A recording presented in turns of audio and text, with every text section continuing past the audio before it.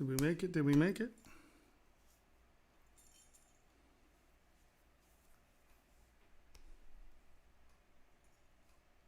I think we're on. Woo! Hey, Mikeys. All right, great. Can you hear me? Can you see me? Ow. No, Mike. Okay. We will do this. We will do this. God.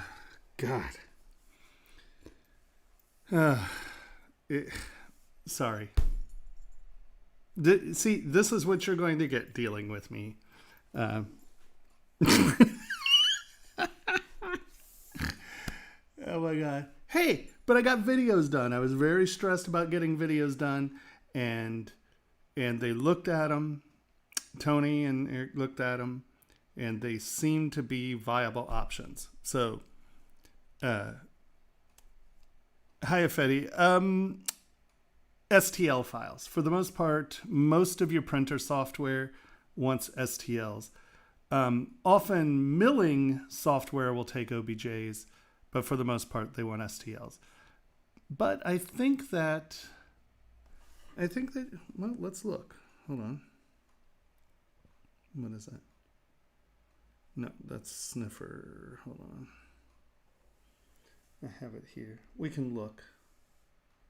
Preform.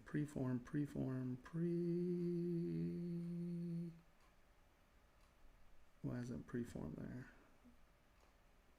Is it under Formlabs? Yeah. Preform. We'll see if you can import an OBJ.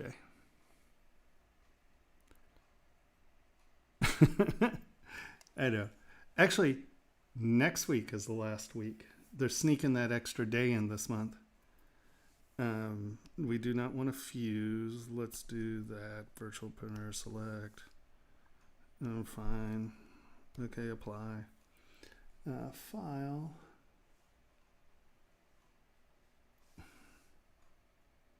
No, we don't want that date right now. We'll deal with an update later. Where is import? Open.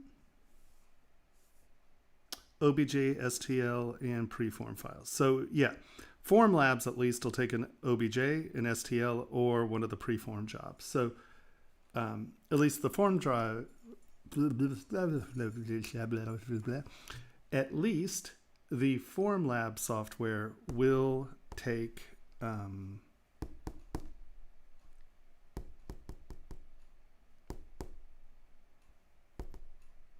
OBJs. That's the one. Oh, not if you print at 25 microns. I mean, if you save your OBJ at a high enough resolution, I'm sure that it'd be fine. I use STLs. I never use OBJs, so I don't know. I mean, we can export something as an OBJ and check it out if you're interested. But I would assume if you're here, let's see, what do I have that's a ZTL that's detailed?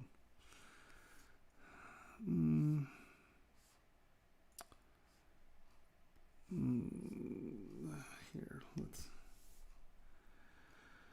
boo. Sorry, like I said, I don't use them, but let's see what we get.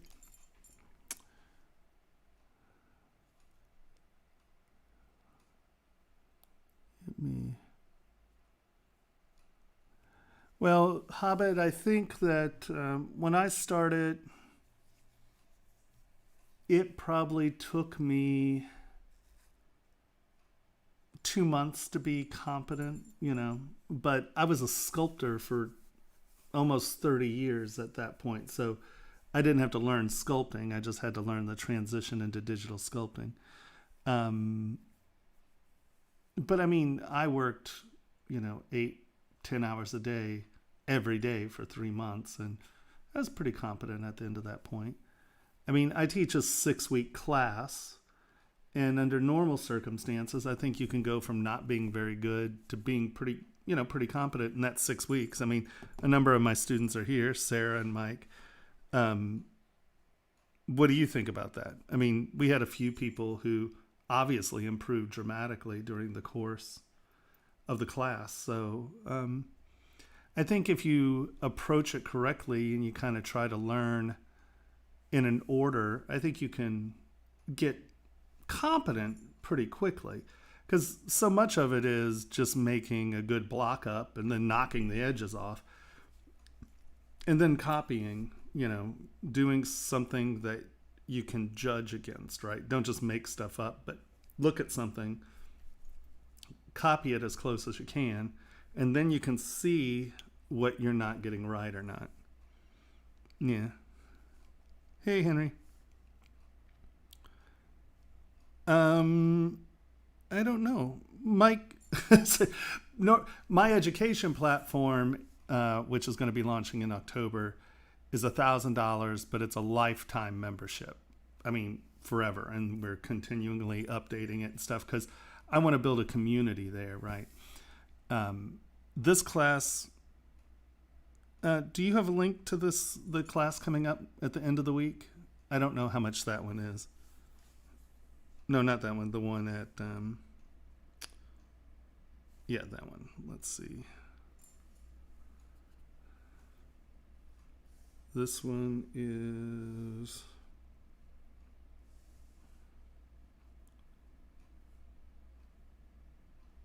wow, he's doing that cheap.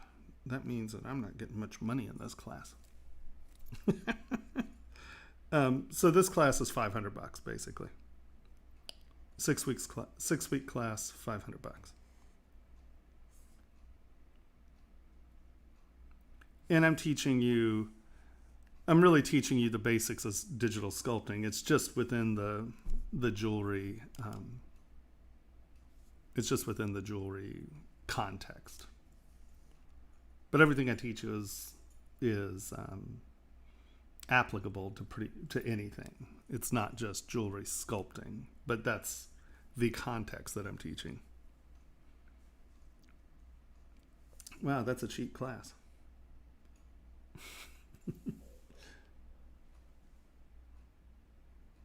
Okay, let's see. Is this do we have one of these that is decimated?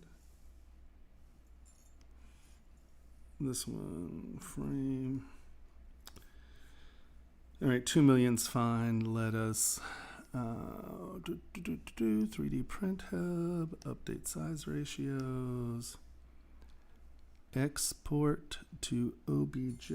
Let's make sure that our export, nope, see?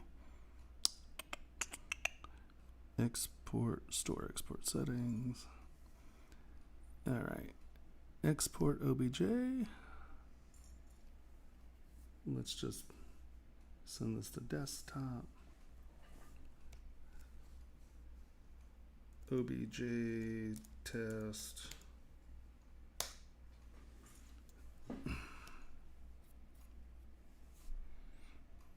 All right, now let's go to preform. Boop.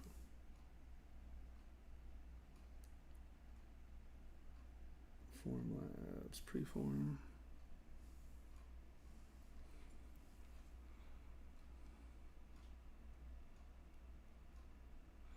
Yeah, you should, Kermit, because that's cheap. That's very cheap.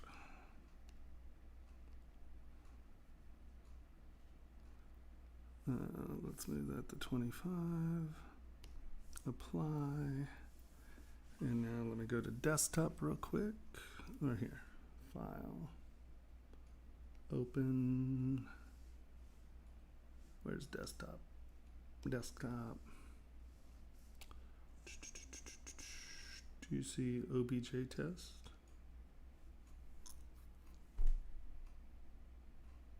Oh. All right, let's try that. Open.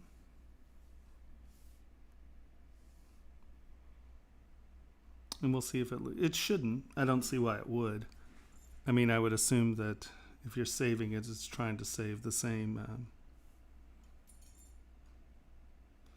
It's trying to save a lot of.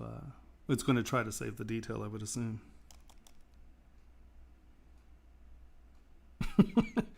Not all of them. If you're asking about UVs, I'm not very good about answering that one.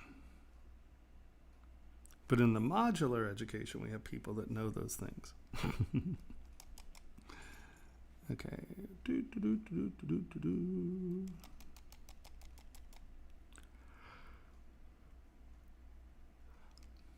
I know it's too early for me to be yawning, isn't it? Well, on most machines you can print higher than 1 million, but do you see how long it's taking this to load? And this becomes taxing to the printer often. So when you're transferring, the bigger the file it is, there's more likelihood that you'll have an error. So I try to keep things decimated between 500,000 and 1 million for each model. Well, technically it's every Saturday, but we will set up a day that we do critiques.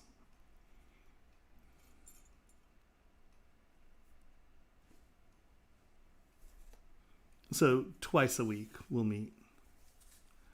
But I mean, I think that's plenty because you need to go home and work on the homework or I'll ridicule you publicly. No.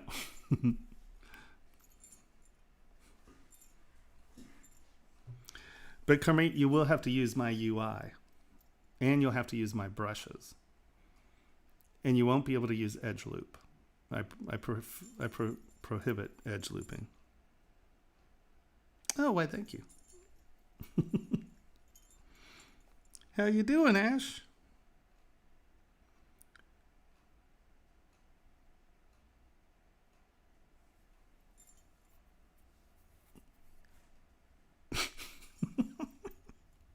No, it's just way too much fun to hassle you about edge loops.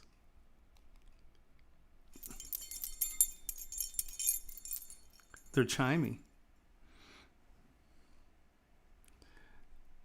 Upgrade, it's free. They actually have a 21.1. 21.11, I think. What's not right about the stream? Is it lagging? It might be because I'm doing this. So Ash, you'll find it very funny. I don't know if I'm supposed to talk about my sex life on public streaming, but I had a girlfriend who was a Chinese celebrity. She was really adorable, and so she was kind of a celebrity. So she had to sort of hide in the back of the car until we went to a hotel or a different house or something. And one night she was flying into town and she could only call me as they were landing. And she was like, oh, you know, I'm going to go here. I'll meet you in the parking lot, blah, blah, blah, blah, blah. And I wasn't prepared and I didn't put my earrings on. I just ran out, got in the car, drove to the hotel. And so later on, you know, we're doing our thing and it's dark and da-da-da. And she goes, stop. And she goes, where are the chimes? Where are the bells? And I'm like, what are you talking about? Where are the bells? Where are the chimes?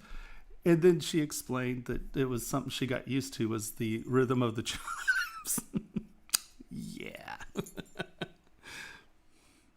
Oh, yeah.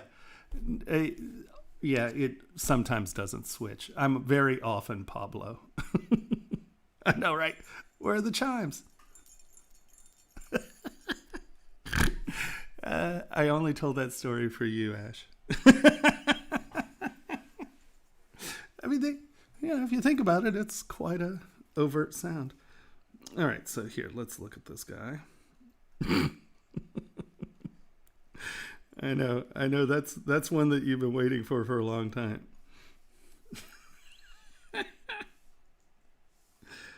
Yeah, no loss of detail. That looks great.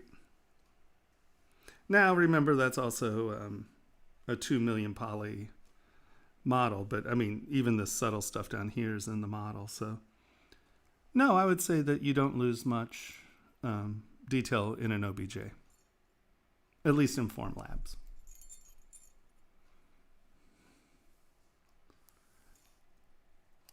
So we've learned something new. Don't say we don't need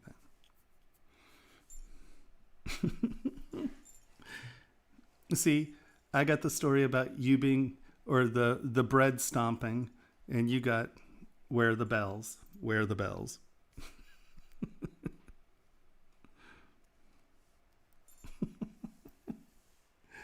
Too funny.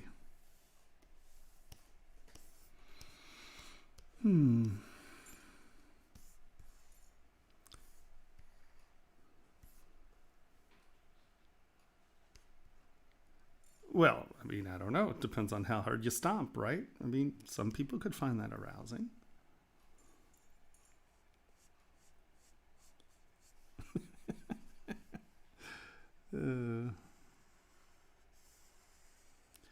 So how has your isolation been, Ash? I haven't seen you. I've been busy making videos, so I haven't really had a lot of time to watch the streams. I'm really hoping to launch by October. I think that'll happen. So I haven't been watching other people nearly as much.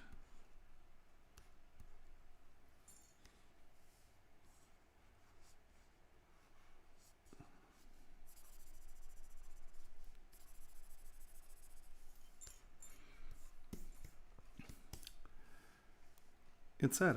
I like watching the other streams.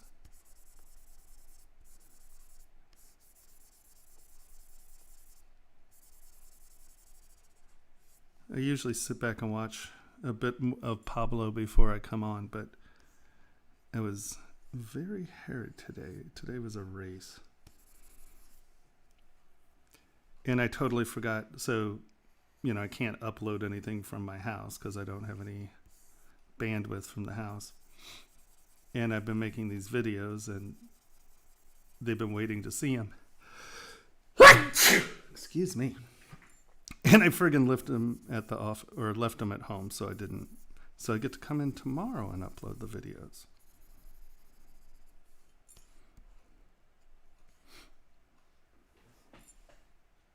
Yeah. Oh, I don't know what it is. The last 2 days, my allergies have been out of control. I feel great because I have a dry cough from my allergies draining. And you go out in public and you kind of, and everyone's like, ah! Like, it's allergies, man. It's not COVID.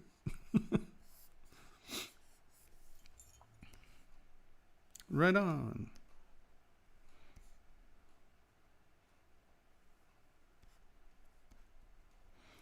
Yay, Kermit, you're actually going to get an education. So do I get to behave like the skip border teachers? You know what I mean? A little something, something for the education. I'm just saying, you know.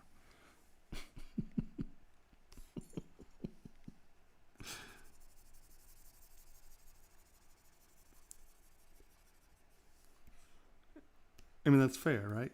Right?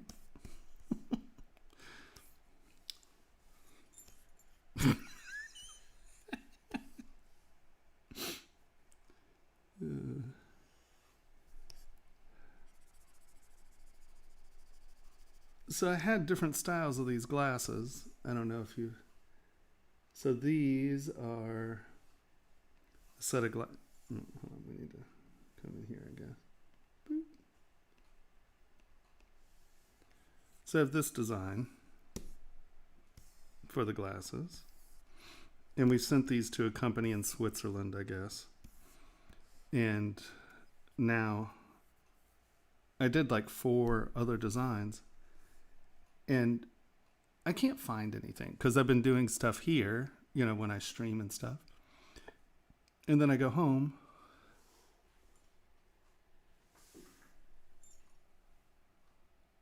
One sec. I think I might have left my lights on.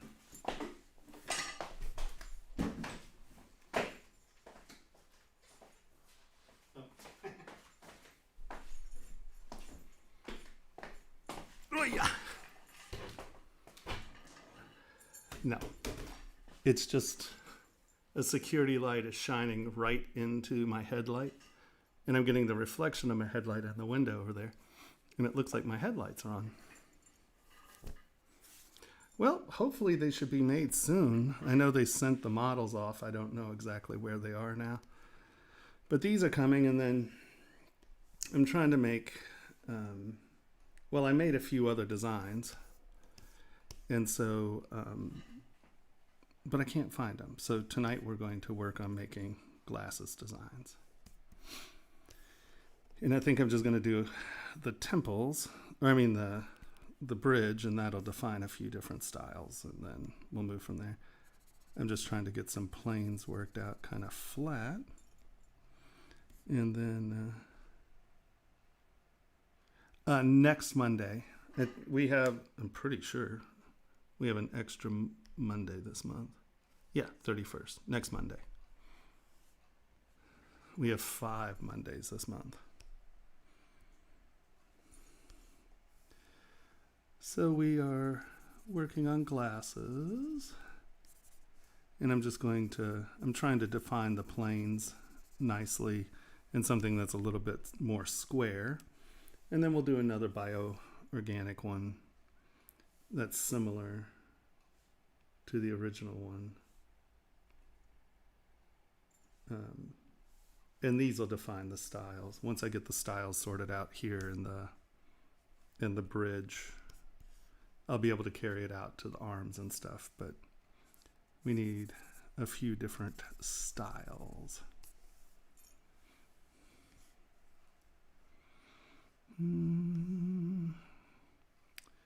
So I think I'm going to rearrange my brushes just a touch, because I think I really like one of Pablo's clay brushes, the knife. I'm quite fond of that brush. And so I think I'm going to do a new UI. Well, I have it at home. It's one of the things that I didn't bring with me. So next week we'll have a new UI and a new connection for it. And then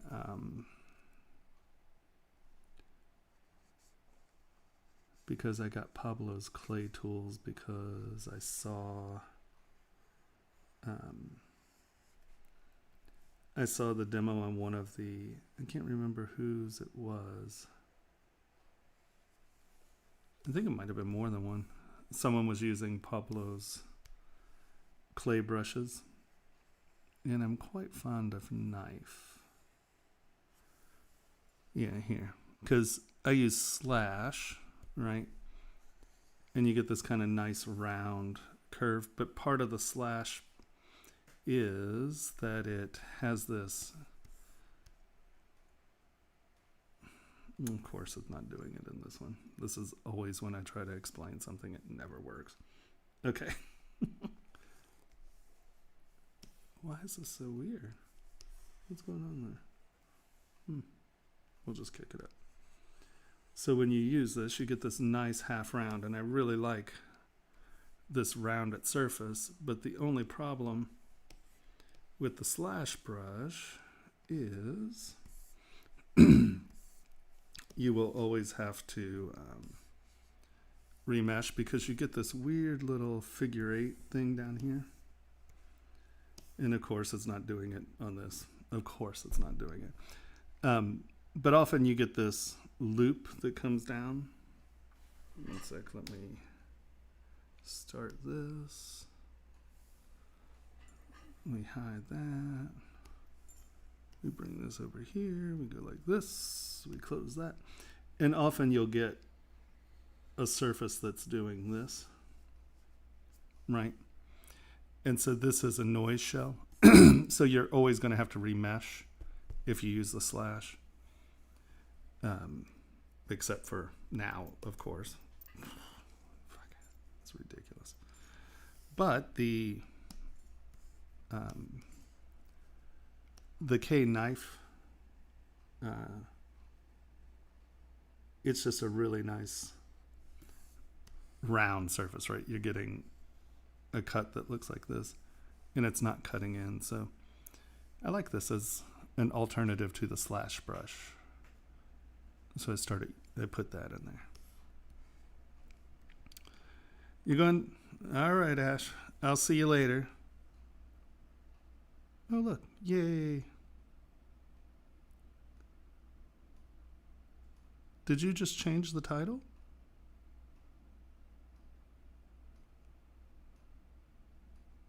I didn't know we could do that.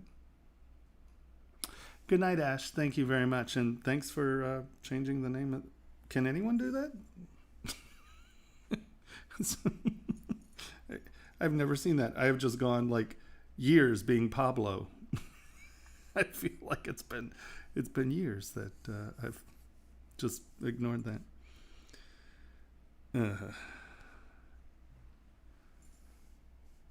Yes, my UI will be updated very soon, and it'll include some of the 2021 brushes in it too that I've pulled out, like these. Yeah, we're getting there.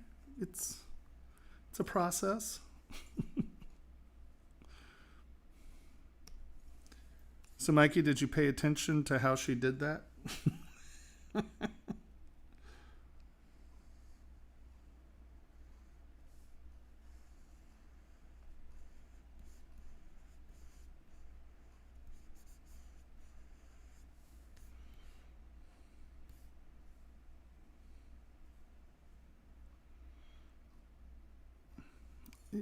Make it.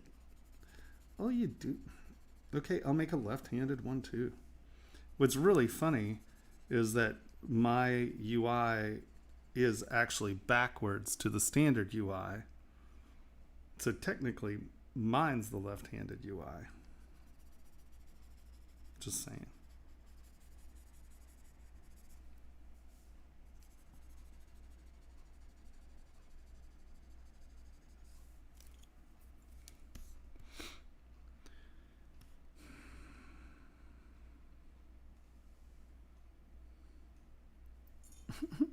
What are you doing?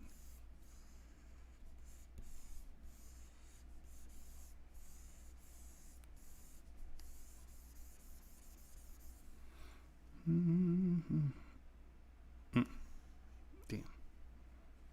That is my other brush.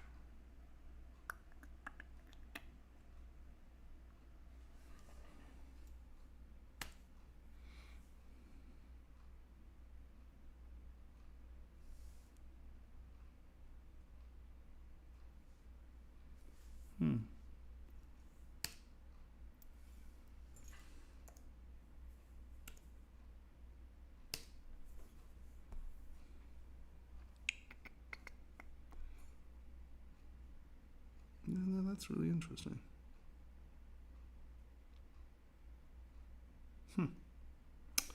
Don't have an answer for that one. Bizarro.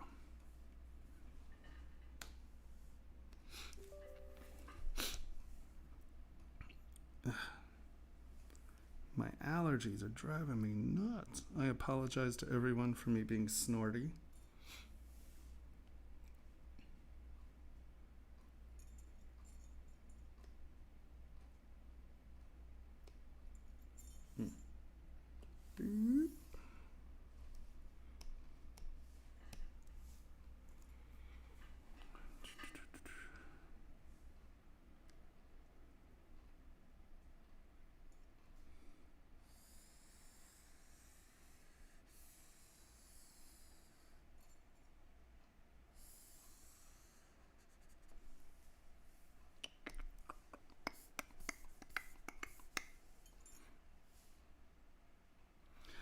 Well, so I will almost always start with a model that is the right size. And the easiest way is, as you're working on it, either use set scene scale or update size ratios. And what that'll do is, see sliders to subtool, you tap on that. And so I know that this is 39 mil by 20 mil by 13 mil. 13.5 mil.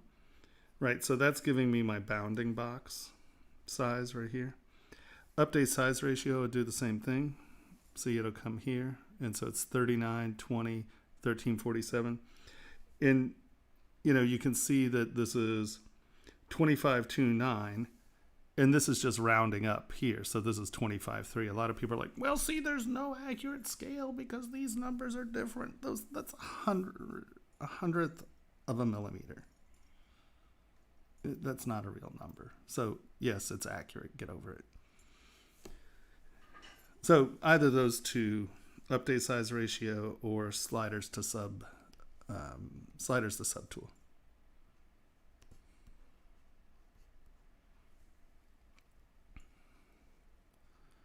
Doom, doo, doo, doo, doom.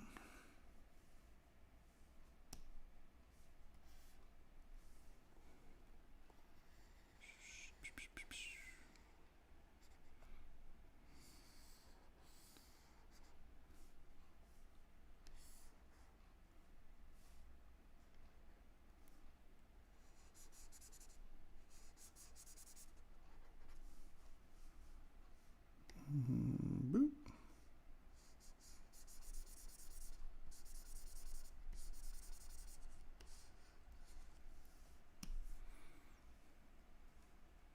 Nah, you're not late. We're here for a long time. You're okay. It's not like I'm testing anyone or anything, so you're all good.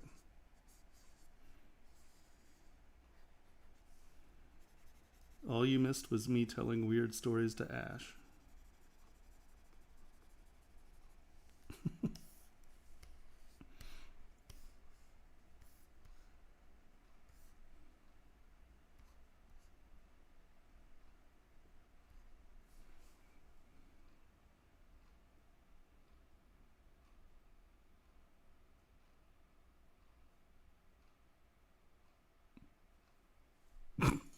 You guys. Just talk amongst yourselves.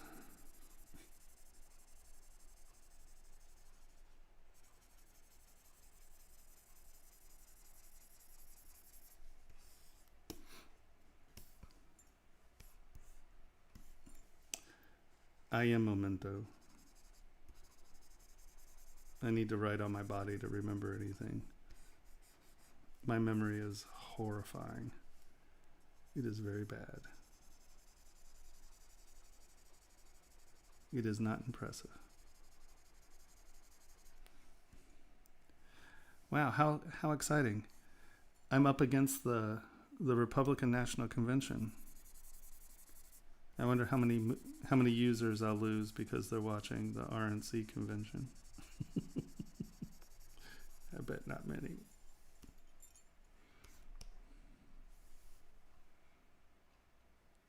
Yes, this is just subdivided. So I have, you know what?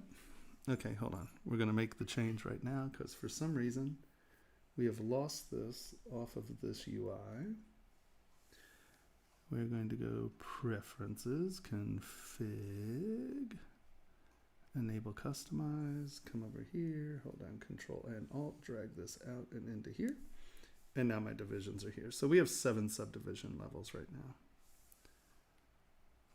On my other UI at home, that's there. My brushes are in different order. See, a new thing comes out, you start working on it here, you start working on it at home. Who knows what's right? None of them are right. That's the problem. Preferences, enable customize, save UI. Look at all these UIs. Let's do this. We're going to go boop. But we're going to change this to 2021.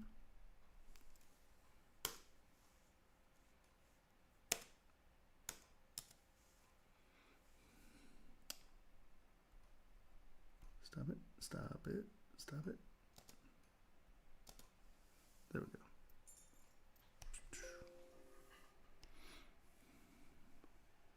Preferences, store configuration, okie dokie.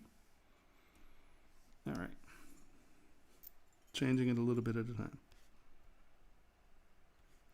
No, I have not seen the trailer to the new Batman movie. Is it still what's his dingle? Affleck.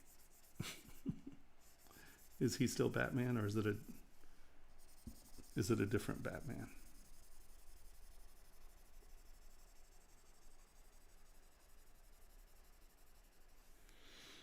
I don't know. I have a hard time seeing Ben Affleck as Batman. But that's me.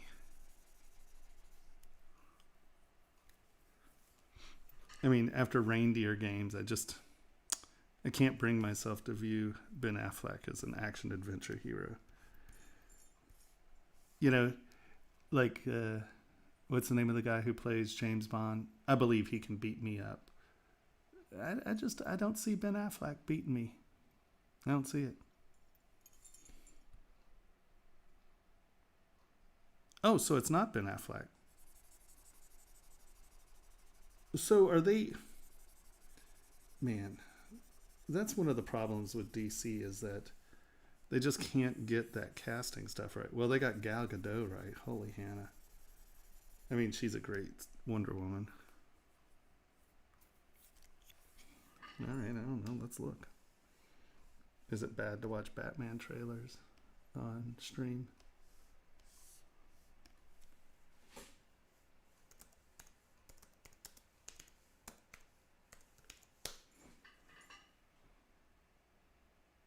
Is he the Batman?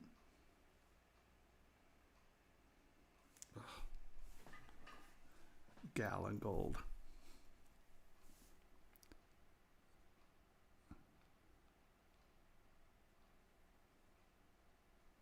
So they're completely rebooting Batman again.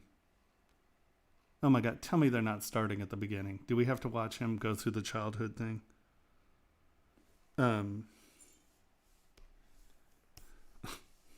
Is this why we brought up Batman? It looks like a Batman mask.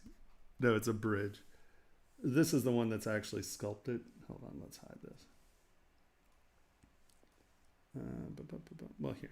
These are the glasses.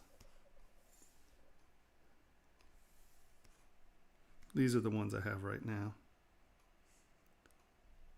Those pens are hole cutters. And so we're redesigning them. But I'm just trying to get some nice square flat planes sorted out so I can then start to sculpt on something else. I'm just trying to get the planes and stuff. Oh God. You know, I understand restarting the franchise, but if I have to watch a thug kill his parents, him freak out, follow down a well, you know, why don't they just just make a Batman movie that isn't the origin story again? We've had what? One, they rebooted. Two. So we've had 5 Batman movies that are the friggin' origin story. Nope, I only use ZBrush. I don't transfer to other programs. These files are completely printable and manufacturable. There's no need to go into any other program.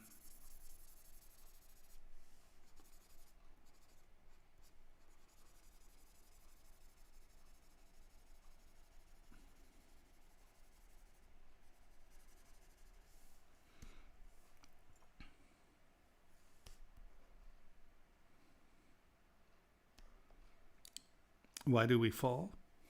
Gravity.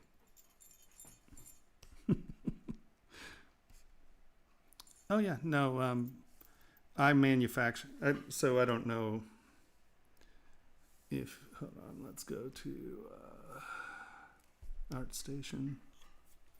This will give you a quick idea. These are things that I produce in ZBrush and out of ZBrush. So chairs, furniture. The table has some good photos. Right, so come on, move you out of the way. So this is the model. This is my homage to Noguchi. Herman Miller Noguchi made a table for Herman Miller, I think in 47, I think, in that range. And it's this basic shape, but it's solid. And so I made this version of it. This is my homage to Noguchi. And so this is the model. It was 3D printed. Cast in white bronze, patinaed, and then that's the table in white bronze. There. So you can obviously manufacture out of it. Then for jewelry, all of this stuff has been, so this is the physical model, or this is the model for the beads, right? And then, boop, come on. These are the beads. So these black beads are 8 mil. So you can see these are like 12 by 16, 12 by 14. They're not quite 16. Yeah, I do. I mean, I worked with Giger for a while, and I mean, his work obviously influences me. It's sort of a blend of, I'd say my style's sort of a blend of Louis Sullivan, Giger, and Mobius. Sort of the blend of my, a little bit Beksinski in there.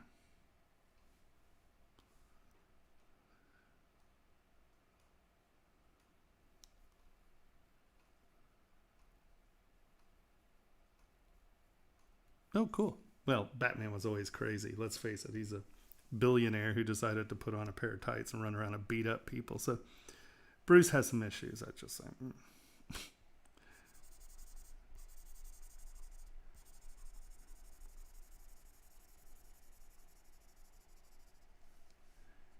I just think it's weird that they just keep doing the...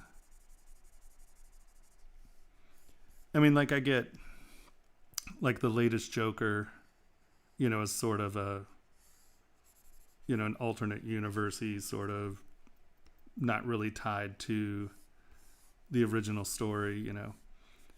I thought it was a good film. You know, I found it entertaining.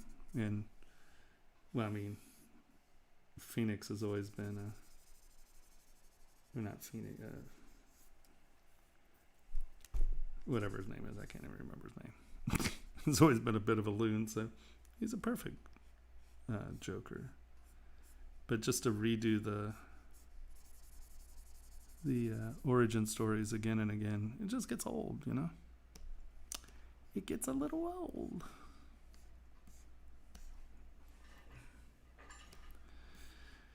I still need to get a keyboard. This little keyboard is just making me nuts.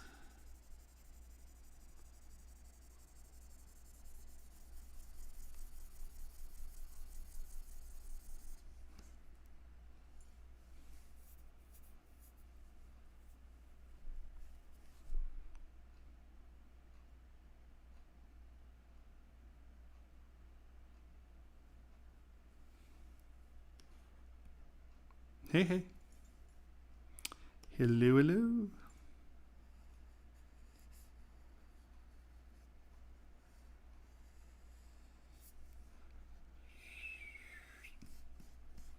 See, we'll put all the sharp edges in and then just come back and knock them off.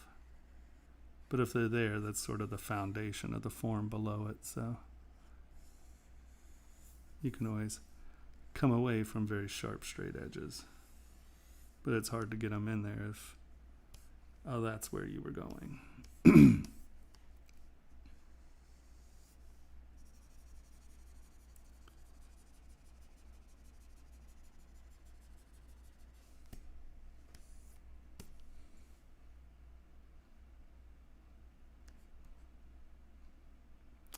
Yeah, there are plenty of new applicable 2021 features.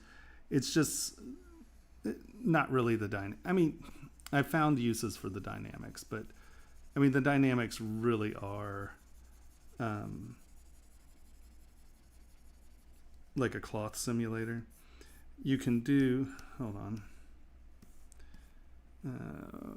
quick save.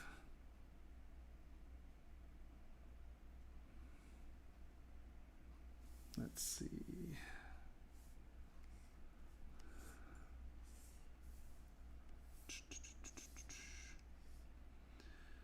Well,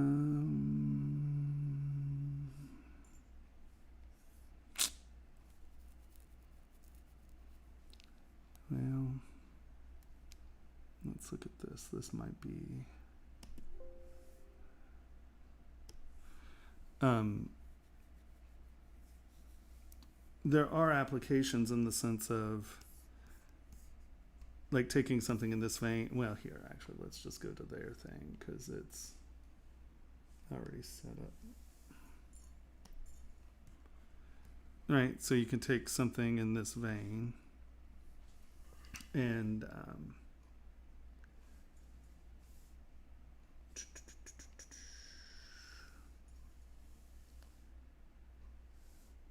come on.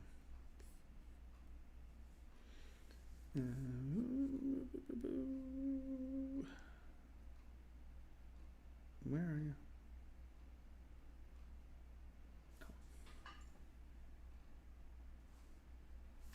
For Christ's sakes. And now turn that to 0. And now you can apply micropolygon and pick a form. And so you can get some really lovely mesh things, and especially when you're using stuff that is lower poly counts, right? Such as this. Why are you not coming over? Such as this, right? Frame. Boop. So in turn, you can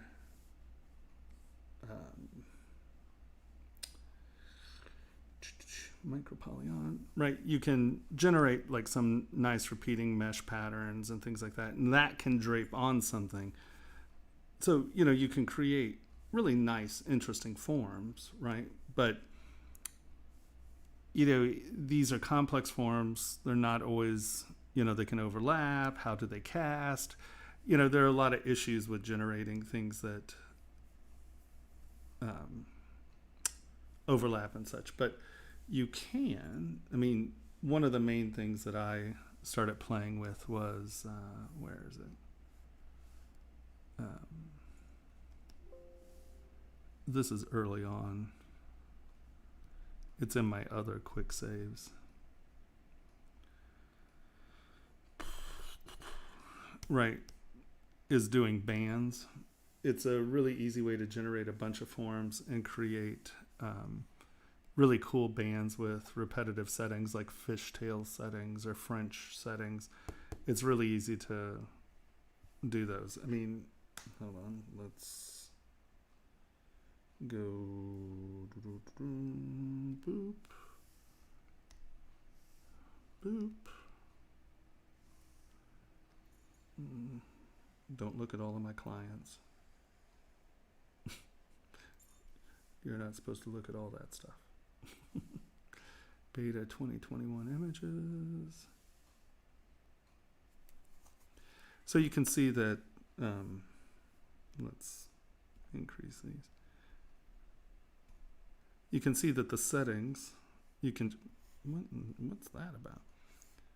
Right, you can create a bunch of different settings that are repeatable, and you can do it so it has, it's my catfish. There it is. So this is the same setting, right? This is the segment that I created. And you can see that these are all the same ring size, right? Except this one has 15 segments. And when you apply it, you get this. 20 segments, you get this. 30, you get this. 40, you get this. So it's a way to control how many stone settings you have and the size of those stones without changing the size of the ring. So for bands, it's an incredibly powerful tool. And you can just build a library of these, and now you have a band creator that's awesome, you know, because you can pick how many divisions you want, how many stones you want, and then you just measure the stone, and it'll tell you what size the stone needs to be. If you need 15 stones in a size 9 ring or whatever, I don't remember what size ring this was, but so it's a very powerful tool that way, and it's good for putting scales on. See, scales. Yes, that's a micropoly feature. Yeah, but see, like, how are they going to go about dealing with Justice League? I mean, are they going to make a new Justice League with everyone the same except for Batman? That's what I think.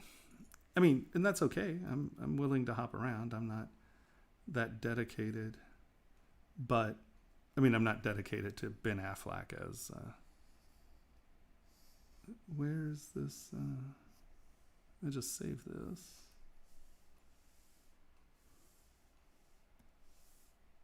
Oh. Here we go. Quick saving in 15 different places again.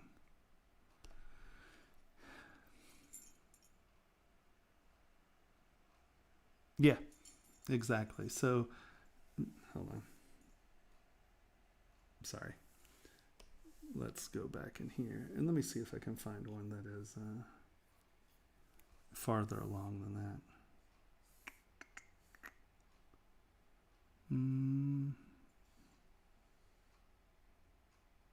That's weird.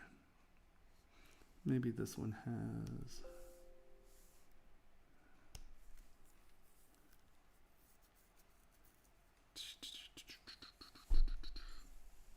All right. I put, there was an option where it did things randomly, and I was kind of hoping it would do it one over the other, but it didn't do that. So it had two different settings, and it added them. That's not what we wanted to see. All right, let's see that. I want this one. This one. Let's delete this one. All right, so we have a setting, right? And now we come over here.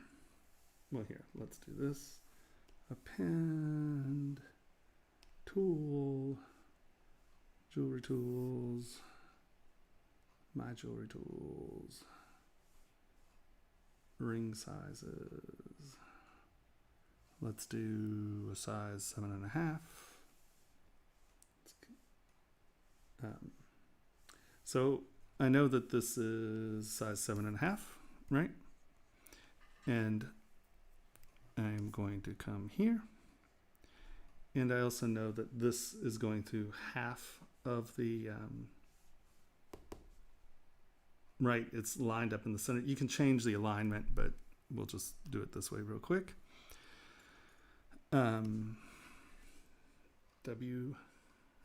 Duplicate. W, come in here, go to cylinder, and I'm just going to bring this up to here, right? And this is your number. Hold on, cylinder, right? So this is 16. Let's say you want 20 stones. You do 20. Get it to be roughly where you want it. We want this to be a touch bigger, boop, right?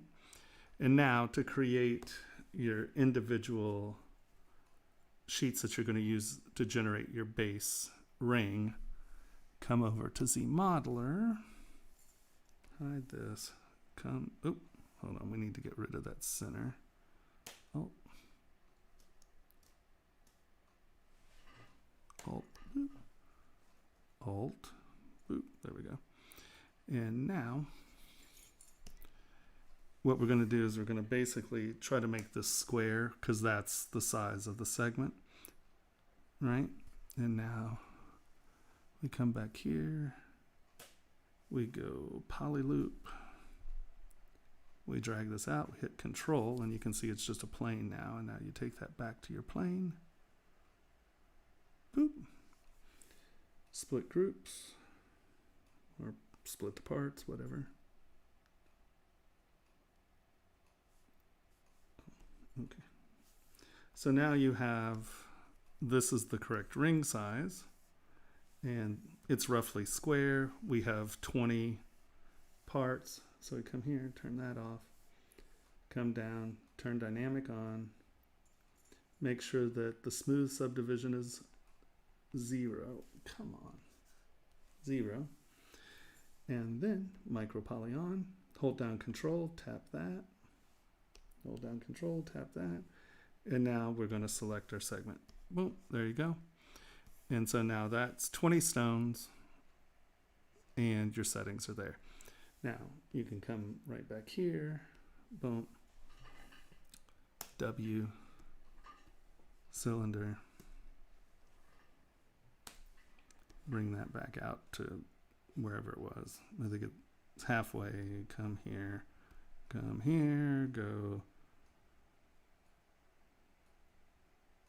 10, W, drag it in, make it roughly square, do the same thing, and you can see that's going to be about that big, right? Because you want it to be roughly square. Z modeler, knock that off, come back in here, hold down control, take it back down,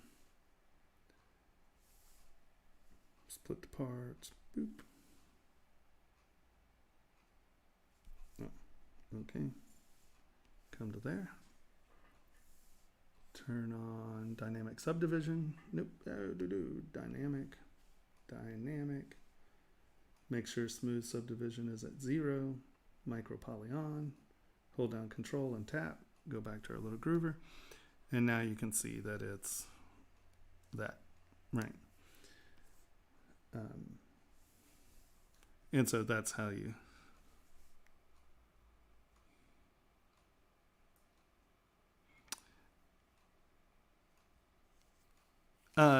you can't, it doesn't, as of now, it's something in the beta we talked about. If it's a possibility in the future, it could be a possibility where you pick the pattern.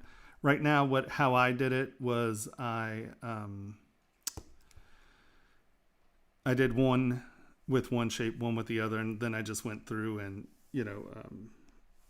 I went through and selected each one, cut them out, polyloop, delete, then got them and redynameshed it, and it worked fine. So yeah. And this is a very simple, this was one of my really, really early models when I was just trying to get it to see if it would work. So yeah.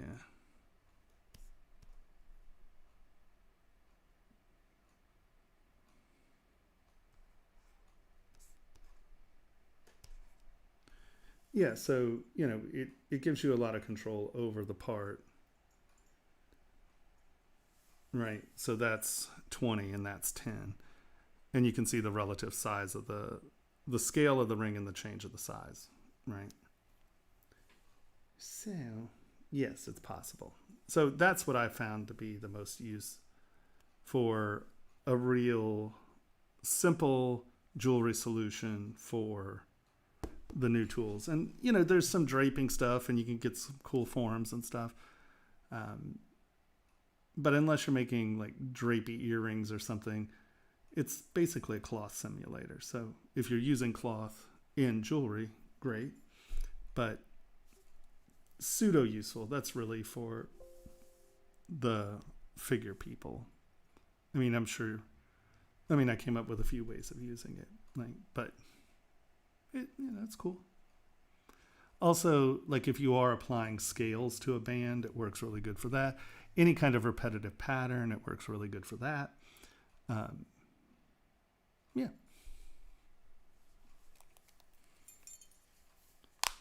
In the beta, we have a lot of time to just sit there and think about, how can I use this tool?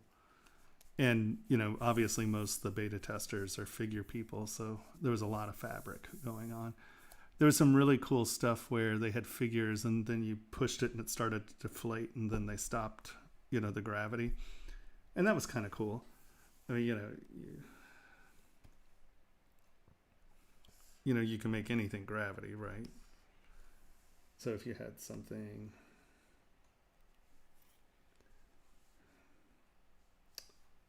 let's see if I actually have everything set. I feel like I don't have something selected here.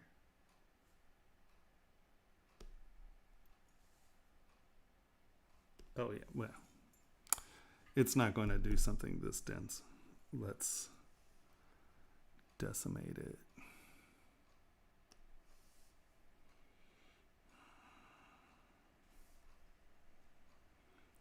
the liquefy does some really weird, cool, creepy stuff. A couple people did it on figures, and it would kind of melt and they'd stop it. So for like zombies and weird stuff like that, they did some really cool stuff.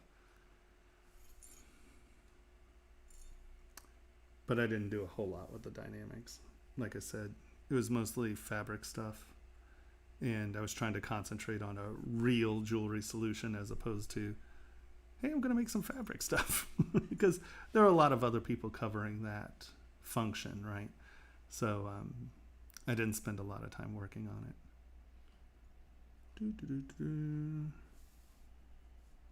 Let's see, will it run? No. Stop. Stop. Liquefy. Gravity strength.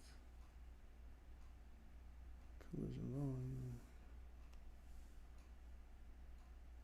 Excellent. There you go.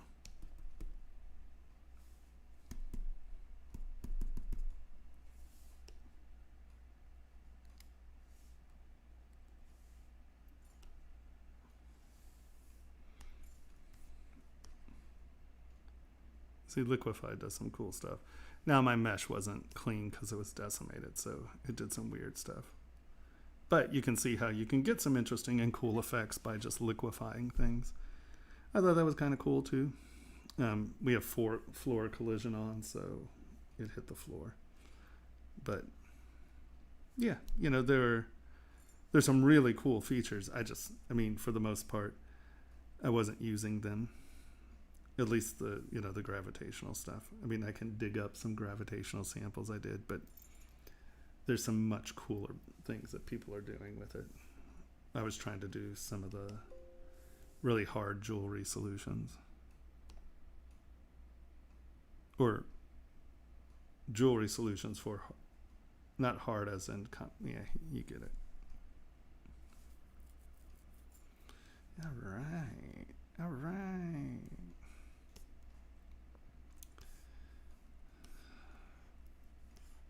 So let's debate here. What are we going to do with this? That is ZModeler. We're not going to do anything with ZModeler.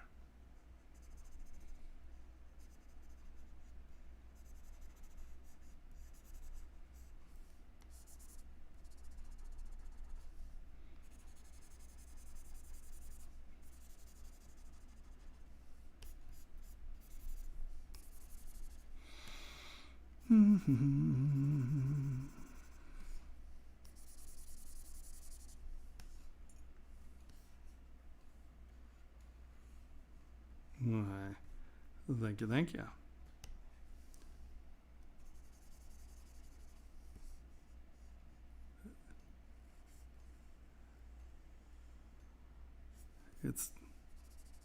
It's just man hours at the end of the day.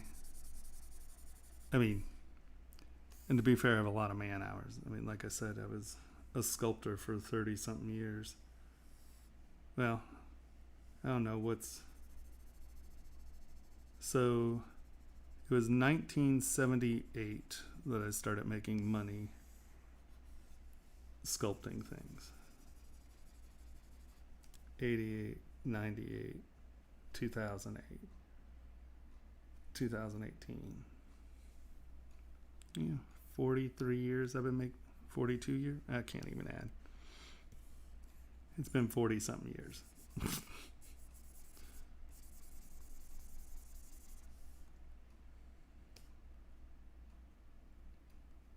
Oh, yeah.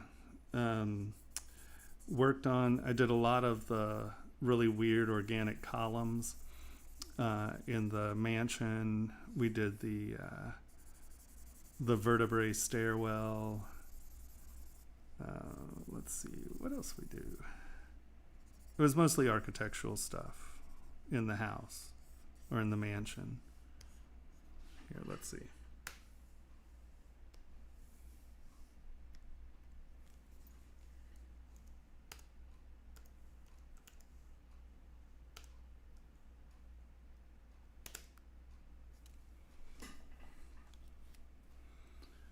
Let's see if we can get images here.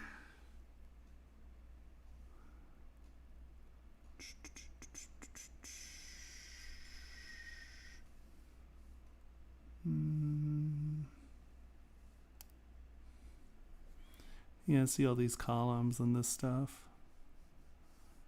That's part of the vertebrae. Let's see.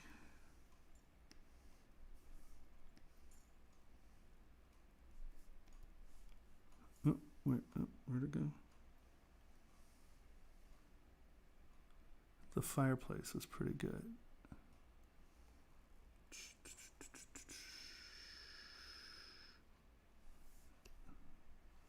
You can see sort of this Art Nouveau kind of weirdness.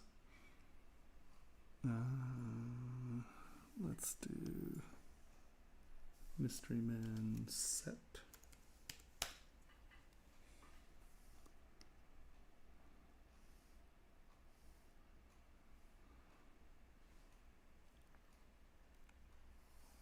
No.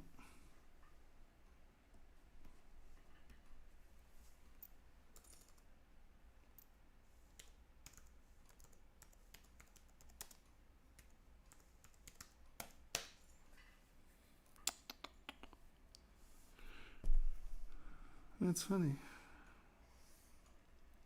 It's weird how pictures that used to be online are hard to find.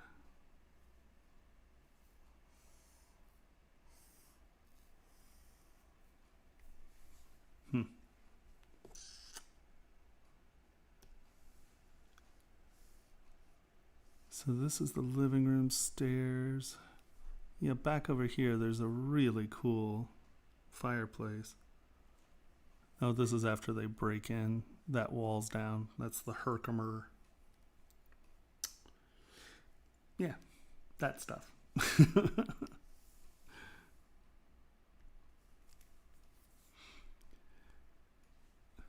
You were 6 years old? Wow, that was well into my career. I think that I wasn't in the union yet, but I worked on Hook. I didn't get my hours to get in. Waterworld was early on. I guess Congo is what I got my hours in. What was that, 93, I think? That's when I got my hours in. Something like that.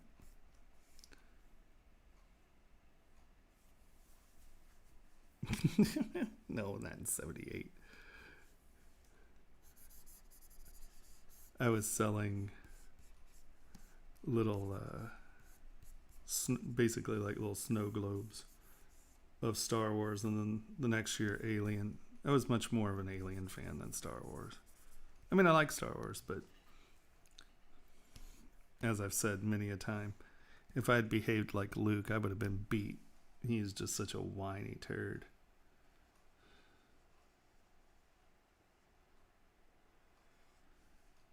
And you know, when you can associate with the bad guys far better than the hero, you know you have issues.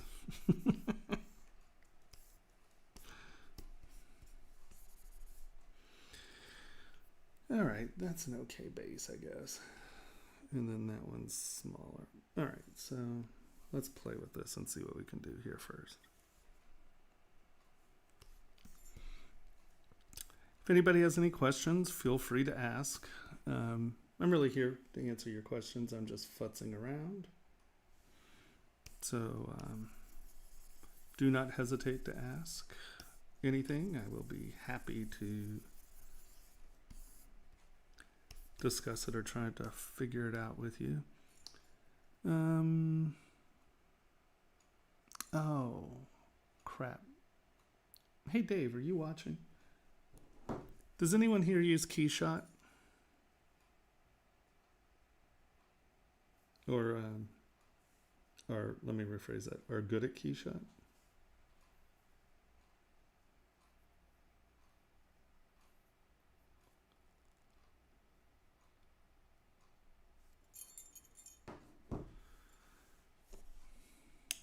because there's a button that you push that allows the poly paint to go into ZBrush. Is it here?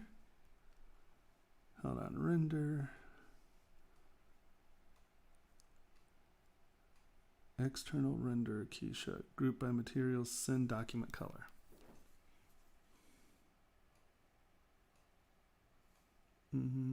Sorry. I was supposed to send him this.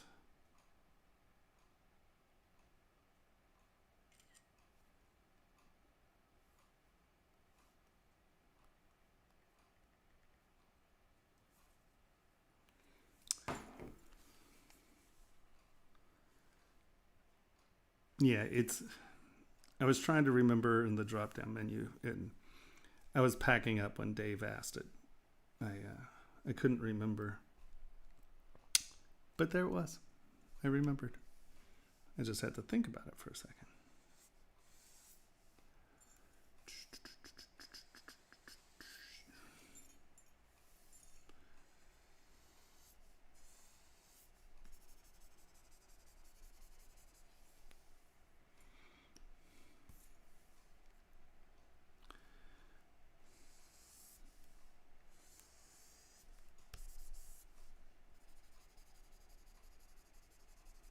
I did duplicate this, didn't I?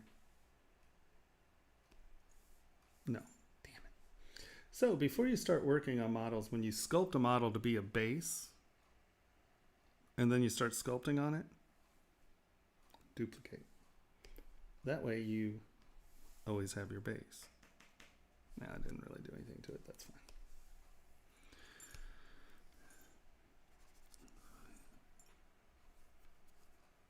Do we have everyone? I don't see anything from Facebook. Is Facebook here? Do we have anyone on Facebook? Did I blow it where Facebook isn't showing up anymore? I think it was last week I blew it on Facebook. They always really appreciate it when I screw up their streaming stuff so they're not getting their numbers.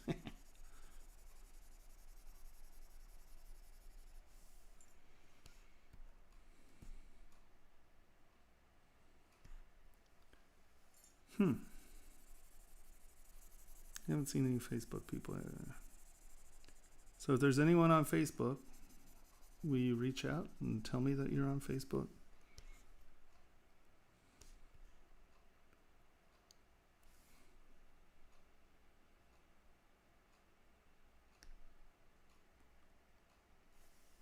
Well, it says there are 7 people on Facebook. That's odd. Normally, Facebook, we have quite a few people.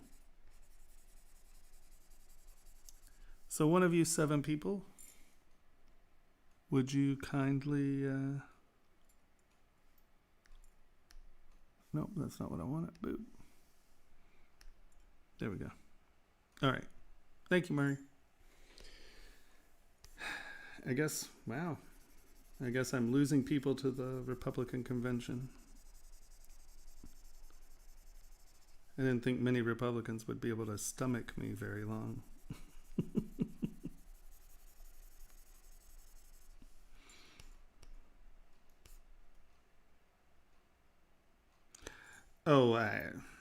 It's hard for me to retain. It's funny, I find that, there are a lot of people on Twitch who do ZBrush that get much better numbers than me because they're doing creatures and stuff. And, when someone comes in to my stream and they see this, they're like, well, what the hell is that? That's not very compelling or exciting. And they give it like 30 seconds and then they leave, or they read for jewelry and they don't even bother coming over. And they don't, sadly for them, they don't understand that everything that I show and teach is completely applicable to anything that you're trying to print. So honestly, it's applicable to anything if you're just trying to have cleaner models. I know I go about things backwards compared to most of the people who do figures and stuff, so I lose a lot of viewership just because it says jewelry. Oh, well.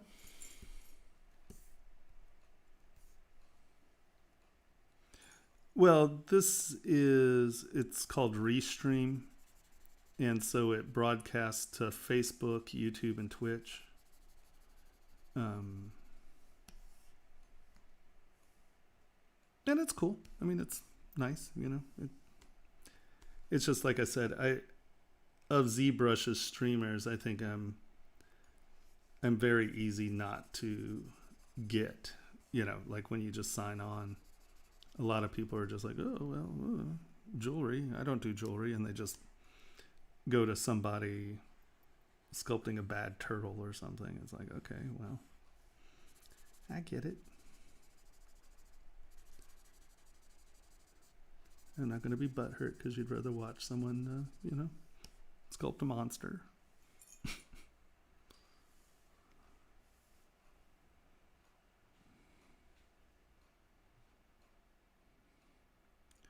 Yeah, it happens, you know.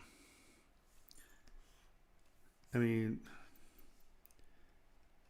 I don't know. I think if you're actually interested in learning, you're going to stop and, you know, kind of pay attention to for a minute. But, you know, a lot of people aren't watching Twitch for education. They're watching Twitch for entertainment. And I'm not very entertaining.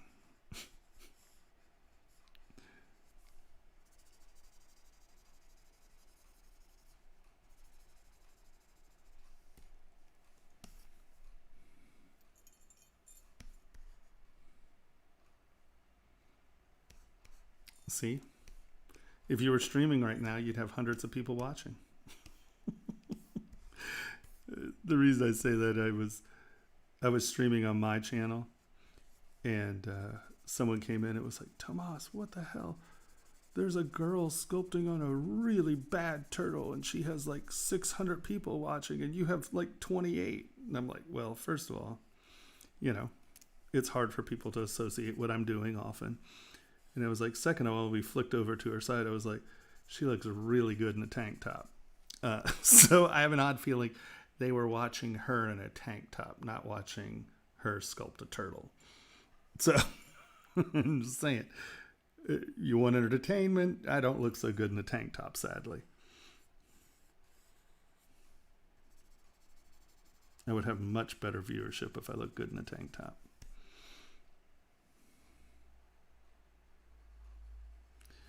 I know. So I should go do sit-ups and push-ups, right? Is that what you're telling me?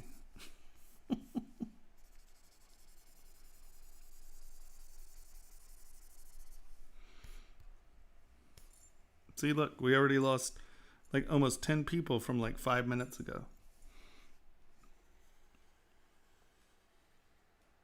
Calm.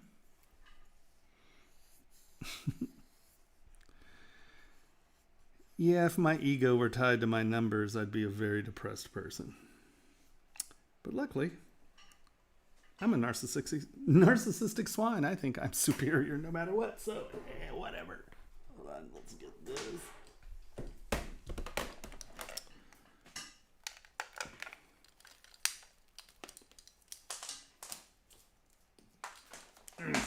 No. As Tomas throws his back out, leaning over. Now, come on.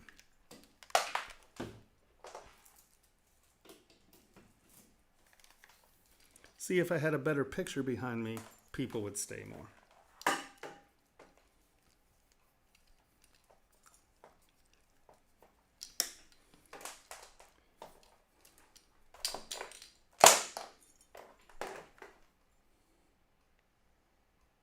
Little red lights flashing.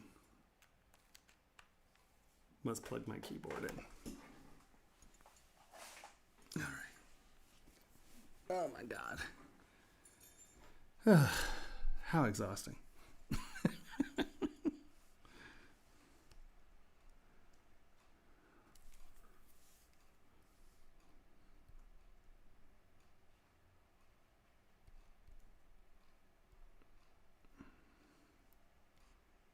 See, I rest my case, right?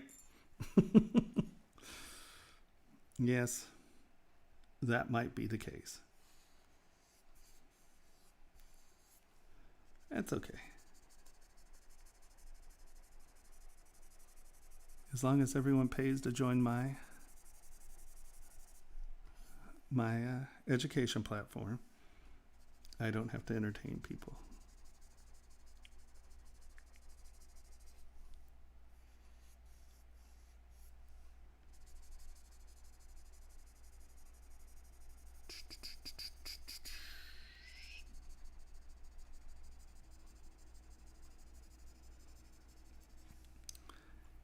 Yeah, social media is crazy. Who the hell knows what people... I mean, like I decided long ago there's no way in the world that I'm ever really going to be, have a very, very powerful social media presence. But I think actually learning a little bit more about YouTube, and once we can travel again, I think we have the capacity of having a really great YouTube channel. Like going opal mining and like traveling to other jewelry shops and like exposing everyone to like a bunch of cool stuff. And having that be tied to the education platform, I think that'll be good. But we are definitely going to have to hire someone to do social media because I have no idea. I mean, like literally, you need to post. It has to be over 10 minutes. It can be 10 minute 1 second, but your little videos have to be over 10 minutes. You have to post like at least 3 times a week, and they have to be at specific times. It's madness. It's crazy. I mean, you really need someone who is a social media professional to be able to understand all of that. Or at least someone who's willing to give up their time and energy to become a social media professional.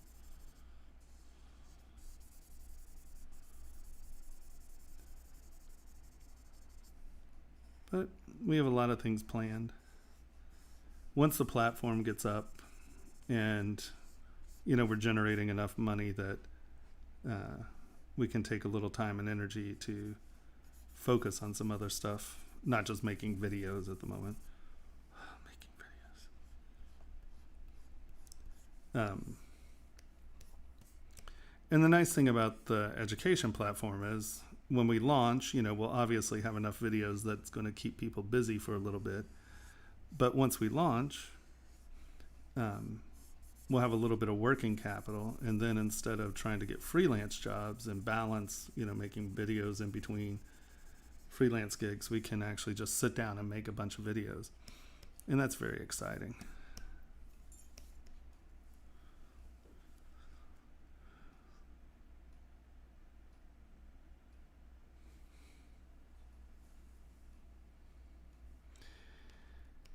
Yeah, YouTube is the best way for that kind of stuff. So Twitch is for live streaming. Like the YouTube community doesn't watch 7 hours of streaming. That's not what they want. They want 10 to 20 minute videos that are entertaining, that are personality driven, basically. So if you're live streaming, you do that on Twitch, and then you do all of your like personality videos and stuff on YouTube. The other thing is, since YouTube's owned by Google, it shows up in search engines a lot better than the Twitch videos do.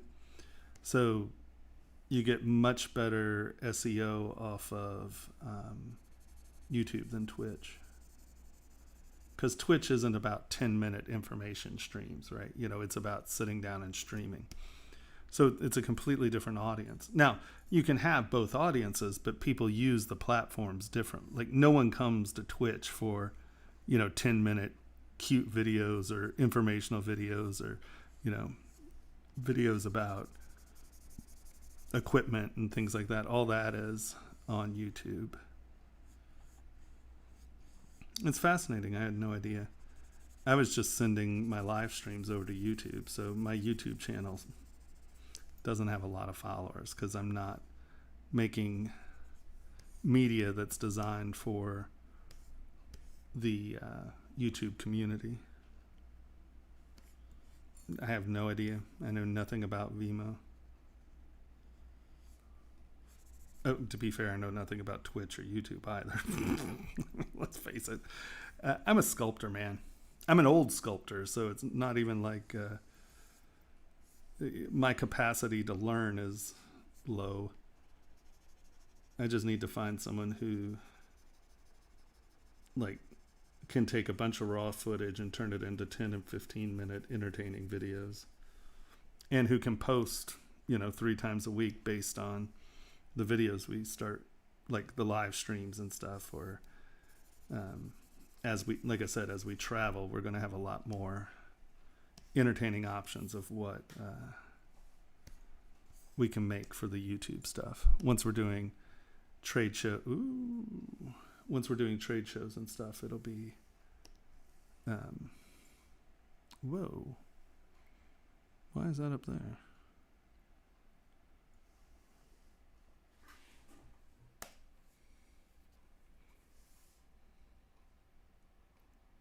Where's smooth stronger?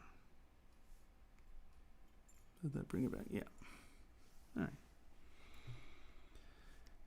It's fascinating though, because learning what you can do. Looks like we have the capacity to have a lot of fun and be pretty informational. And it's cool because I have a lot of industry professionals who are willing to kind of help out and make videos for us. And so on the education platform, it's not just going to be my videos. It's going to be like, we have some really wonderful stone setters and stuff, and they'll make a video about, hey, what does a digital sculptor need to know about stone setting so they can help their stone setter do something. What does a stone setter want from a digital model and things like that. So the videos are just going to keep growing and growing and growing. We're going to wind up with a pretty deep, cool library of videos. It's pretty exciting, actually.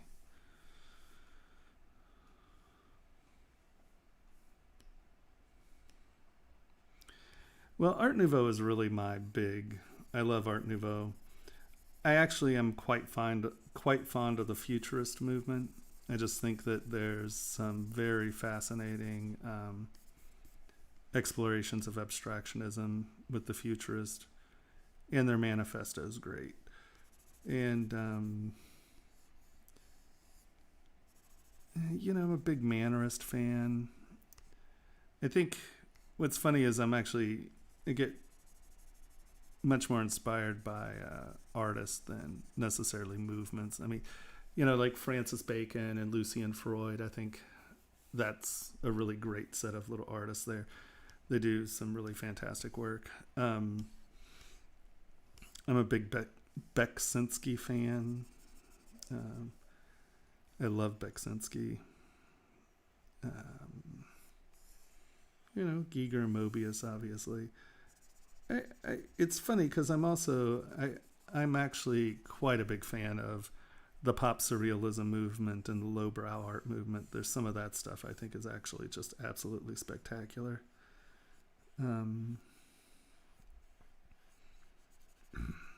Because I don't know, I like humor, and so the pop surrealist movement and the lowbrow art movement, because it's sort of graphic arts driven in some ways, there's some real humor. There's some really lovely artists doing some very funny stuff. I don't know. When I have stuff on my wall, I kind of like to look up and, smile. Or I like really dark, weird stuff. Like I said, Beksinski, I love his art. I tried to get a painting for years and years, and they wouldn't sell it to me. I was very sad. The poor guy probably wanted to shoot me in the face because tried to get it from him forever.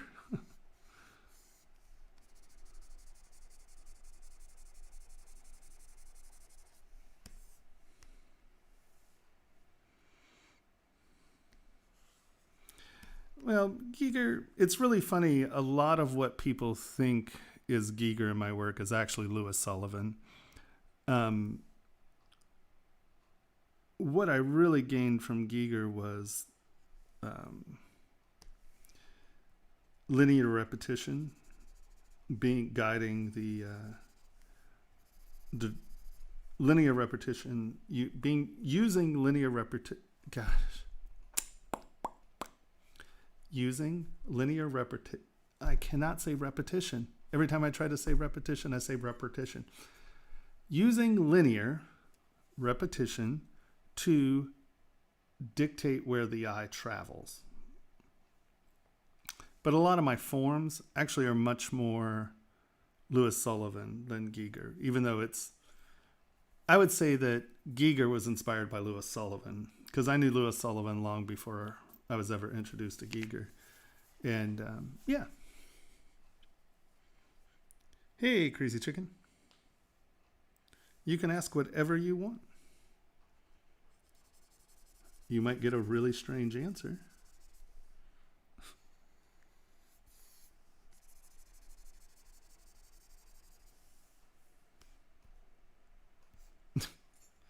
I don't think that's what he was going to ask.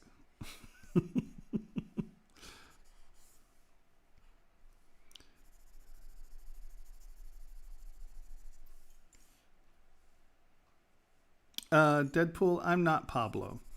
I am Tomas. Pablo was on before me.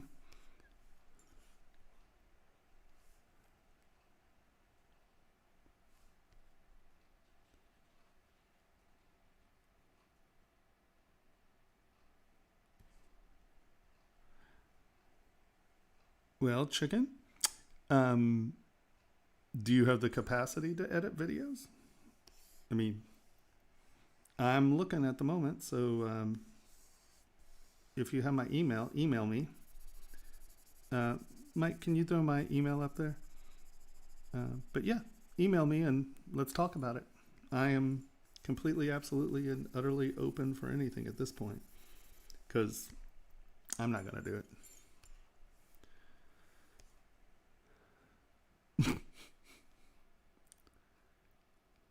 Okay, so who is going to ask me a weird question?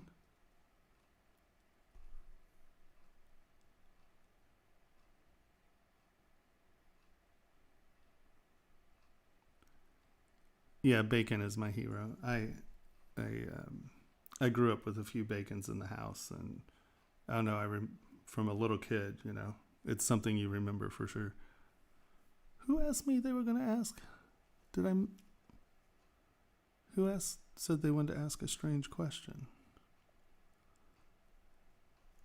Extrude. I think I missed like a whole bunch of stuff up here. What's going on?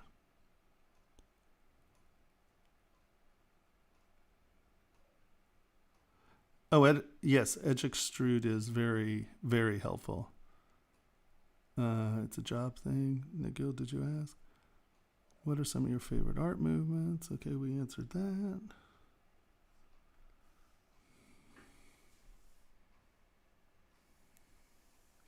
Oh, no, I mean, Giga was definitely an inspiration, because my mom thought I was just absolutely insane, because I was a big Ray Harryhausen fan, so, you know, skeletons and stop motion animation, and a horror fan, like horror comic books and stuff. And, like, I read old Pulp Fiction and stuff like that. And then I started sculpting, and I saw Louis Sullivan, and so I connected Louis Sullivan with bones and zombies and weird crap that I was sculpting. And then my mom thought I was disturbed, and then Alien came out, and my mom was like, oh my god, this dude is doing what you're doing and he's gonna make money. She was like, okay, never mind, you're not crazy. But yeah, for a long time my mom thought I was a little disturbed. She was right, I think. Boop.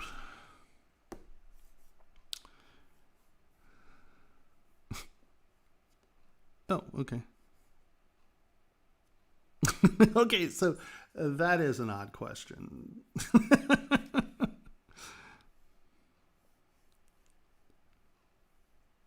Yeah, of course. That's all I do. I mean, all I have ever done, the only For a little while in San Francisco, I worked in a bookstore, but that's only because I wanted to. After James and the Giant Peach, I wanted to stay in San Francisco, and there was nothing going on, so I tried to get a job at a bookstore. I got a job at a bookstore, and then the second I got a job back in LA, I went back to LA. But I have never. The only jobs I've ever had are sculpture driven, so yeah, no, it's perfectly viable. But you know what you have to do? You have to get good, and that's a lot of practice.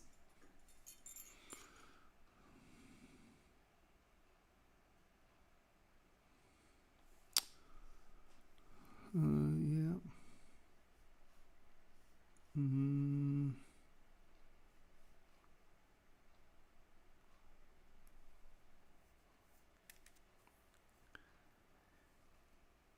Yeah, I have a little presentation because there are a few artists that I kind of like. Winsor McCay was a very big influence. Winsor McCay had the capacity to well, here, let's just go through some of these. I'll show you. Let's start with Winsor McCay. You know what? I might have this folder. Let's go to Dropbox.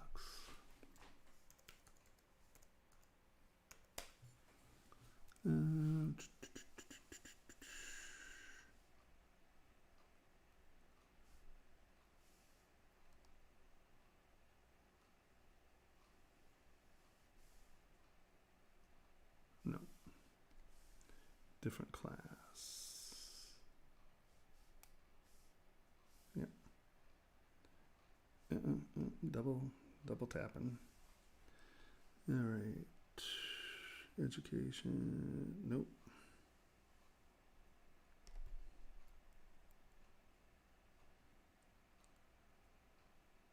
Nope. You can see that I've made a lot of download folders.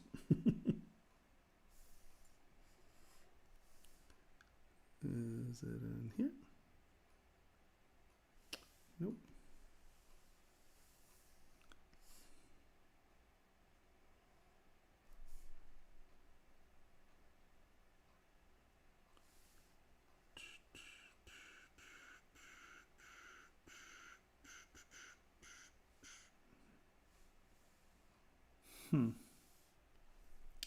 I wonder where that could be.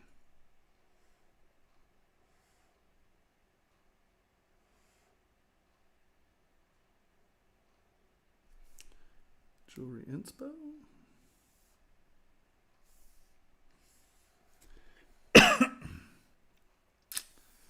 No. All right. We'll just. I have it all separated out as a presentation. I just don't know where it is. So let's go Winsor McCay.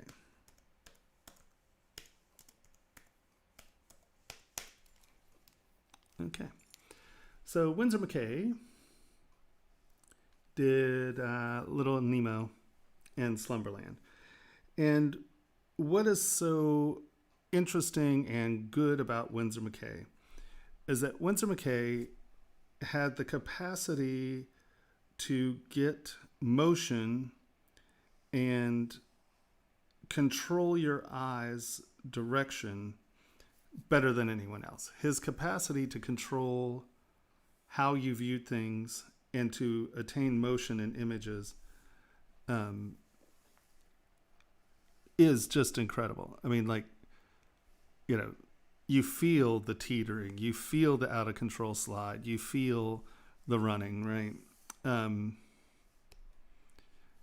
It's getting closer. His frame control and his use of color, right? These are all pointing down, all pointing down, all pointing down, pointing down, right? You're getting the motion in the frames. Now, there's a lot of kickback to Winsor McCay because some of his racial images, and there's quite a bit of debate whether he was actually commenting on the racial images at the time. He did a lot of political stuff as well. So he's an interesting guy, but his work is staggering. And if you just look at smaller, smaller, smaller, bigger, bigger, bigger, higher, higher, more complex, back to simple. I mean, look at the motion in these frames. So in sculpture, this is what you're often trying to do, is capture these moments of motion, right? That's the whole thing to good sculpture, is that it has motion in it. And you can just see how, look at how he controls your eyes with the frames, how he's, he's just a master of it. And his use of color is spectacular, right? I mean, his color usage is just absolutely awesome. So we're going to start with Windsor. So now let's go to Lalique.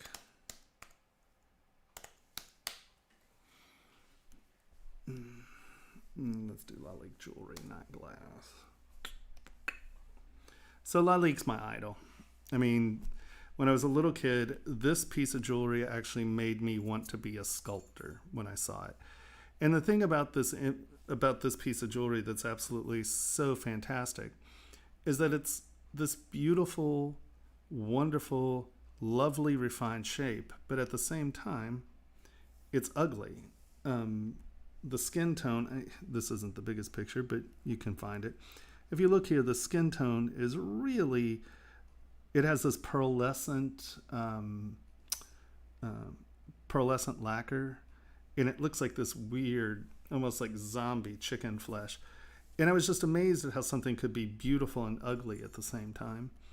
And so I got into this big fix about hunting down Lalique. And so I started just researching Lalique, and obviously the dragonfly is one of the most famous pieces he did, right?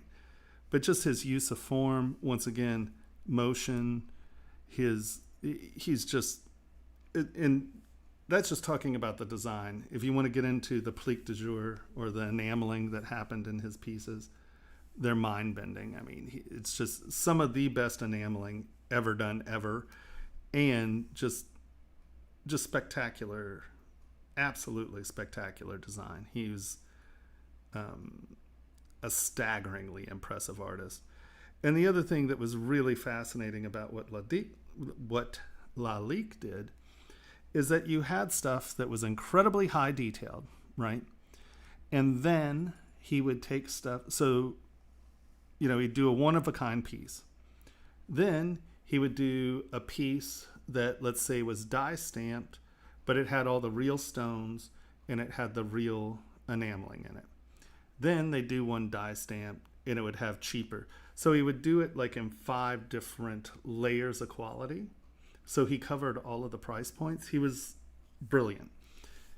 And, like I said, just one of the most exquisite craftsmen ever. I mean, the dude just was absolutely incredible. Just his form and shape, you just don't get any better than some of this stuff. So I saw Lalique when I was a kid, and I was super, super inspired. And then I saw Louis Sullivan.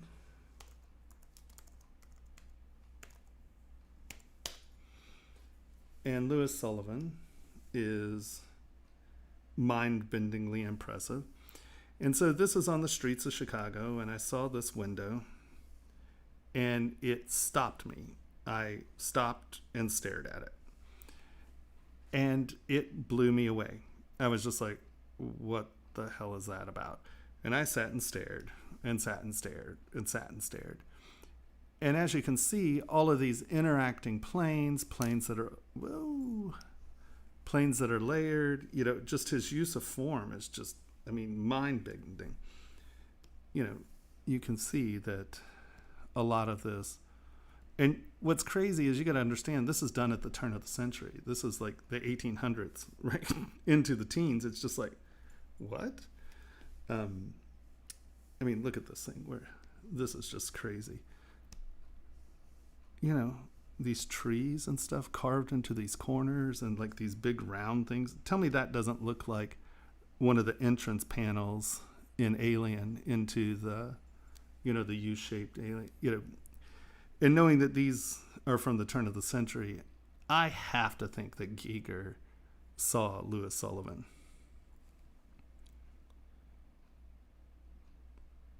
And so, you know, when I was a kid and I was playing and starting to sculpt, this is what really inspired me. I was super inspired by this. And then Hector Guillemot.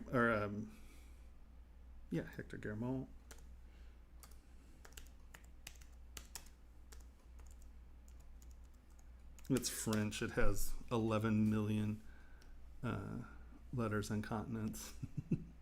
Not Guzman. Hector.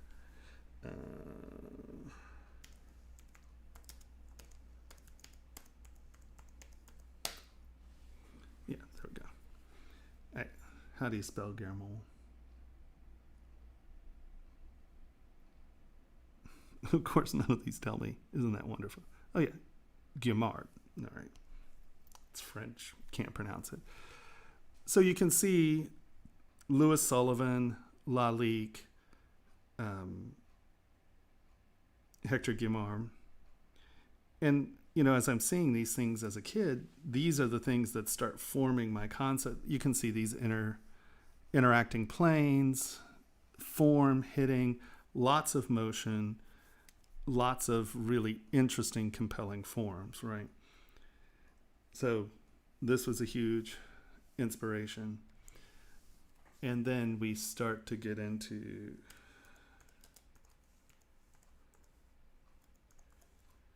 Harryhausen, because of course I was watching, you know, Sinbad, and, you know, these were in the movie theaters when I was a kid. And so, you know, I was a stop motion animation geek. I made my own little stop motion animation. So Ray was a huge inspiration. And so getting all of this Art Nouveau cool shapes in with skeletons, monsters, and weirdness. How do you spell that? Hold on. And these guys.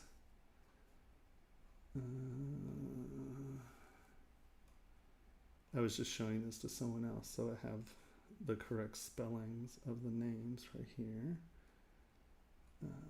Where are you? Oh, Bernie Wrightson, of course. Oh, come on. Out of the way.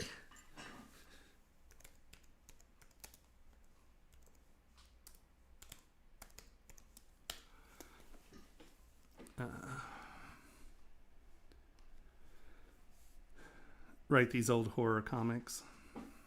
You know, I mean, just his, once again, his illustration style is just, I mean, look at that. It's just so cool. He was awesome. And the stories were great. They were just big, weird, and creepy. And then we had, come on. Oh, Graham Ingalls.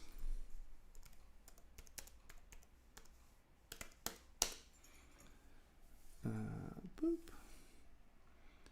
And once again, like Tales from the Crypt and The Haunt of Fear. And like, I love these comics. I was a big geek on all this crap. And so these were going through my head with this Art Nouveau. So I started making this weird, creepy Art Nouveau, you know. And so then, 79, Alien comes out. So we jump to Giger.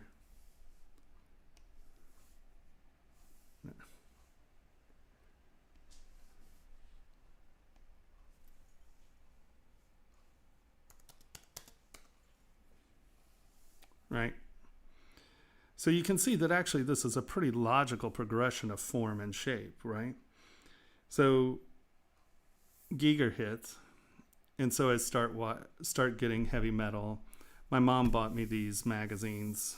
Guccione owned Penthouse at the time, and there was a magazine called Omni, and they came out with a bunch of his stuff in Omni, and then she got the Penthouse for me that had his stuff in it. She's like, okay, you're not crazy. Here, look at this guy. I was like, oh my God, look at this. This is awesome. So Giger, through Giger, I heard of Mobius, because Mobius did the other design stuff in Alien. So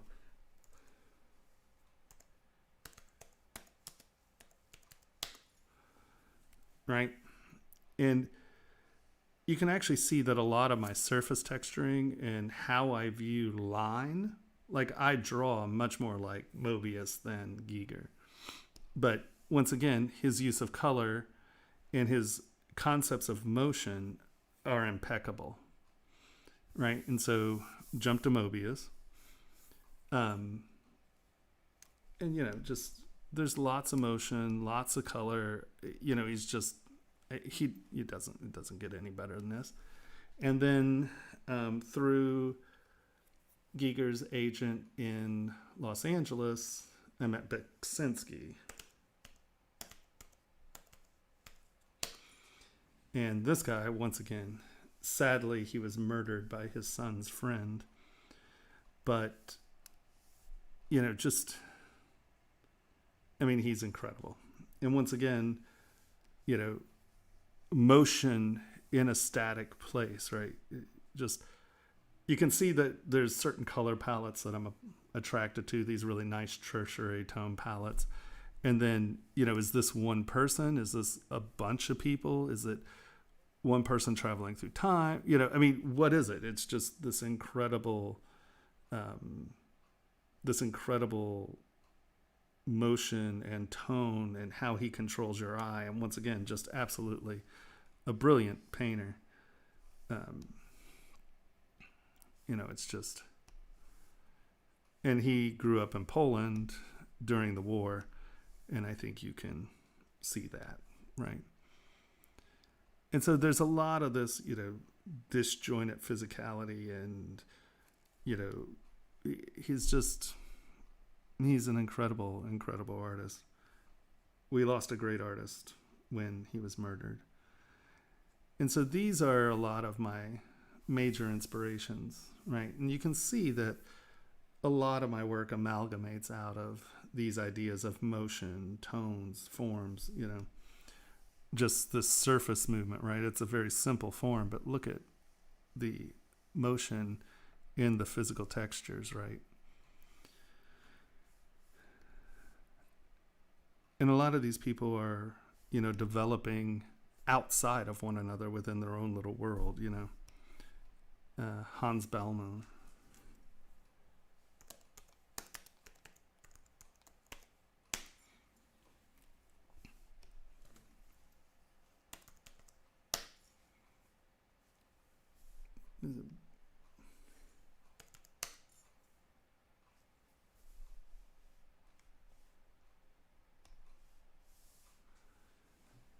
Like this guy is awesome.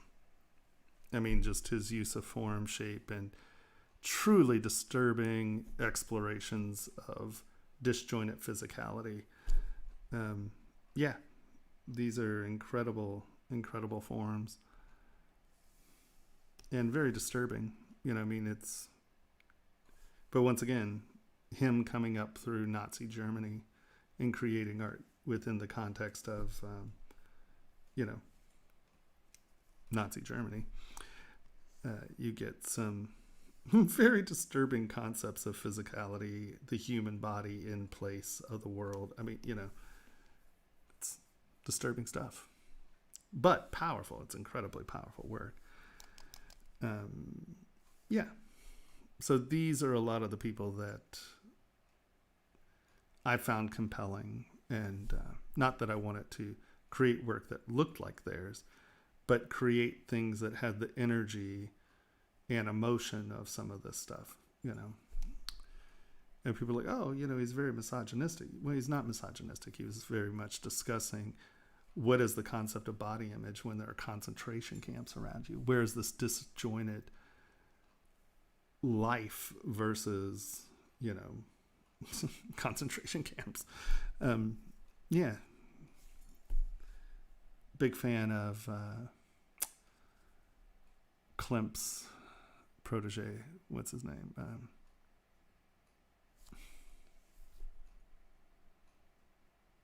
Oh my God, are you kidding me?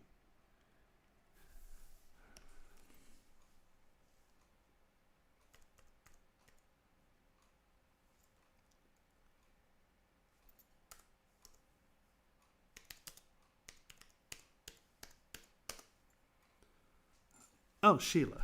Jesus, that was painful. I love Sheila.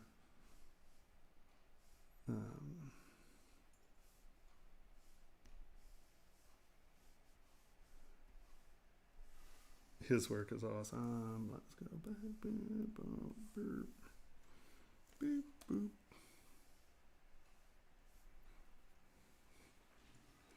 Once again, these concepts of physicality through abstraction, you know, he's pretty fantastic.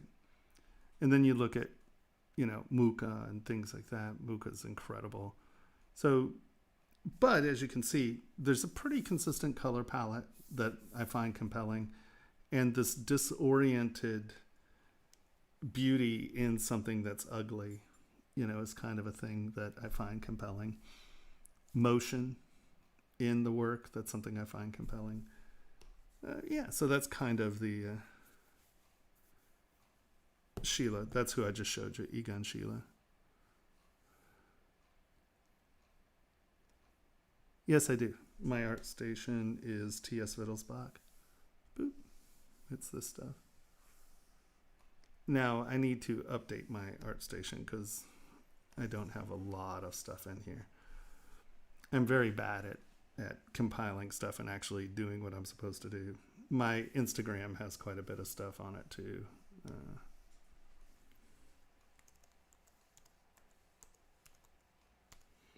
My Instagram has a lot more of the current, like jewelry stuff and tea sets and just some of the other stuff I'm doing. See, glasses. Someone said my glasses look like a bra, so I made bra glasses. Yeah, so there's stuff out there. All right.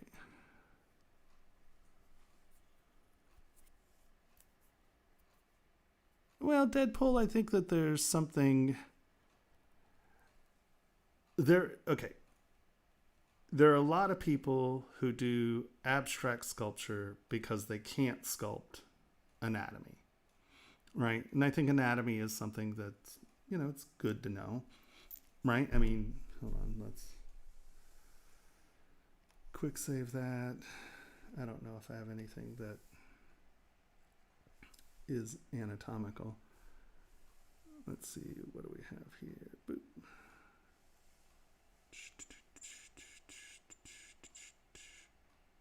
Well, I mean, let's see.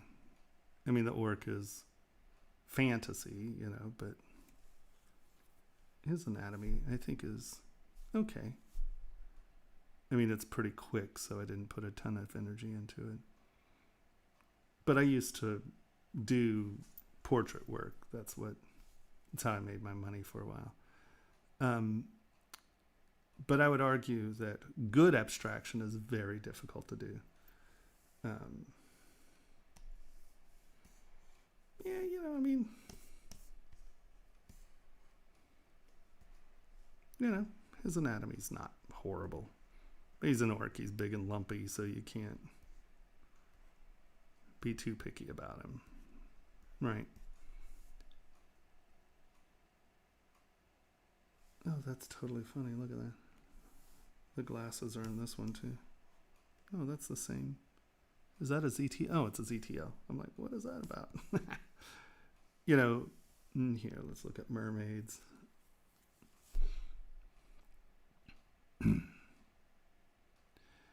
But I think that, you know, a lot of, and especially now when there are programs where you can just download your anatomy. You know, this looks very blown out because her head's like 2 millimeters, and that's why it looks weird. But let's see yeah, this is all abstracted. This isn't real anatomy, but I think it's easy to say that anatomy is a true test. And I would say that it takes a lot of work to be good at anatomy because there's just a lot to learn. Because the subtleties of insertions and origins and stuff, and like just learning, you know, just learning what's going on, knowing that this is diving behind that, knowing, you know, where these muscles are. And like I said, this is obviously abstract and fast, but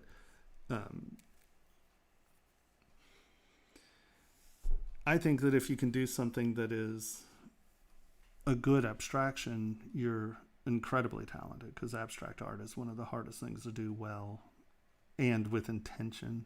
A lot of people can just make, but you know, I don't know. There's, I think if you're a good sculptor, you can make anything a good sculpt, if that makes any sense.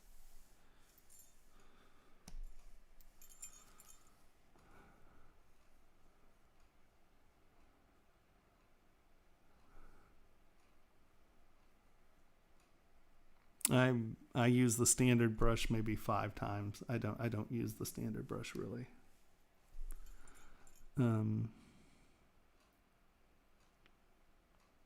Well, I think there can be some absolute beauty in things that are horrible. If it's done well, it's beautiful. I mean, you know, the Bellmer work is actually incredibly powerful, especially live. They're very, very powerful pieces. And they weren't there necessarily to express beauty. They were, so you saw the one that had 2 bodies and 4 legs.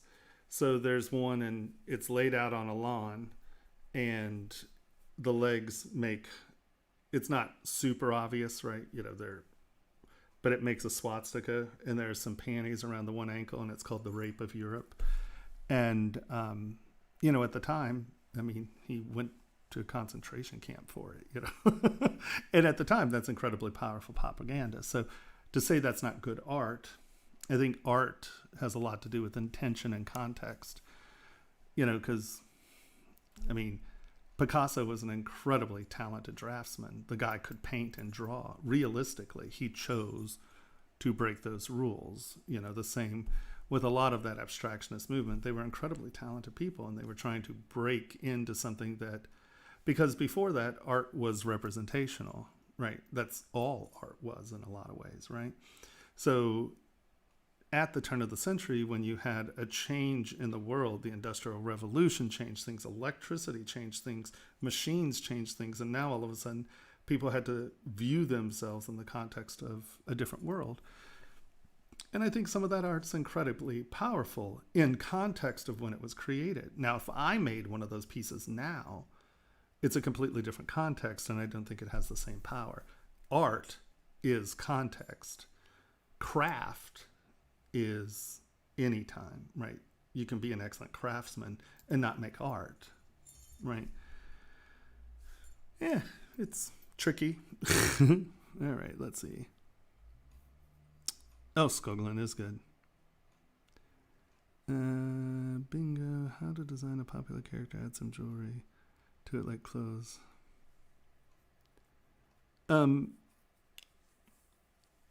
Well, I mean, you do just that. You spend the time and develop good form and shape, and then, you know, the rest of the form and shape comes in. What's the Japanese designer? Oh, it's coming. Vampire Hunter D. What's his name? My memory is horrible.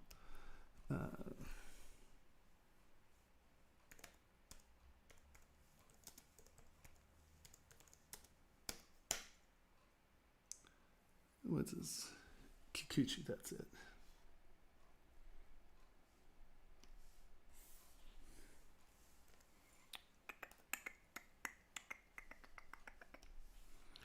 Oh, come on. Show me the piece I'm looking for.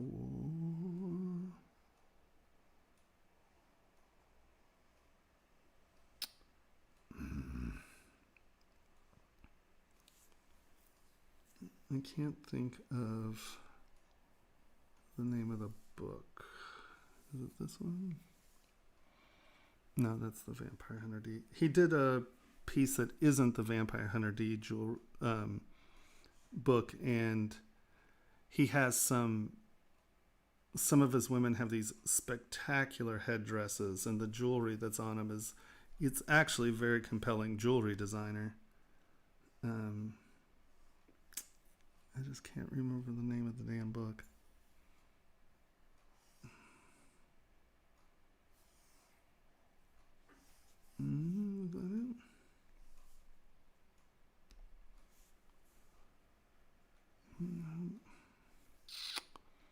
He has a few.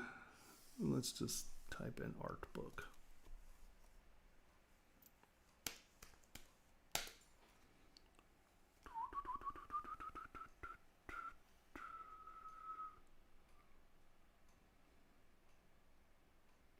These are all the Vampire Hunter D stuff.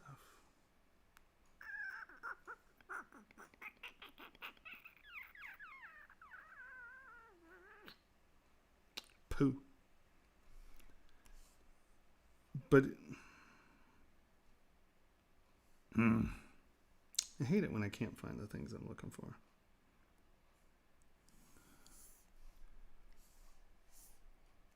Oh well. If you look him up there, he has some images of jewelry tied to these characters and a couple of books that I don't think they're Vampire Hunter D books. I think it's like the art of, and it's awesome. And that would give you a cool example of that.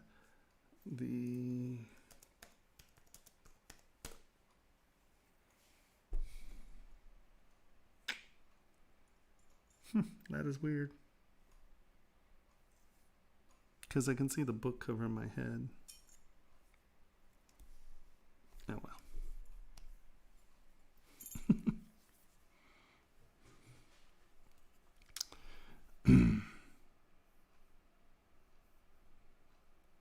I agree. I think anatomy is very important. I think with things like Poser and that kind of stuff, I was blown away by how many people on ZBrush Central were doing just incredible anatomy. And then I noticed like the clothes and the props weren't very good, and like the poses weren't very good, but the anatomy was great. And I was just like, I don't get it. I mean, how can you not understand shape and form and have such good anatomy? And then it was actually an old assistant. She was like, the DAZ plugin isn't working with ZBrush. Do you know what's going on with that? And I'm like, DAZ, what are you talking about? And she showed me. I was like, oh my God, 90% of these people don't know anatomy. They're just like pushing this button in DAZ. I was like, oh, you cheesers. But I mean, if it's a tool, I don't think there's anything wrong using it, but it is a shame that people aren't learning their anatomy now. They're using programs that have anatomy kind of built into them. But, as a professional tool, I don't think there's anything wrong using it. I just think when you're posting your work, you should probably mention that was, created in something else.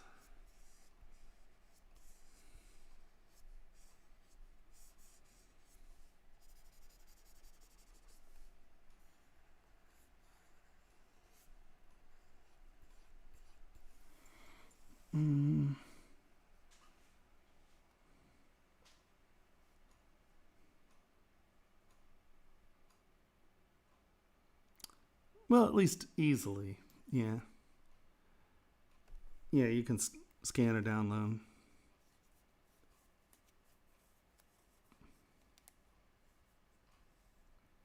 Yeah, no, I completely agree.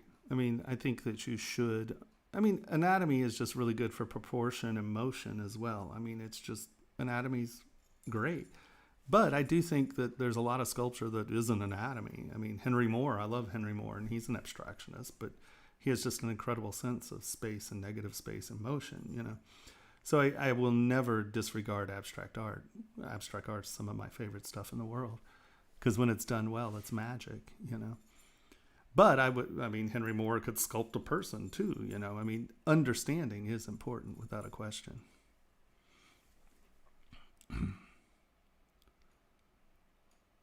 No. This is just lazy Nezumi.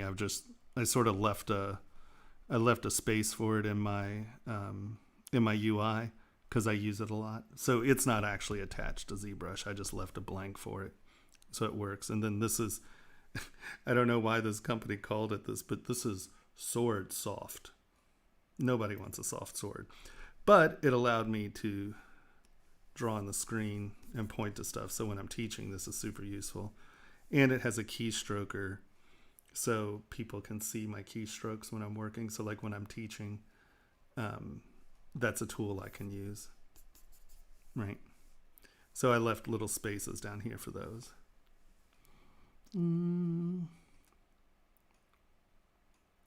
Have a good one, Murray.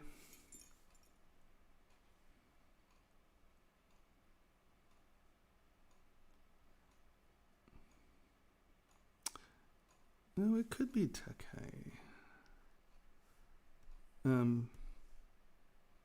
Actually, you say that. That could be it, actually. You could just look at how his hand maneuvered the brush on the canvas. Well, I teach.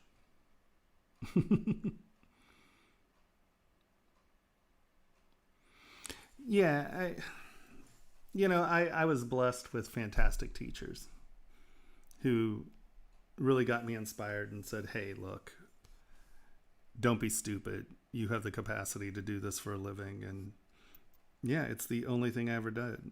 I did costume design for a while, but for me, costume design is just sculpting in fabric. So, it wasn't,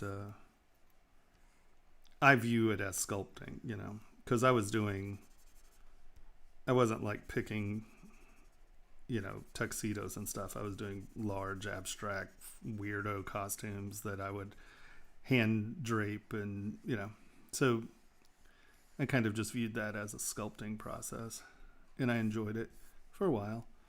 But, for the most part, people don't want costumes that weird. I wish I could find my pictures from Escurial. That was fun.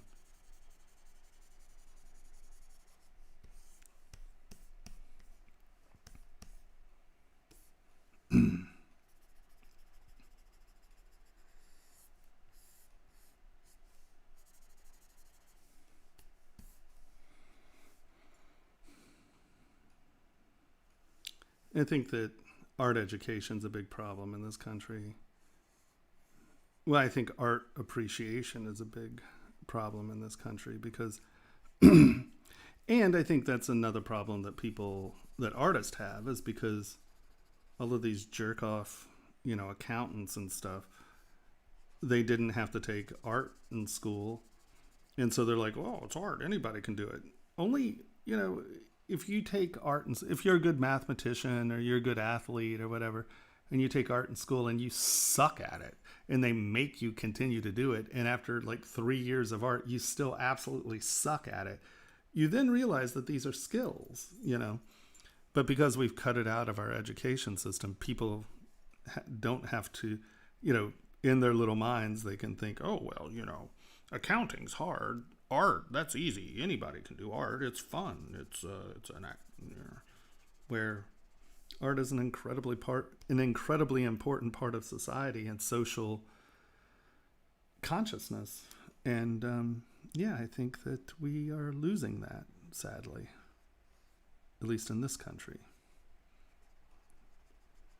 because there are no more big public art programs. And I mean, that was one of the big ways we got out of the Depression, was the mural movement, and those were government funded programs for communities to develop identity, and, that's sure as hell not coming out of the Trump administration. But to be fair, it didn't come out of the Obama administration either. Once Reagan and them decided to remove art from schools, no one's really busted it to put music and art back into schools, because all we do is cut school budgets. But boy, we'll put $20 billion into building a wall.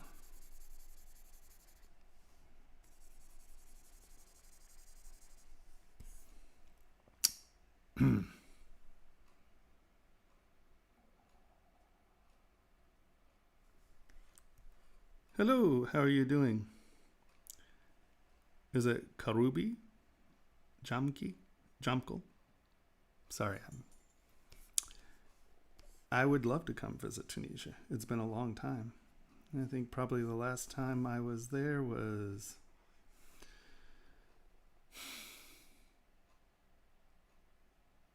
probably 86. It's been a long time. I love that part of the world.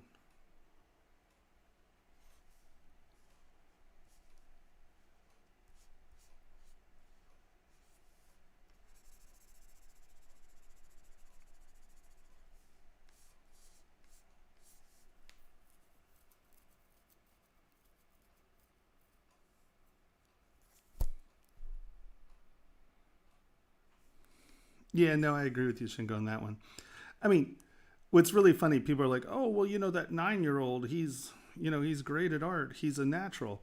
No, that 9-year-old's great at art because he loved Aquaman and he drew Aquaman 11 billion times.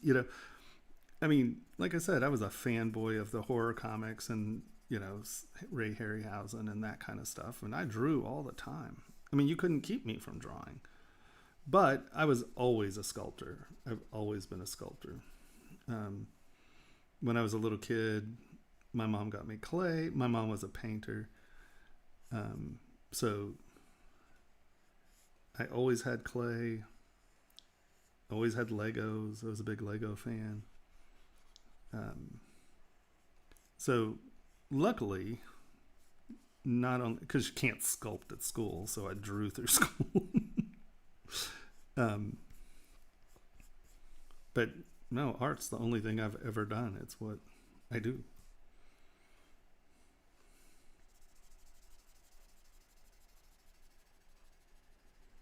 And yeah, there are some people who see better than other people, and in turn, art's easier for them. But like you said, practice, anybody can get good at it. There are all kinds of techniques to learn. There was that book, Drawing with the Left Side of Your Brain, and it was a really good exercise book for people who weren't naturally drawers, and yeah, no, this is clay tubes. I use clay tubes for pretty much everything, and it's not standard. I've changed, excuse me. My roll distance is 3. My lazy step is 0.003 and my lazy smooth is 8. So my clay tubes brush is pretty smooth, right? I don't get that jittery, steppy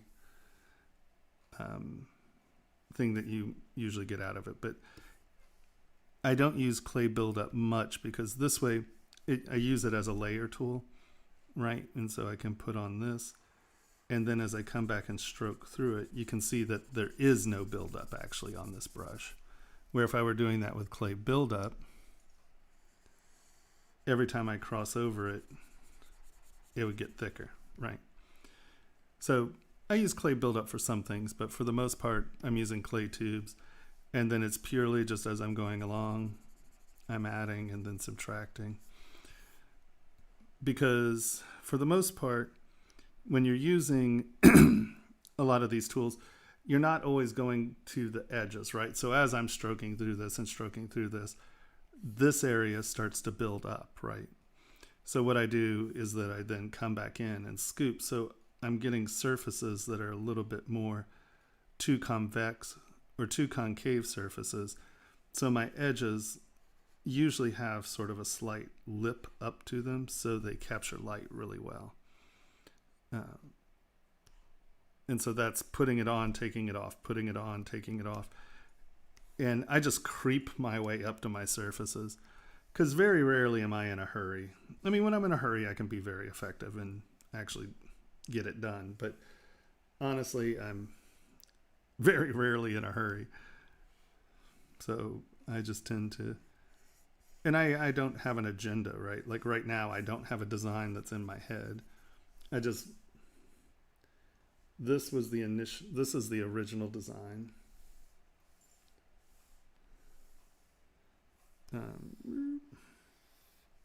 Right?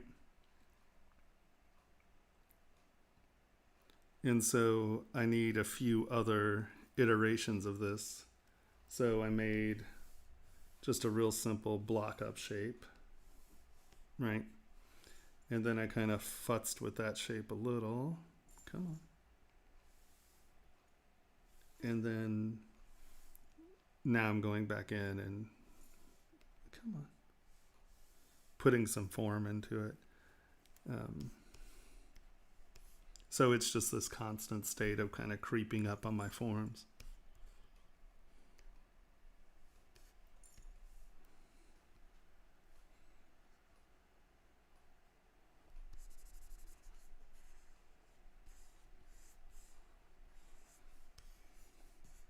And like I said, I don't really have a design at this point. I'm just kind of sketching and playing with shapes and forms and talking. Right.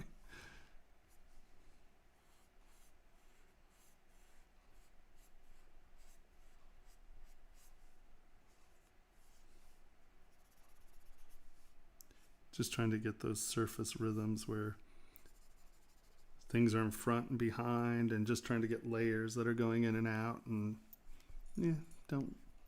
nothing really big or important going on here yet.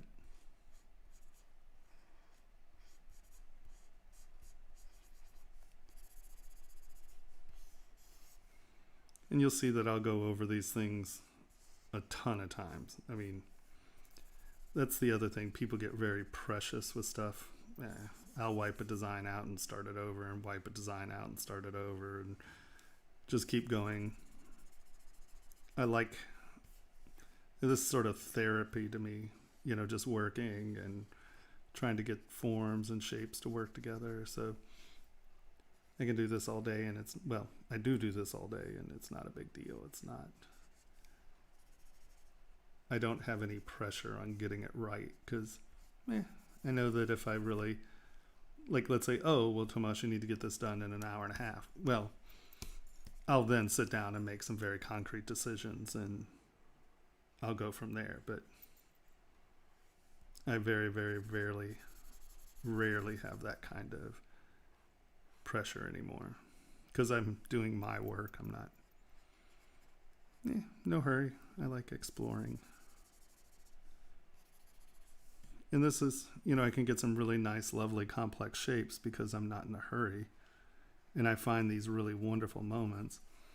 And that's why I sculpt in high res as opposed to low res, because I'm usually, with low res, I'd be sculpting this 5 different times, right? Because there's no resolution. So I'd have to do it, I'm going to do it like this. Oh yeah, that's great. Now what, I'm going to have to come up to the next resolution and do this and get it where I want it. And then, but see, there's no subtlety here, where when I'm sculpting at my high resolution model, I can come in and go, this is kind of a cool transition face. So let's make this a scoop, and that'll come out to a hump. Right, so I'm getting a surface with a compound curved here, and that's going to read with light, right? That's going to be a complex surface that does some cool things, and it looks like it's going to dive back behind this. So this is going to be a reflective scoop, right? And this will be sort of a nodule. So that compound curve will reflect interestingly. And that's just a little moment. But now this is starting to develop the vocabulary by making little decisions like this right now. That allows me to carry this kind of form, or these ideas of surface interaction, into my part as I move along. So I think by making decisions in this, I consider this a sculptural block up phase, right? I don't know what it is. I'm just kind of working on it. I had a base form, and now I'm kind of playing with it and seeing where these forms go. This is the time for me to explore this stuff, and I'm exploring minute things. Now, the one thing that a lot of new people, or people who don't use this technique much, is they will sit and they'll work a long time just getting this little area perfect. And that's another reason that I put a lot of lines down on my form, because I'm not trying to get this perfect. I'm just trying to determine where my forms and shapes are going to be as I move on. So I'm never going to sit here and try to get something smooth. And you'll notice I'm not coming in and cutting lines into anything, right? I'm creating lines by sculpting layers. And this is something that I really push to my classes or anytime I'm teaching, is that if you come back in and you draw these big thick lines, hold on, and this is what a lot of people do for detailing, right? You're coming in and you're doing this and you're drawing this line and you're drawing that line and you draw this line and you draw this line, right? You draw that. Well, you've actually just removed all of the surface information because none of those surfaces touch. So you're not getting true layer information, right? You've just separated all that. You've actually flattened your model out dramatically. Where, come on. You know, this has much more depth information because I'm not drawing a line between that. I'm putting a level on it, so you get this bright reflection. This is a reflection, and this is a reflection, and it tells that story right here. So you can see that this is on top of that, right? But what happens if I do this? Which one's on top of what? You don't know, because it turns into surfaces that kind of look like this as opposed to this, right? So these don't really have true visual depth information. So that's always what I'm creeping up on when I'm doing this kind of stuff.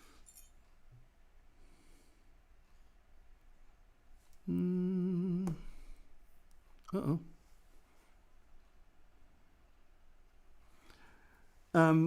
Coins are tricky because coins are die stamped, right? We've done metals and you print them and then just make a mold and you can cast them. But getting that very sharp, minute detail is very tricky in casting.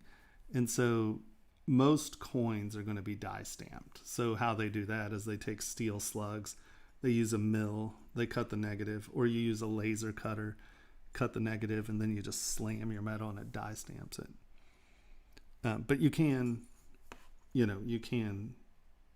print it and, do it in casting. You have to punch your interactions a little more if you're going to do that.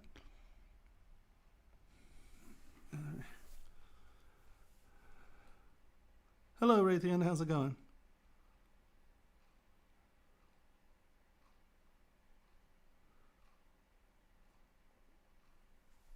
Okay, hold on. Boop. Boop. Be right back. Gotta pee. Drinking water all day. Be right back. Oh, yeah.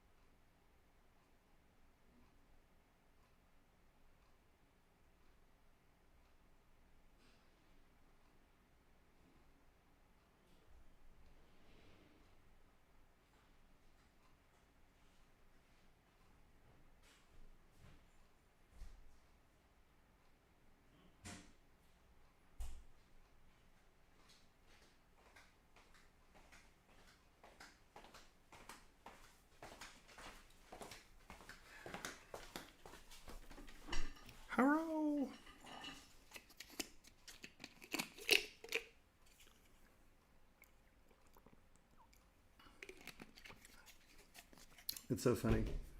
The stream is always funny to me because, like, I feel like I've been doing it a long time, and then I look down, and it's 10:30, right? 10:40, whatever.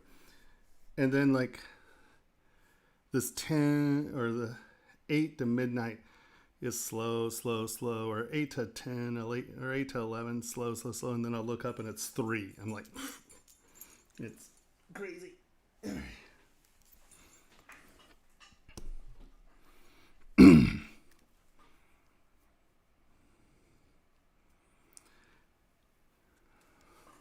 The camera's blurry. Is that better?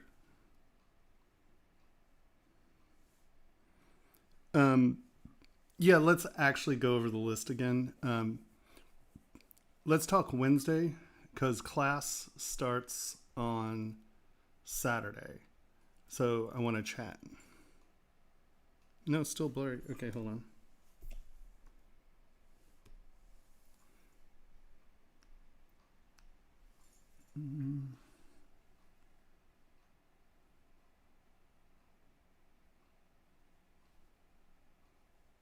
Better? There we go.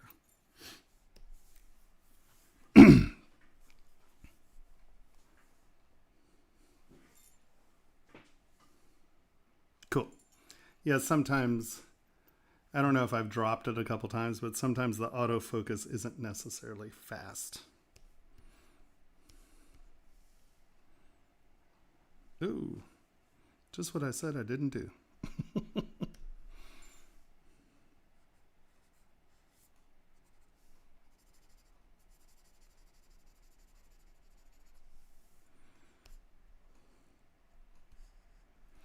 So does anyone have any questions? How are we doing?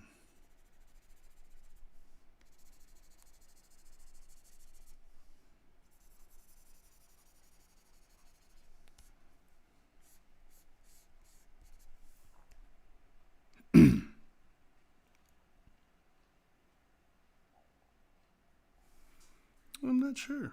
Let's take a look.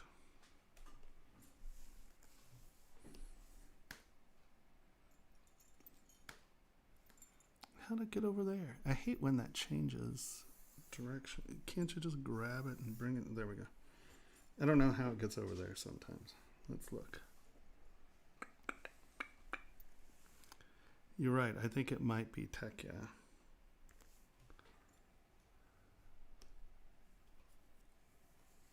Oh, well, that's interesting.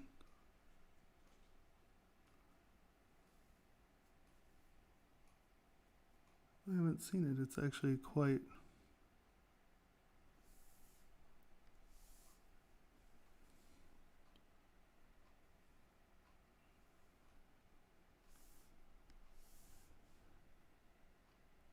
That's kind of cool. Interesting. It's funny. It reminds me of some very old Islamic art, you know, because they couldn't use representational art. So in a lot of the old mosques, there's a lot of times that text is used as chattery, just texture. And this really reminds me of that. The domes and stuff. It's quite interesting. I don't know that I've ever seen it.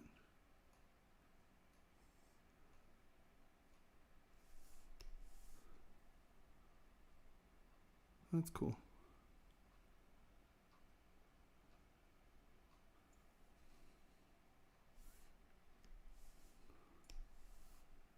Interesting. Is it, well, no, these are obviously low. I wonder how is it brush or, oh, here. Yeah, fascinating.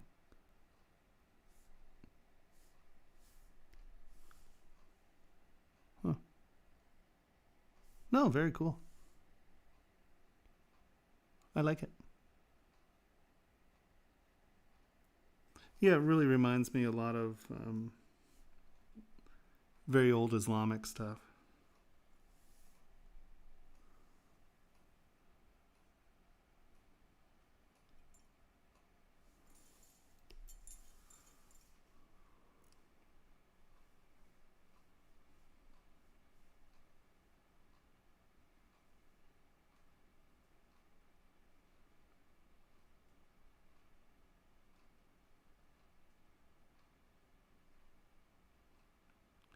Um,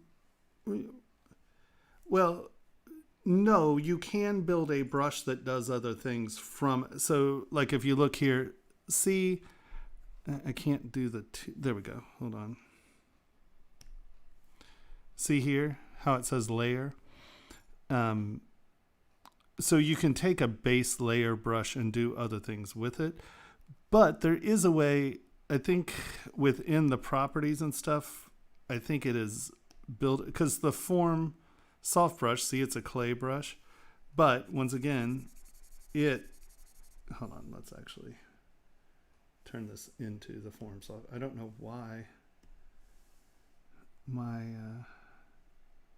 I keep loading my form soft brush in here and I don't know why it's not. See how form soft also has where it's acting more like a layer brush. It's not building up. So if you go into brush, modifiers, pressure, in these there's a build up, or I can't think of what it's called. I think it's build up, and you can change like where it has not, like it has no build up. I don't build my own brushes. Too many people do a really good job of building brushes that I just use theirs.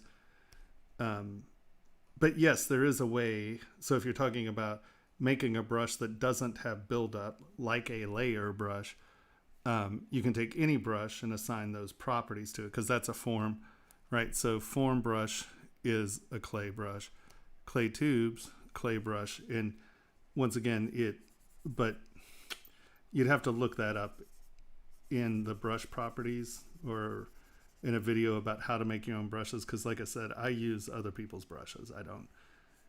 I'll come in and change some of the rollovers and stuff so I get smooth brushes, but I've never really built my own brushes. I thought about it. I did a little research into it, and then I was like, there are people who make absolutely fabulous brushes. I just will use theirs. Sarah, good night. A grand pleasure.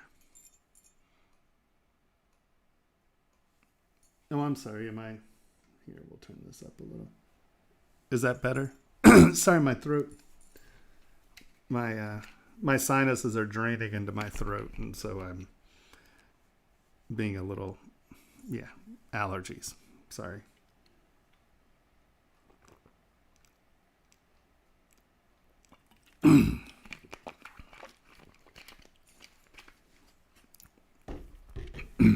Is that better?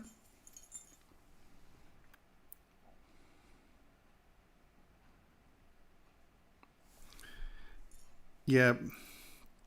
Buildup has no control. I mean, it's just going to keep building up, even if you put a square. I like square alphas because I use my edges, right, to create my lines. Right. So, yeah, but buildup, I don't use buildup for things like this. I use buildup. I don't use buildup for things like this. I use buildup like sort of to fill things up. And if I'm trying to get a lot of meat someplace quick, like let's say I want this to be, you can see I'm going to do this and it's going to take a while, where I can go to buildup. Still square. And I do it in one strokes, right? So buildup is really good if you're trying to fill an area, but I don't really use it as a sculpting tool for the most part.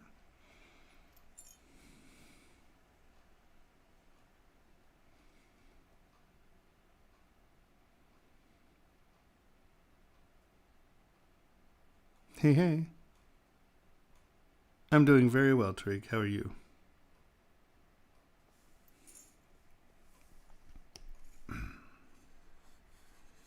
Other than my throat's all weird.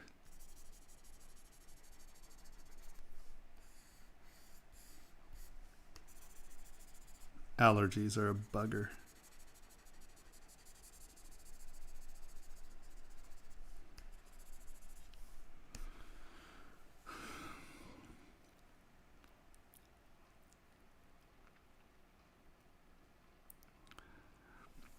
Well, Jeremy, Jesus.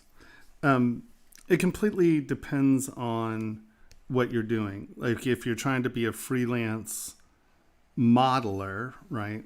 Often you will get sketches from designers and model for them. If you work at a jewelry store, like I worked at Green Lake Jewelry, and they had a bunch of designers, and a lot of the modelers built models for the designers, right? There wasn't a lot of modeling for the CAD operators. Now, when I was there, we were selling my work, so I was most of the time working on my work. But if one of the designers designed something super organic, I would sculpt it for them.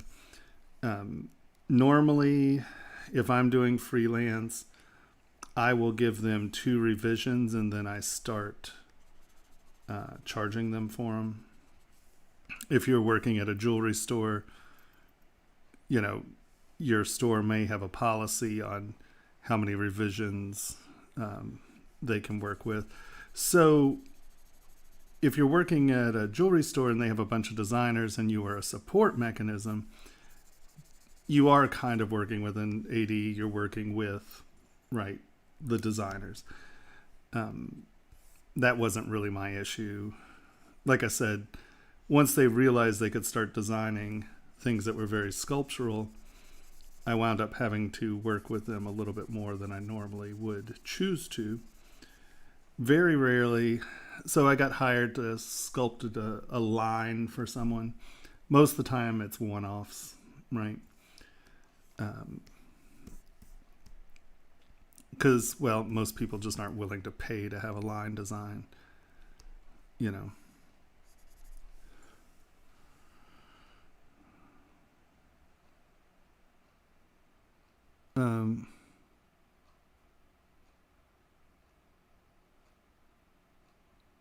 Damp standard to the mesh when continuing it again as if there's a point in the middle of the path. There's a way to prevent this from happening. I don't use... You always ask me about brushes I don't use. I don't use damp standard. But are you talking about something like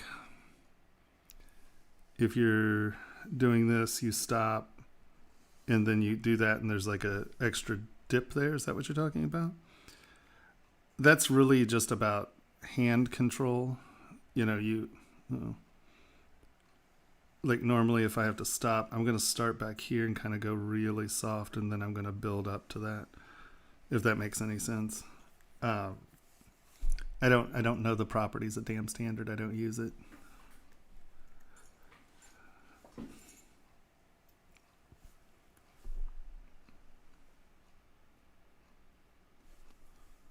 Oh, no. This is, I designed this set of glasses. Hold on. So this is a set of glasses I designed. And then I had a bunch of different iterations of it, right? I did different styles. And so I'm just working on something that's a different style. So, like this one's going to be, you know, obviously a little more square, a little simpler, more planes. So this is just me playing with a slightly different style within the glasses. I'm going to do a few of these, but since I'm talking most of the time through the stream, I'm not really moving fast, right?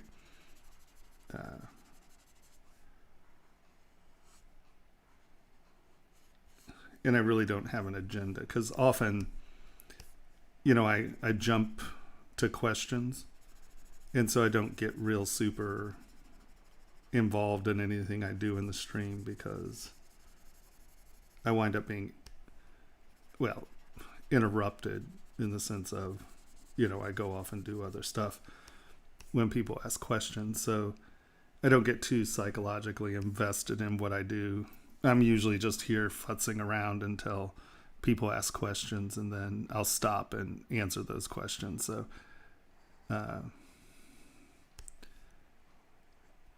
yeah, most of the things I do are for manufacturing. So it's either a toy, glasses, furniture, you know, but primarily through jewelry. I teach for jewelry modeling, but everything I teach really is for manufacturing, you know.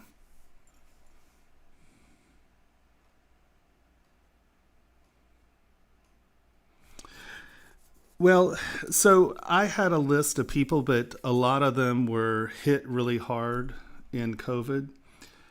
Form Labs has a really good list of casters. It's actually it had 4 or so people that I hold on. So if you go to Form Labs,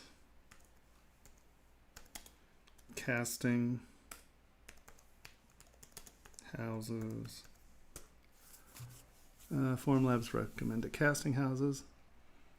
This list is actually a very good list of people who will do fairly affordable casting for you. And there are a couple of these that I've never done race car casting. I haven't done Golden Sun, but I've used Carrera, I've used Century, I've used Master Casting, I've used Zero Porosity. Techform is one of the best casting facilities in the world. They're incredible. In a couple of, we've used Jewelcraft. So a lot of these are very good casting facilities, very responsible, and not horrendously expensive.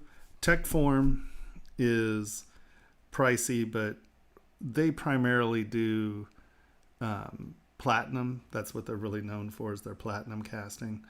But they do non-traditional metals, like they do titanium, sometimes not much titanium, a lot of cobalt chrome and things like that. So steels, some very interesting steels. They're awesome. And some of the coolest people in the world. Carrera's great. You know, so this is a very good list. Here, let's do this. Oh, I already did that.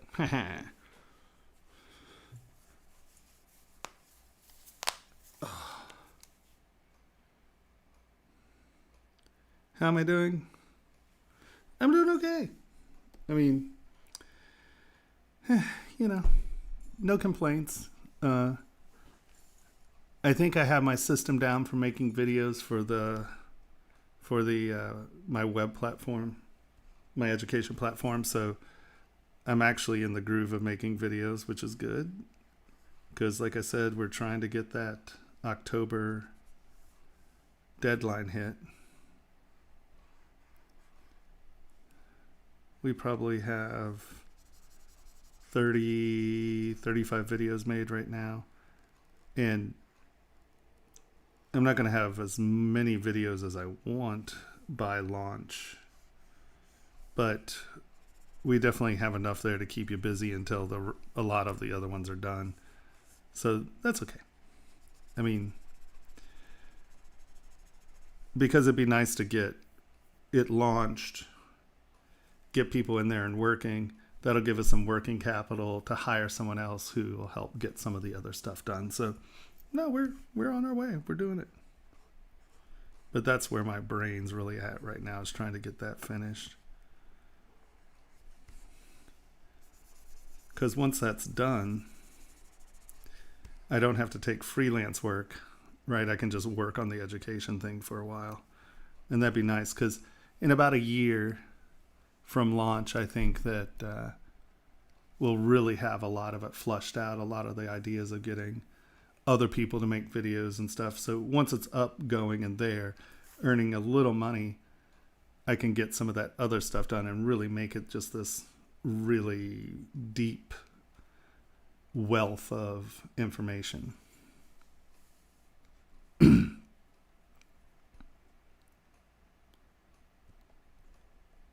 Well, I mean, popular, that's tricky, because some of the most popular jewelry in the world is just friggin' garbage.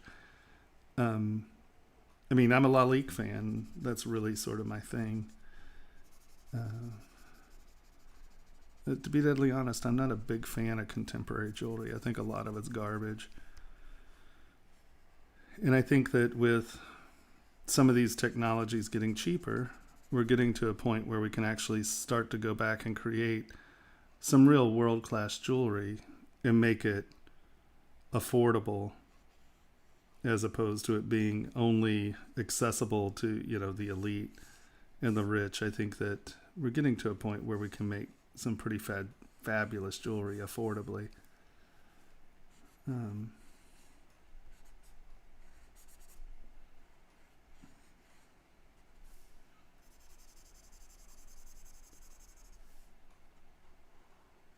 And that's kind of the plan, trying to help that happen.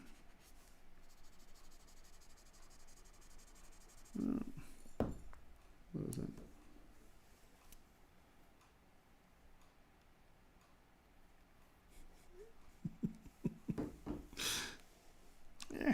Whatever.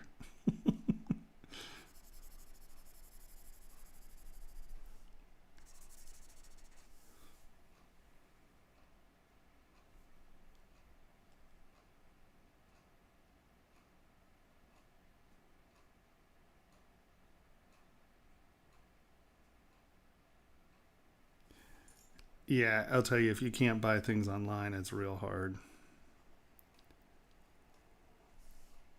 I live in kind of I live out in the middle of nowhere. And, I mean, I know Jeff Bezos is the devil in some ways, and Amazon's ruining small businesses, and I get it. And, actually, I truly feel for those businesses. But I live someplace where none of those businesses are going to do anything for me, right? And Amazon really will. Like, this is going to sound really funny, but my roommate is a 78-year-old woman, and I've been upstairs in my little audio studio making videos, and it's loud because I'm listening to playback and all of that. And so I ordered walkie-talkies because she can't figure out how to use the phone to page me. So I got these, they were like $20 or whatever, just cheesy little walkie-talkies so she can get a hold of me, right? And so I ordered them Sunday night. They were delivered to our house this afternoon. It's crazy. Because literally we live kind of in BFE. So it was, I don't know if I could live without Amazon. Like, I get it. And I truly,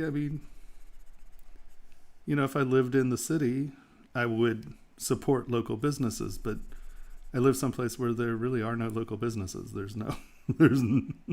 are no answers.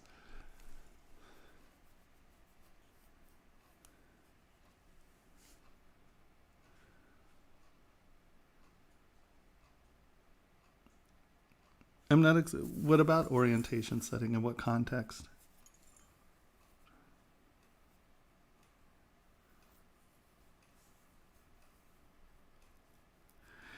Yeah, Vertex is a little different. So Vertex is a 6-week class, and it's, $500. And then by October, we're going to try to launch my platform, and that's going to be modular driven. So you work at your own pace, and then we'll figure out by how many students and stuff there are. Like, I'll do critiques once a month, or if we need to do it every other week or whatever, we'll see. I have no idea if we get 5 students, then, doing it 3 times a month is not very applicable. But if we have 500 students, maybe we do it once a week, So it really completely depends on how many students I get, how we're going to have to work through some of the stuff to see what the best way is. But yes, you just saw me finger goop my glasses. But it's all modular. So instead of the class, right, you can take your time, and, we'll have times when I'm streaming. So if people have questions like this, you can come in and ask your questions, and, I'll still have a lot of interaction with it. But instead of just teaching a different class every time, we have a system where we can develop these videos and kind of get it more into a system that everybody can work on and not feel like they're getting left behind. And that, because some people learn faster, some people learn slower, something get through that quick, but need help with the, So I think it's going to be a much more useful platform. But the Vertex School allows me to teach right now until my stuff is up and going. And I think I will start doing stuff with the Vertex that is more like, instead of ZBrush for jewelry, it'll be more targeted ZBrush for manufacturing or something like that, where we're still getting out there. We will see how it plays out. I don't know.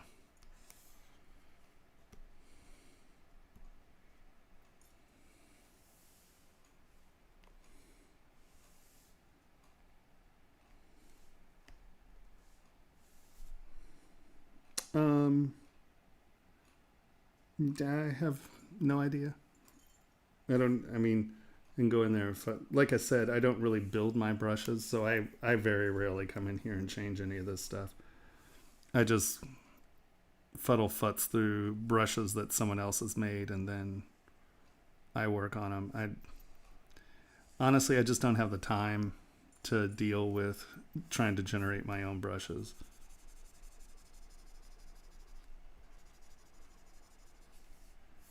I'm going to have to use a different tool or something in here. This is not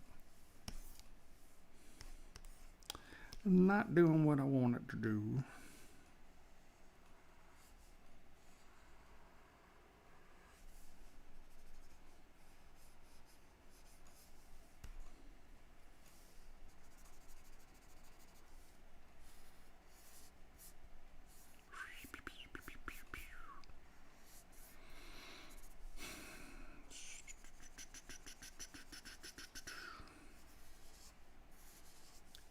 Yeah, the whole casting facility thing is one of the issues that we're trying to solve.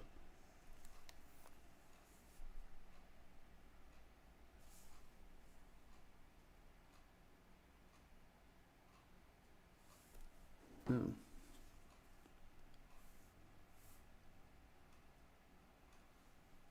Oh, of course.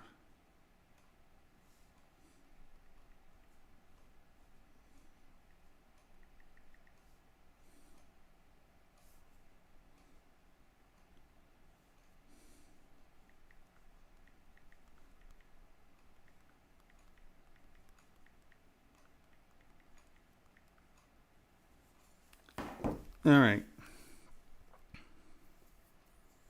No. That's it. It's really funny. I think as I get the education platform up and going, I just use jewelry as the form that I teach, right? But every single thing I teach is basic manufacturing. So it is lost wax casting. It is plastic injection molding. Like everything I'm teaching you is something that is good for manufacturing. So it's applicable. I don't know. Once again, let's go back to my art station here. Right? I mean, I have furniture, I have jewelry, but I have figurines, I have tables, right? And all of it's the exact same thing, right? Here's the process. I sculpt the model. We print the model. We made a mold. We inject that mold with wax. You burn it out, and then you have your part, and there you go. So this is the exact same process as where this one has the process in it, right? So we get the art, print, peel off the print. That's our wax. That's our tree.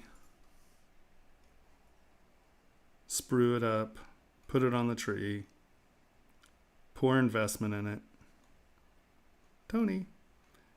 Vacuum it so you get all the bubbles out of your investment. Oh shit. Tony, we need to make a video that actually includes all the steps.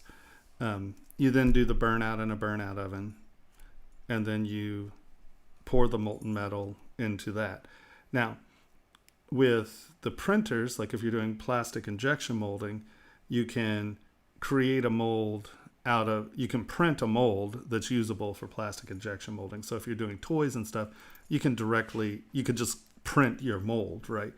But yeah, no, this is how all of it's done, from furniture to, like, the rocking chair needed to be milled, and that became the part. So there was no casting of that part. That was direct to CNC milling.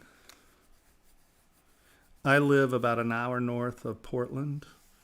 Right now I'm in Chehalis. It's about 2 hours south of Seattle, 1 hour north of Portland, sort of southern Washington state.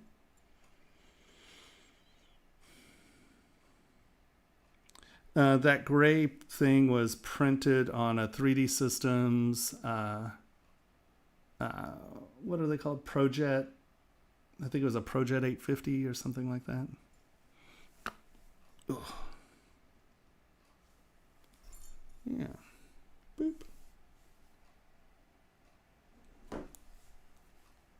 Oh.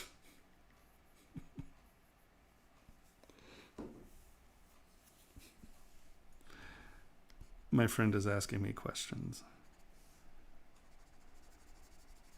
about KeyShot, and I love it when people ask me about rendering, because I'm a rendering idiot.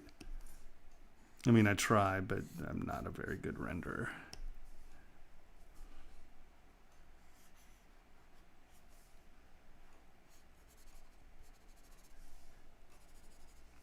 And see, with the education platform going, then I can sit down and I can take a rendering course, develop my rendering process, and then make videos about that. And I can do it instead of having to find a job and then never having time to work on anything that's helpful to anyone else, other than, because if I'm not doing a bunch of freelance, then I have time to explore new things. Because right now I've just been using the same stuff. I have a process that works. So it, not always a lot of time to explore new things when you're trying to get things done for money.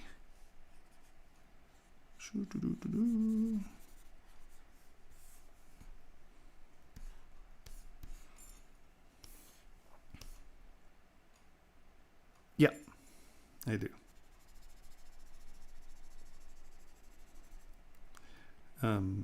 It's a great program.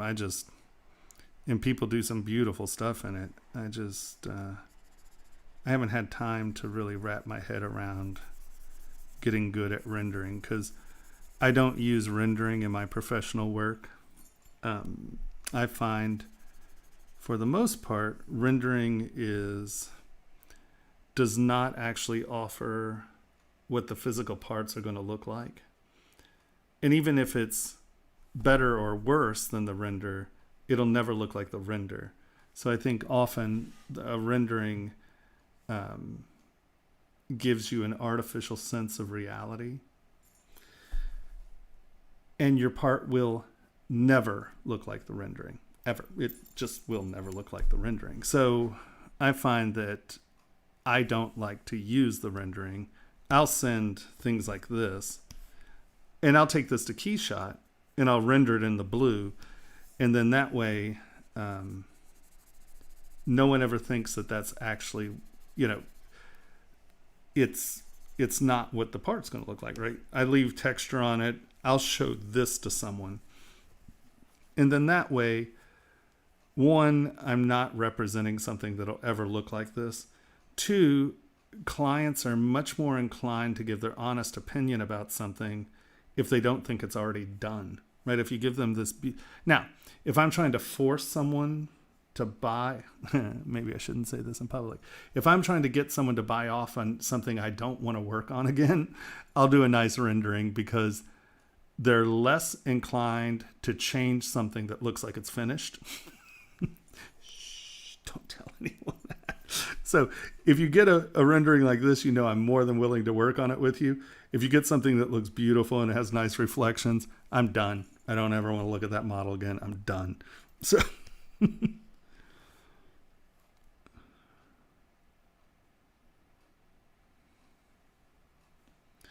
No, I mean for advertising and for like Instagram. Hold on, let's go look at Instagram real quick.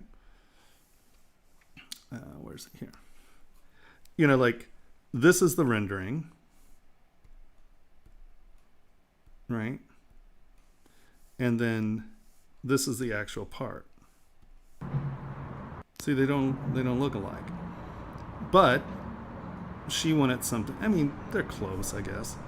But that's not what it looks like, because you polish it, you do all kinds of stuff. It's not going to look like that. That is the actual stone, right? It's just, for things like this, hold on, or if it's something that you don't actually physically have, produce a rendering and then you can get it out there. When I'm working with clients, though, I don't tend to render. Like, I do stuff like, these are my renderings, right? That's what I'll put out there, right? You know what, Tony? It was printed. That was EnvisionTech printed this at one of the conventions, and I never got those prints. We have never made this piece. Never made this piece. But it's been printed, see?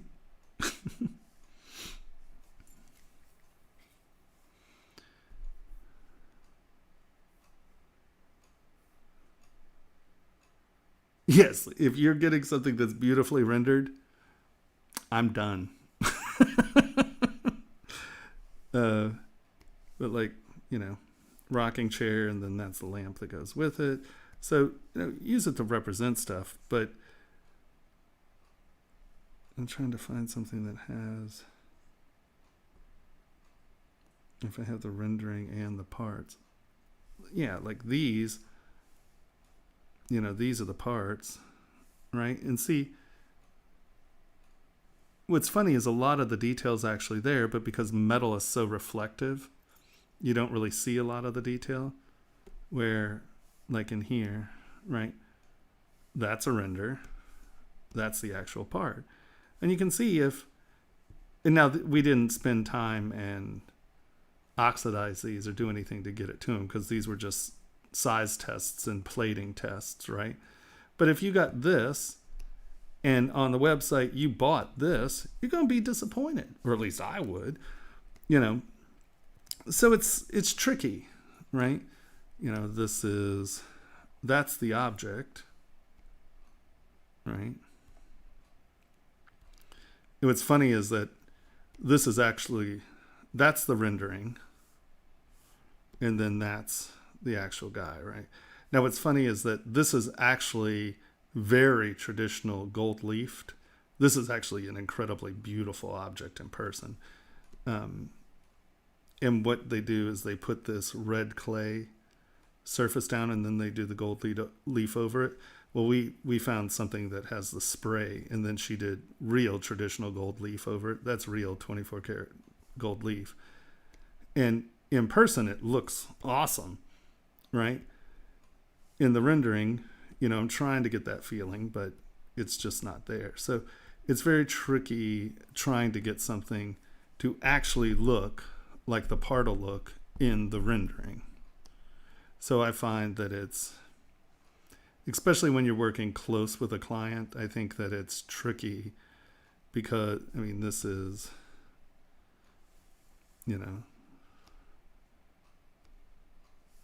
right? How do you,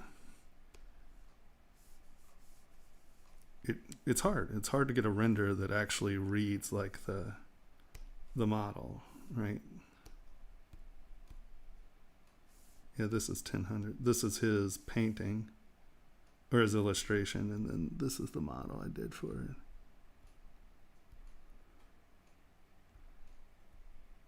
And so you see that, but now where's the other one where I actually painted on it?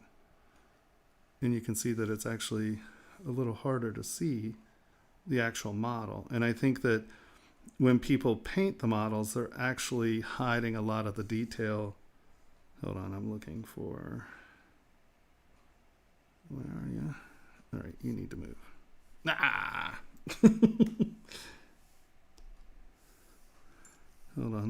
find this model.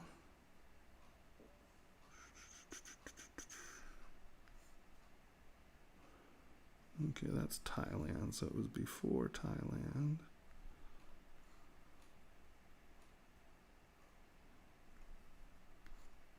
But it was after that. That's Spain.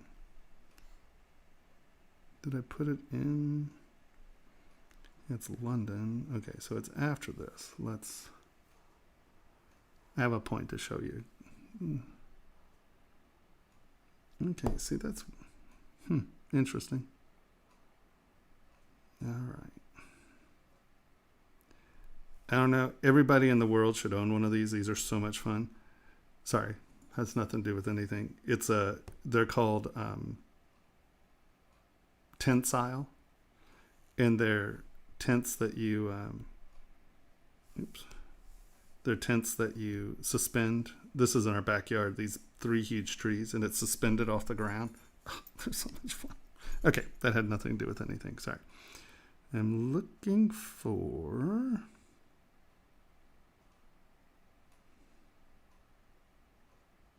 Thailand. Elephants. Thailand. I love this. Things you're not supposed to bring on an airplane. Hand grenade. Really? You can bring scissors. Oh, hand grenade. I thought that was funny. Sorry. Still looking for... Oh, here it is. Boop. So this was the painting. This was my model of the painting. Now... Oh, crap.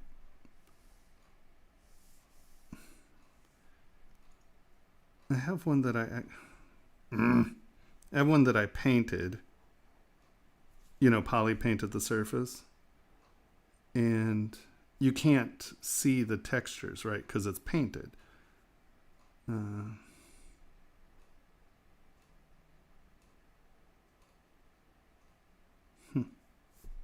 Bizarro. I know I posted it.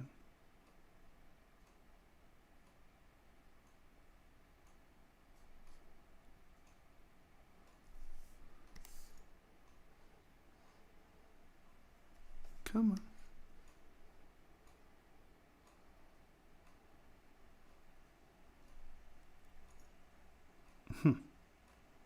Absolutely weird. I don't see it. Meteor shower the other night. Pew, pew, pew. All right, you don't need it. I don't know what to tell you. I thought it was there. Oh well. Ruined my point. All right, so hold on. I haven't been.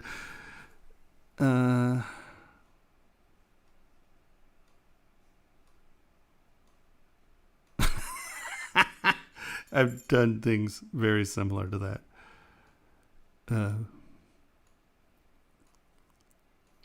Yeah, actually, Keyshot, when you render, there are like 12 or more pass things that you can do.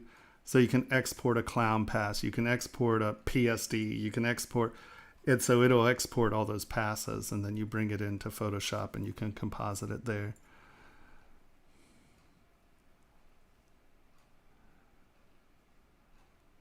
Yes, there is. Now, I think it may still be broken. We do here. There is a Kitco metal price. So when they did 2021, Kitco changed some of their permissions on the website. But there's this Kitco metal quote plugin. And see how it says current price for metal not found in text file. They will fix this. You know, they've been doing a lot of stuff with 2021, so it's been tough. Actually, let's see. Hold on.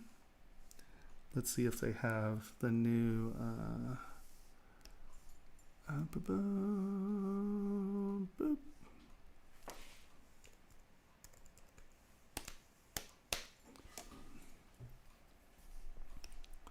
Support, resources,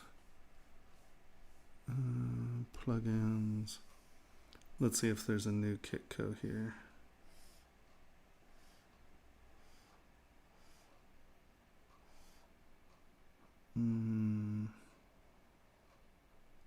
Kitco. Does this say 2021? Let's check it out.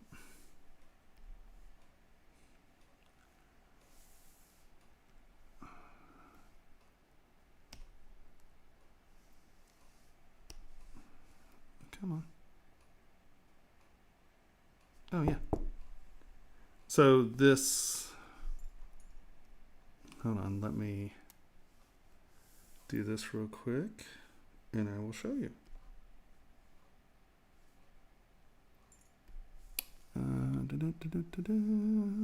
This PC, Windows, user, no. Going to the wrong place. Program files, Pixologic, ZBrush 2021, startup, Z plugin 64, and let us take Kitco out of here. Where are you? Oh, there. Boop. And take you. Boop. And delete.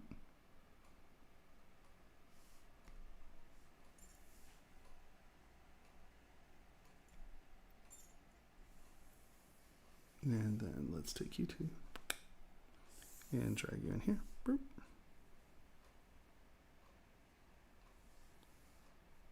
I might have to close it because this is still being used. Here, let's do this.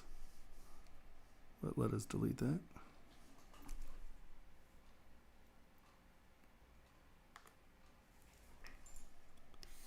Ooh, let's see if it'll let us zip it while it's moving.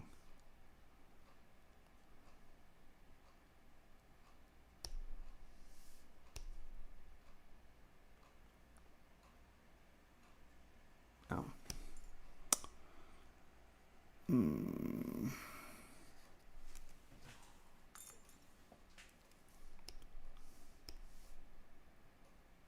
Yeah, because ZBrush is open.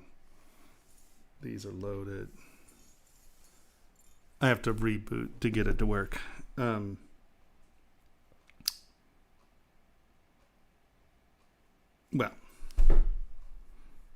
hold on, let's just see. Yeah. So Kitco changed something in their thing, so they had to redo the plugin. But you push that, and it gives you your metal prices by volume and weight. So, yeah.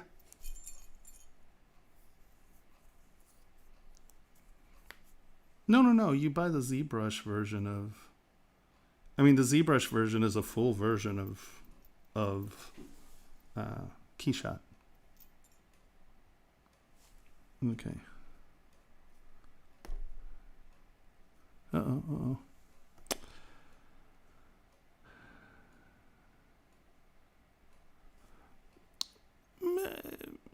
Lots of objects on sites are CGI, actually. And no, I don't think they have to say it. I mean, you know, it's a common representation thing. And honestly, for people who can't build huge inventories, it's a nice way to show the work. And, you know, that's how I started with computer renderings. And my renderings were garbage, man. We were doing it off of, what was it? Whatever Rhino's rendering engine at the time was. 16 years ago, rendering sucked. And my renders sucked. They were obviously renders. But, you know, my pieces are tight. I think my pieces look better than my rendering. So, you know, it was close. It looked good.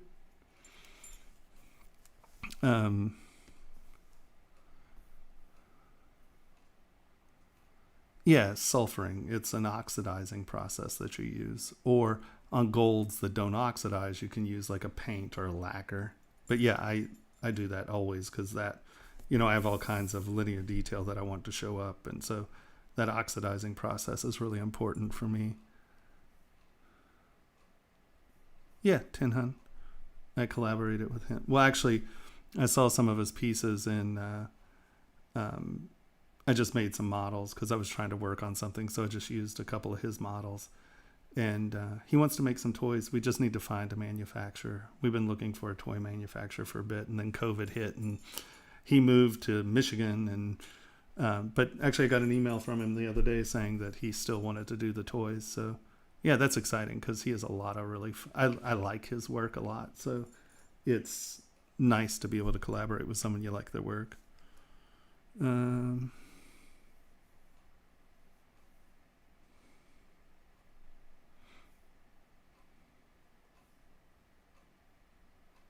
Yes, indeed, Mark.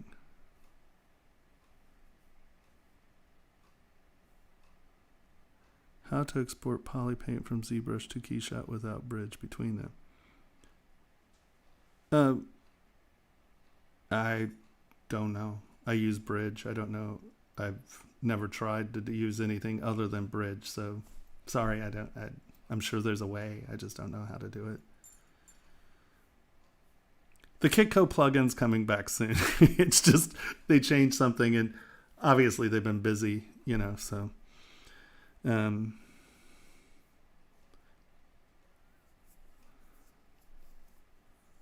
did you just download the new one? Did it work? I hope so. That'd be great. Oh, I didn't even know that. Yeah, once again, I only use ZBrush and I use the bridge, so I'm not really informed as far as that goes.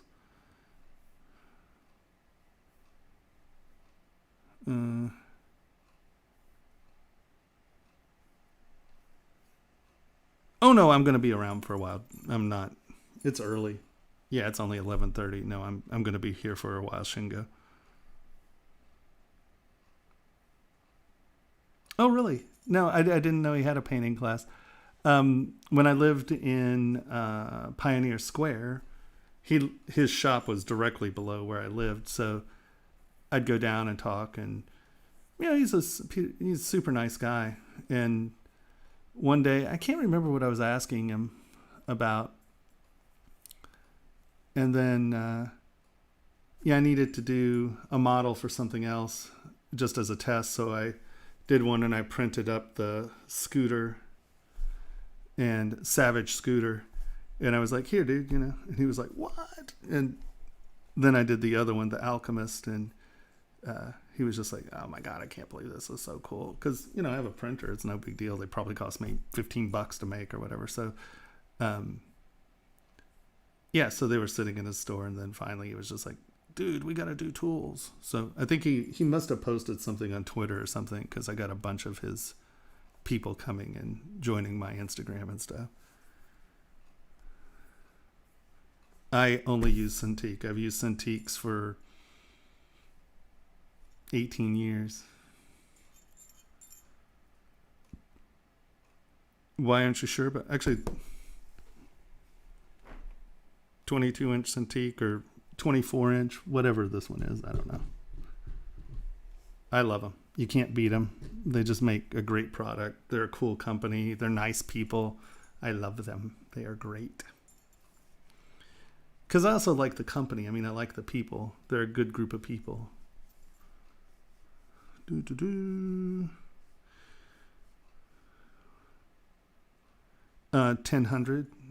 10 hun.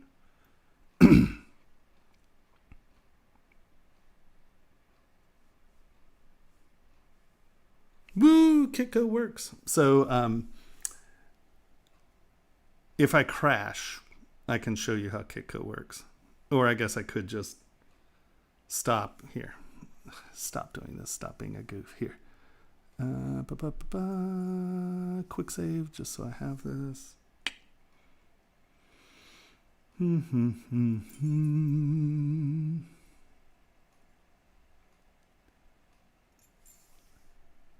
Close. No. Boop. Get in here. ZBrush 64. 2018. I haven't changed my Kitco in a while, have I? Oops. Delete. Kitco Metal 2021. Kitco Metal 2021. Go to ZBrush. This is a weird one. My ZBrush icon disappeared. I don't know what that's about. So we'll reboot it.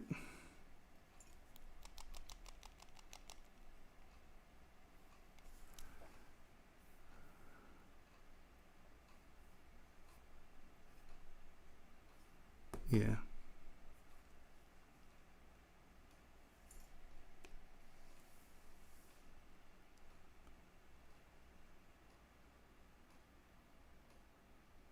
Oh, okay. Carmeet, you're leaving? Don't be a quitter. Just hassling you, you know that. Yeah, I really like. You gotta love Bimo. I like his astronaut stuff. This is the Alchemist. That's the one I did a model of. That's Savage Scooter. That's the other one I did a model of. But he has a bunch of astronauts. I want to make some of. I have a weird astronaut fetish. I like astronauts. But, you know, they're just great characters. And these would just be fantastic. I mean, look, they're just fantastic. They'd be fantastic toys, you know? Where is...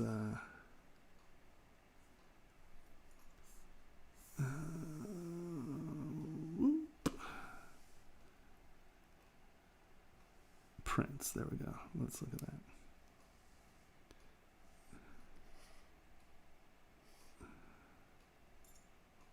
You know, like these guys, these heads and stuff are just wonderful. He does a lot of really cool stuff. You know, these would just make great vinyl toys. Where? Oh, like this guy I love. I love this guy, the Hammerhead Shark guy. That just cracks me up. You know, these are just super fun characters.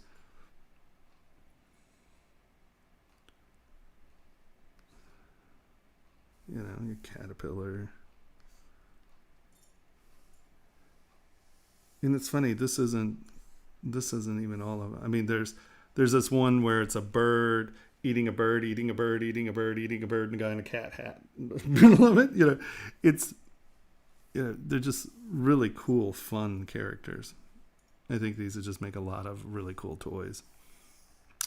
And so, that is what we will do.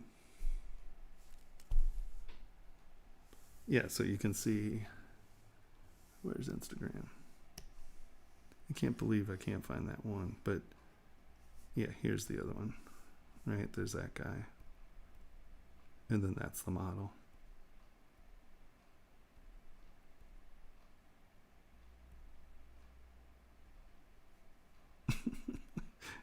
Just, that cat's hysterical. I mean, like, that dude's funny, right?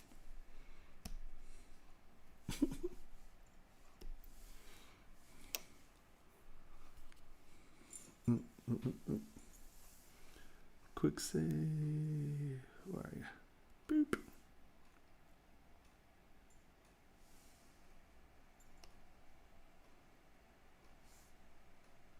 No. Quick save.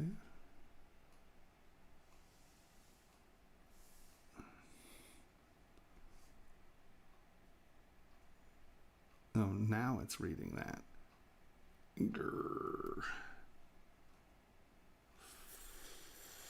File. Open. This PC. Windows, users, public documents, ZBrush 2021, quick saves. There we go.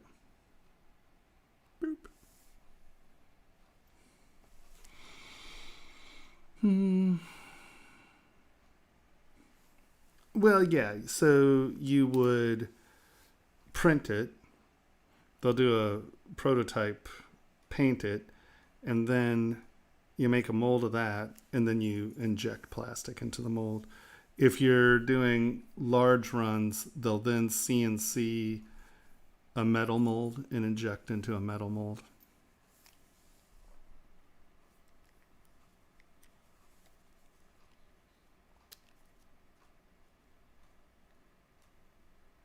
Has he been doing his own music? That's cool. I have to look at his YouTube.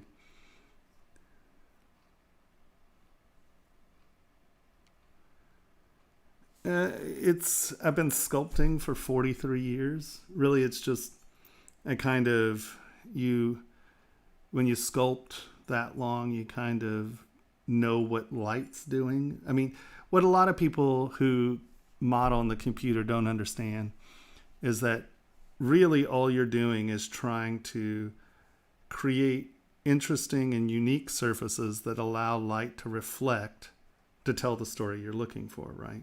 And so you have to, as you're doing these things, you just have to think about how light's reflecting, how it's working on your model, and it'll make you a better sculptor, right? And that's basically what I teach people, right? That's what I teach. And so, sadly, I lose a lot of people because it says jewelry, and people are like, oh, I don't make jewelry. And they don't stay to watch the videos. They don't, you're not going to join the school because you think it's about jewelry. And I think once we get the jewelry stuff sorted out, we'll be able to expand a little and get people to understand this is really ZBrush for manufacturing. I have no idea. I don't know anything about core.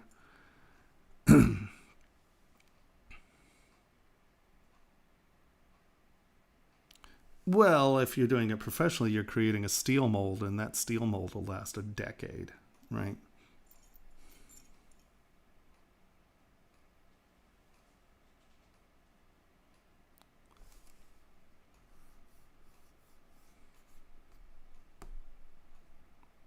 Yeah, no problem.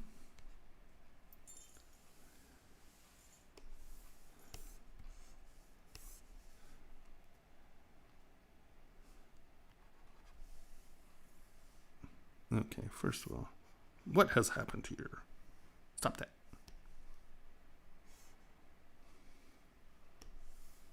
See, look, we only have 70 people. I can't keep an audience to save my life.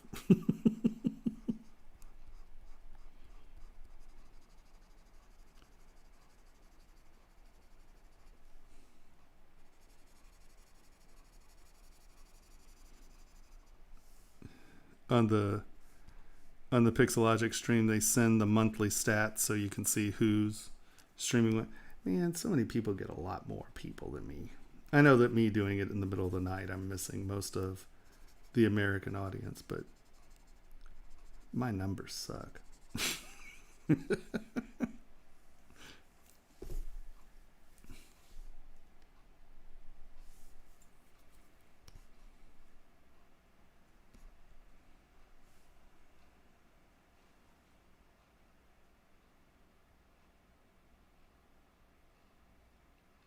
Yes, you do need to consider where sprues go and stuff.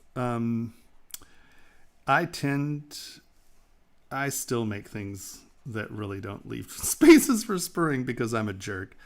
But no, you definitely have to consider that. Often, and it's tricky because it's not always where you think a sprue goes, right? Because it's really about metal flow and how they're going to sprue it and what kind of casting machine they have. And so I tend to go ahead and design without the consideration of the sprues. And then I talk to my caster, and they're going to give me the information I need to create flat spots. And then I'll go back in and design around the sprue. But when I'm first conceiving, I don't bother thinking about it yet. But you're a jerk if you don't talk to your casters to decide, what it is they need.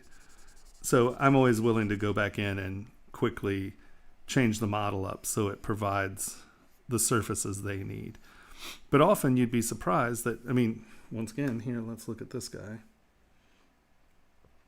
Up, boop. And let's scroll down here. And a lot of times I have a lot of detail up in here, right? I design a lot of stuff on the inside of the ring. But you can see there's really no place on the outside of this ring to put a sprue.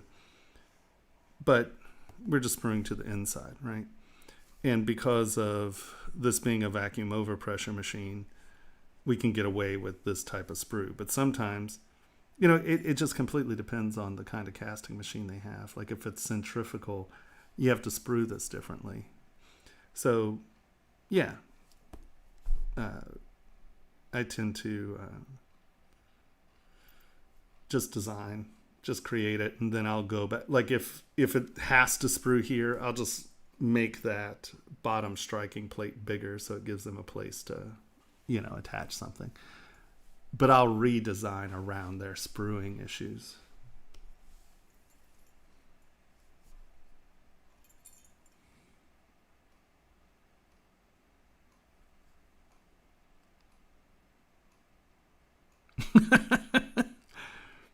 Yeah, you know, I often think that. I'm just way too cool for people to get. I mean, yeah, I'm in a weird time. I think that's a big part of it. Because when I stream on my stream and I stream in the middle of the day, I get plenty of people. And I don't have the draw that, you know, Pixologic has. I think that if I just start streaming again and stream during the day instead of just at night, I'll get, because, you know, it's late for the East Coast, right? You know, so I lose all of that, and then I'm kind of too early for Europe, and yeah, it is what it is. But I think that I do hit people who don't usually get an opportunity to take advantage of ZBrush Live, you know. So it's not late, it's 11:30. I think my normal business day is I wake up around 9:30, 10 a.m. and then I work until 2:33, and I try to stream until like 2 or so, just so we can get, once again, people who don't normally get to take advantage of ZBrush Live. I know they'd rather have someone who's doing monsters, but hey, deal with it, guys. I'm what you get. It's great for Australia, though. See? Australia likes me.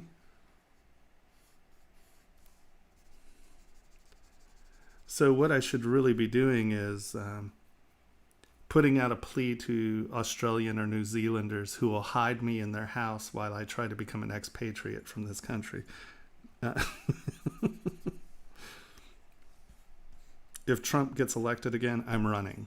I'm running to Australia. Okay, guys, you'll have to figure out a way for me to get me in there. If someone has a sister I can marry, whatever, I gotta go. If that's the case, I gotta go. See, New Zealand, woo!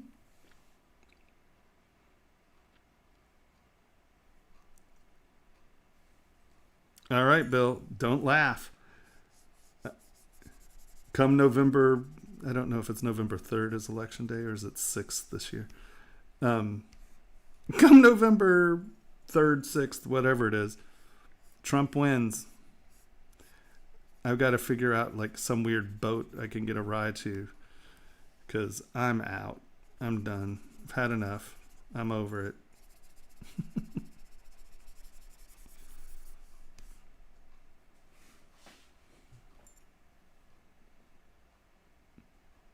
Hey, I'm telling you.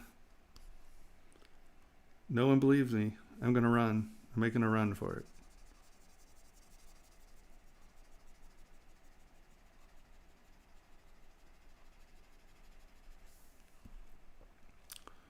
I had a great time in Australia and New Zealand.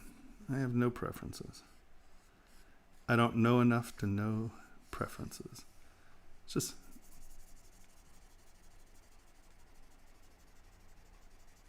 I think there's a lot of people trying to move to New Zealand from America, though, so I don't know if they'd be completely willing to have... Like, they're like, what are your useful skills? Well, I teach digital sculpting. They're like, yeah, you're not invited.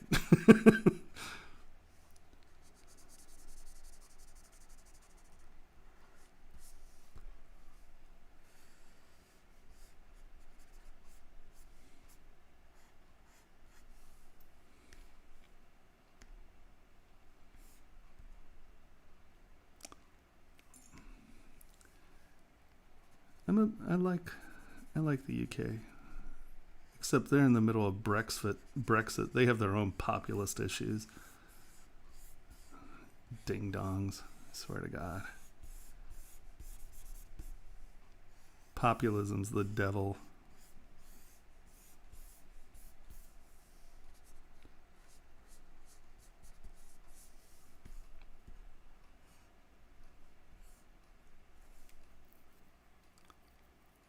Yes. Once I get my education platform set up, I can go wherever I want. Because no one cares where I make videos from. I'm assuming. No, videos must be American made. America, yeah.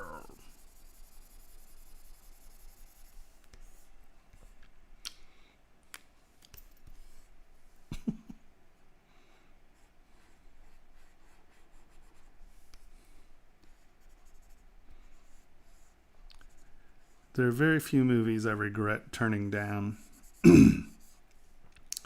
But I have to admit that if I had known that Team America was Team America, I would have come back from Thailand for that. Because I got a call. Hey, we're doing Team America. I was like, what is it? They're like, oh, it's a comedy puppet thing. I was just like, yeah, no. They didn't tell me it was like the Thunderbirds and it was irreverent by the guys from South Park. I was like, well, damn it. If I would have only known. Yeah, it probably would have been tough to get me back from Thailand at that point, though. We were out in the middle of a swamp. Oh, it was just awesome.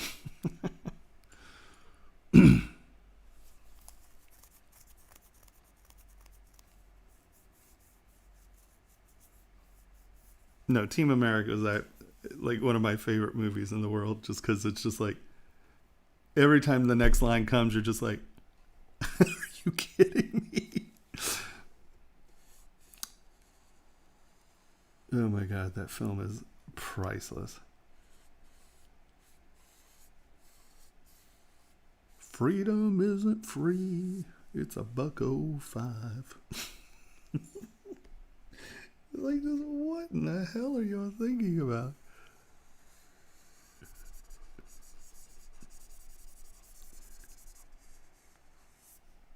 Like, there are a few, like, production meetings, that I would kill to be part of. It's like some of the South Park stuff, Robot Chicken, can you just imagine the production meetings for that or the writing meetings for that? Yeah, we're going to have a song, freedom, freedom isn't free. It's $1.05. Where does that even come from? I love it.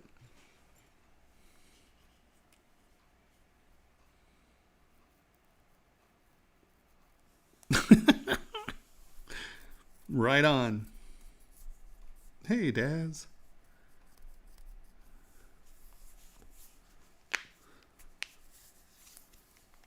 No, they're Pixologic streamers from all over the world. Russia, Australia, Spain.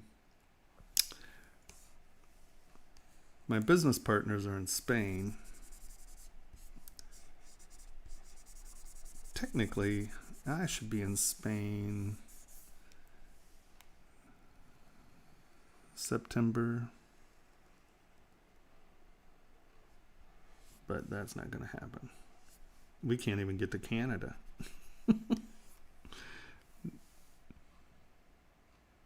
Yeah, that's a good one.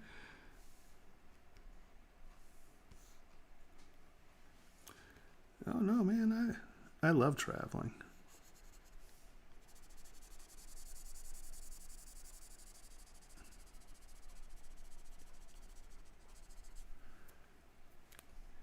Yeah, talking to this professional gamer he's like, oh, I'm a mid-level, I'm a mid-level streamer. This dude makes $20,000 to $40,000 a month from all of his social media. He's mid-level.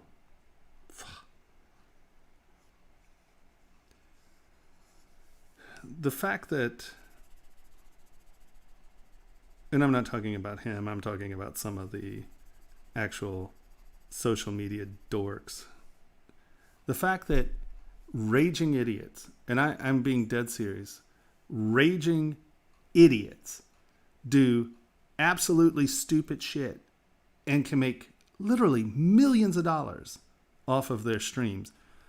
That makes me kind of want to like throw myself off a cliff, because it's just like our society is so torqued. You know, the fact that a teacher can't like buy a new car, but some jackass playing a sport, playing a game, you know, has enough money to do whatever they want in the world. It's just like our priorities as a society are totally just wackadoodle. And I mean, I'm not a conservative in any way, shape, or form. It's not, I'm not, it's just, ugh. It's very aggravating.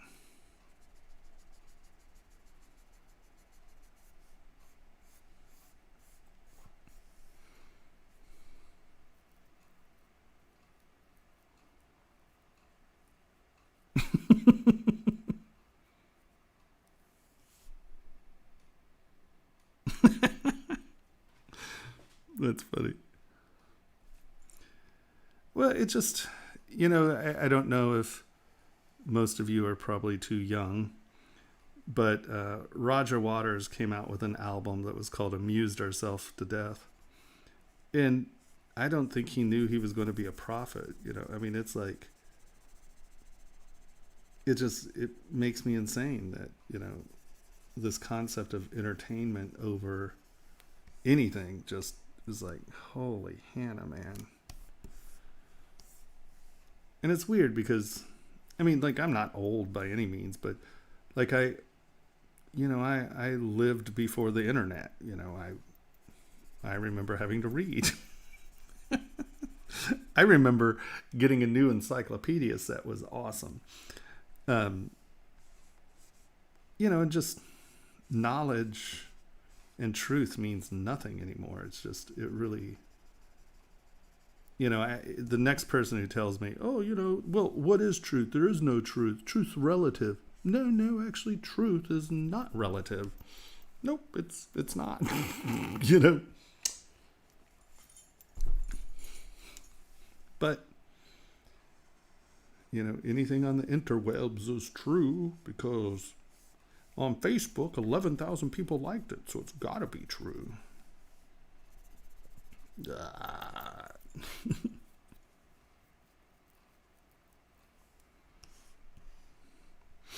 Yeah, right? I mean, I don't know.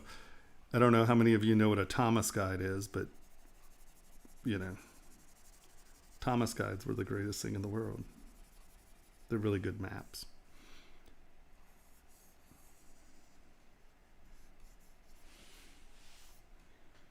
No, what's really funny is, you know, I lived before cable TV really was a thing. And like, I remember we lived in Reston, Virginia, and it was,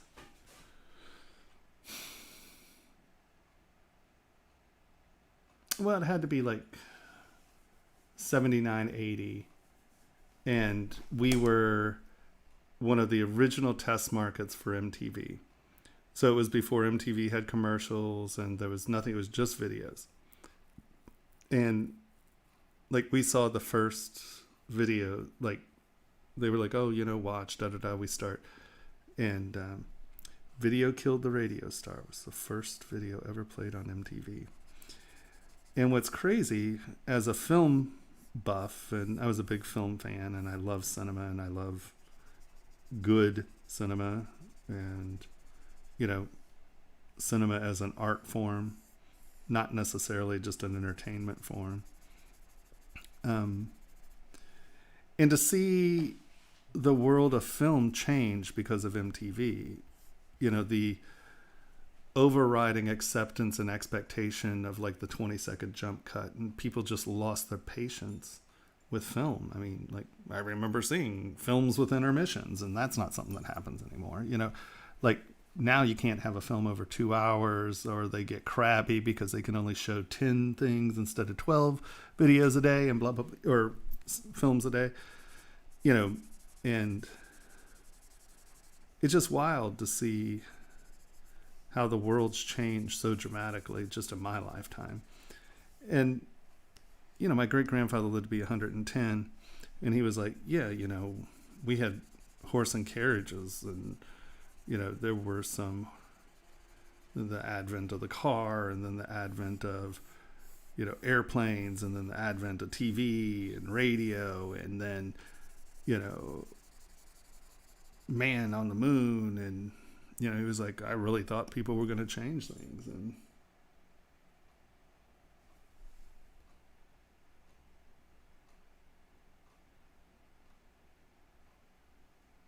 thanks a lot, my friend. I appreciate it. Have a good night. I will talk to you tomorrow. And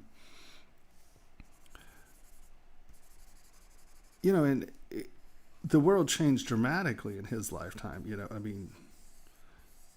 The Industrial Revolution and all that. But I would argue that in my lifetime, the world's changed in some ways as dramatically. And it's fascinating. It's fascinating to see. I had a conversation with two young men, and, they were giving me this, there is no such thing as reality. And I'm like, you and I said something, they started to get really pissy with me, because I was like, you're all so young. And he was like, it's not about our age. I was like, no. Listen to the words coming out of my mouth. It was like, you're so young. You've never lived without social media, right? And it's like, people don't know how to form their own opinions, because obviously no one researches crap, otherwise 80% of the garbage that's out there wouldn't get anywhere. And, but, it's just like how people gain information now compared to how I gain information, or at least try to gain information now, is different. Like, I do not use Facebook for anything, because Facebook is an echo chamber. It's not good. And how Google and all these other people, all these other web services, they're sending in, when like the ads they show are things that you talked about 2 days ago, that's just creepy, weird crap. And the world's very different. It's weird.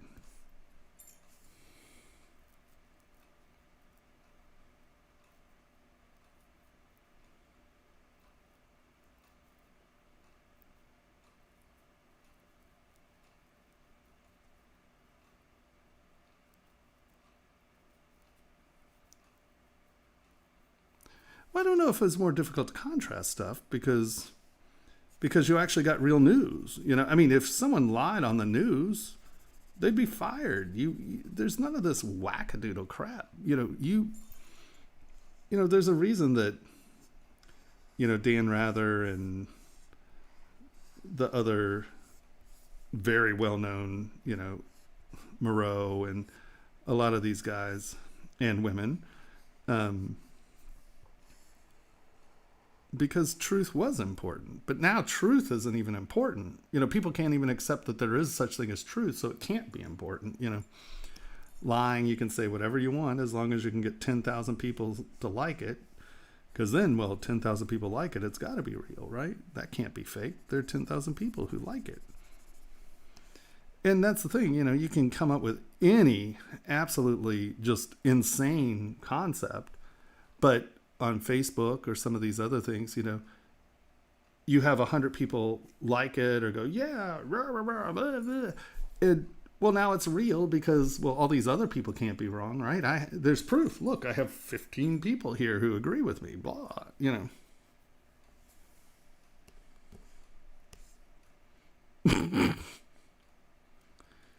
How to get sharp creases? A couple ways. Let's do a sharp crease here, right? So as I'm sculpting, I'm going to come up with this one. I'm going to come to this side. I'm going to take SK trim, and I'm going to go this way. I'm going to come to this side and go that way.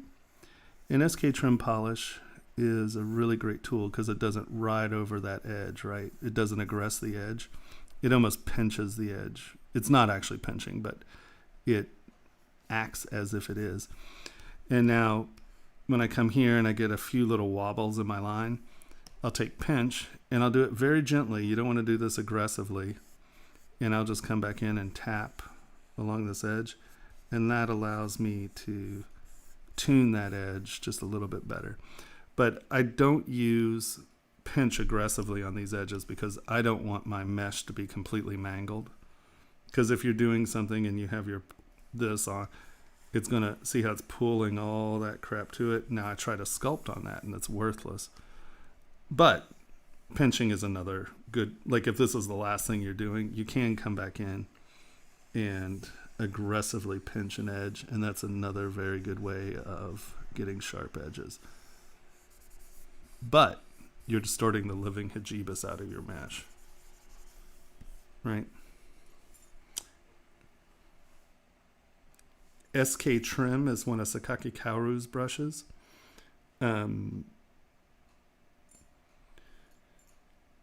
Henry, do you have Sakake's link? Here.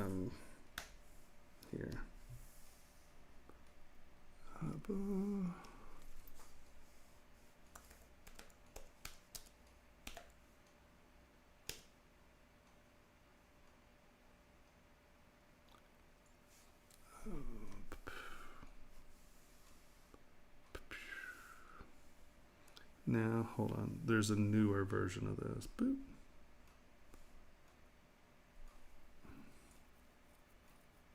Yeah, here's the 2021.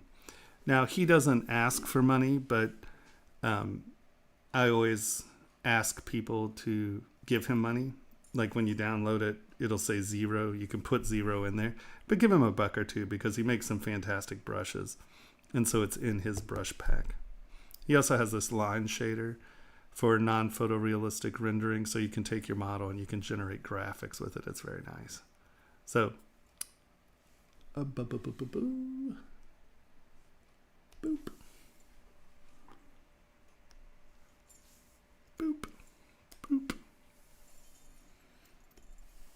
Let's see.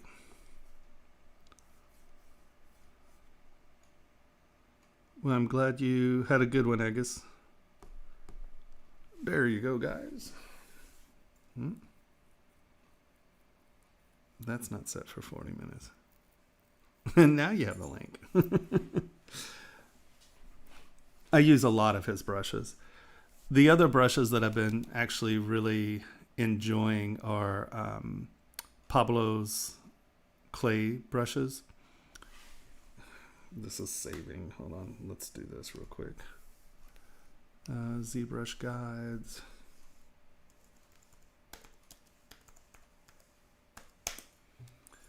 Boop, boop, boop. Come on.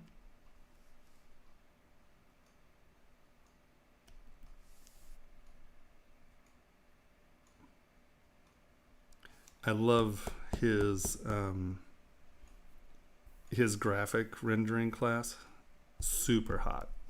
Pablo's a badass. Where is it? Digital Clay Pack, this one. This is a great set of brushes. I haven't decided what rake tool I like that I'm going to add into my toolkit. Because 2 of them I really like. But he has these like sort of clay alpha brushes so that you get these very organic, cool surfaces. But the knife, I like his knife a lot. I use it now quite a bit. Super awesome. Super good. He's great. And man, his auto mailing stuff is just really cool. Right. And he's super talented. He usually streams right before I do. Yeah, see how it has these, like the surfaces mush and add up. They're super cool. Good set of brushes.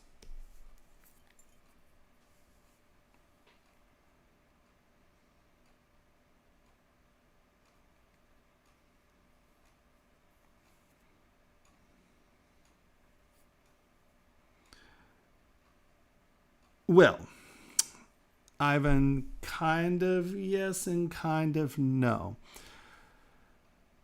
So if you are putting your touch on it and you're saying it's fan art by you, you can sell fan art.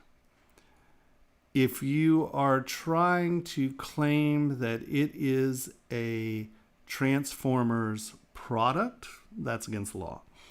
It's a real fine line. I would look up the fan art copyright exception. I can't remember exactly, because people can sell fan art, but it's tricky. You read the rules, right?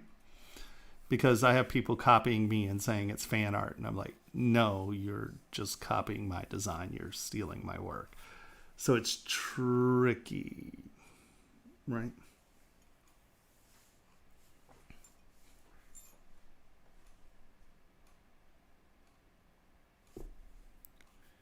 It can be. Yes, it can be. It, like I said, it's very tricky. It's tricky. And certain companies will come get you. If you do it to Disney, they don't give a hell about fan art. They're going to come get you. So, in that case, it also depends on the company. A lot of the comic companies and stuff like that aren't going to mug you. And there's also a big difference. Are you selling one of them, or are you trying to sell 10,000 of them? If you're trying to sell 10,000 of them, you're going to get nailed, I think. If you're selling one piece, or even, 100 pieces, I don't think. Like I said, look it up. And I would do a Google search on, let's say you were doing Batman, right? Say Batman copyright infringement lawsuits, and see how litigious that company is, right? I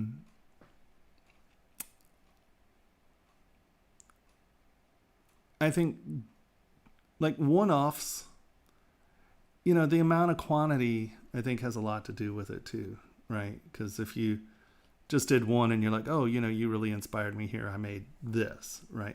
Because like that Noguchi table, right? This is fan art. Hold on. Boom. I even put his name on it, right? It's Noguchi, but this is fan art, right? Have you seen this table? Here, let's.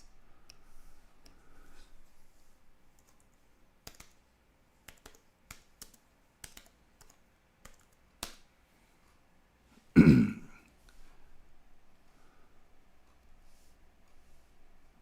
on. Right, this is the Noguchi table. Herman Miller made it.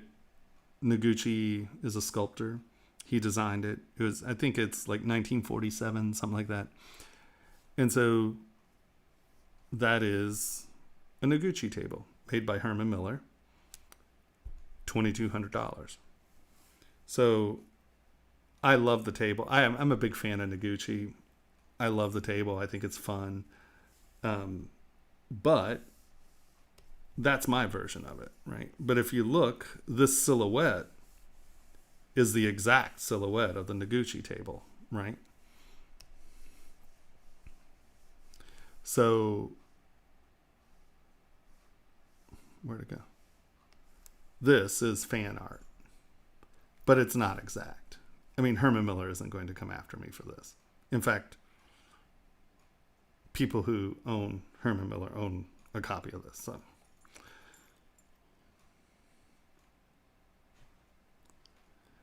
Well, no, see, it's also, once again, because I think this is a brilliant table, but this was done in 1947. It was part of the modernist movement, right? So look up Noguchi sculpture. It's awesome. I love him as a sculptor. But this is a very specific time period of mid-century modern architecture and furniture, right? And so the Ameses, Herman Miller really did a huge thing about mid-century modern furniture, and he really supported the Ameses and a lot of the other artists that he found important. So for the time period when it was made, and see, what's so funny is this isn't mid-century modern furniture in most of these pictures, right? If you see it within context of the furniture, the other furniture that it was designed with in a true mid-century modern home, it's a beautiful thing. It's a beautiful form.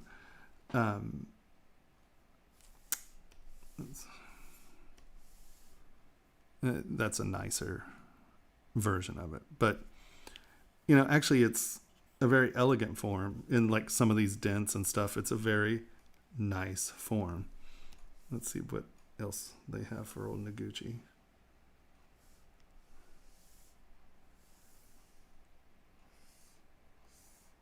What's funny is now these things seem very cliche because everybody in the world's copied it a million times. But I think you've all probably seen knockoffs of all this stuff. And it's because it is very poignant and important for its time frame, right? And you can see some of this bent furniture stuff. He did a lot of stone work that was very interesting. He's a very talented guy. Sadly, a lot of people,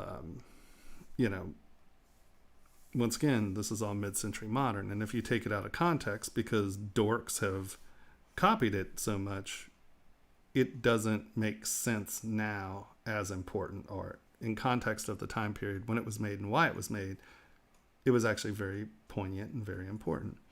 So it's...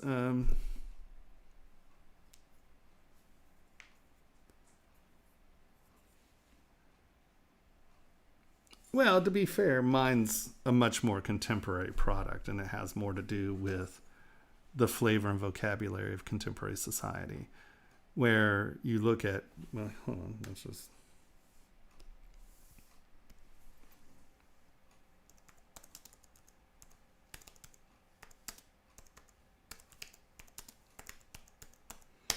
Like there are things called the project homes. Hold on, let's do project houses. I know someone who lived in a project house. Ugh, goodness gracious. Mid-century modern.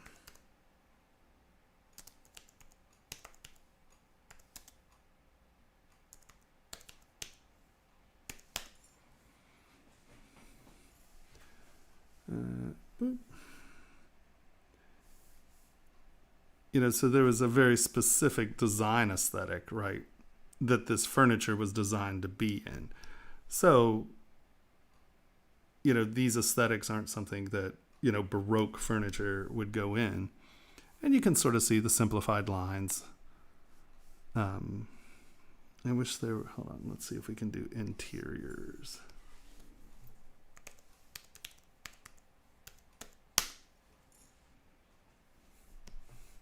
These are very famous Eames chairs.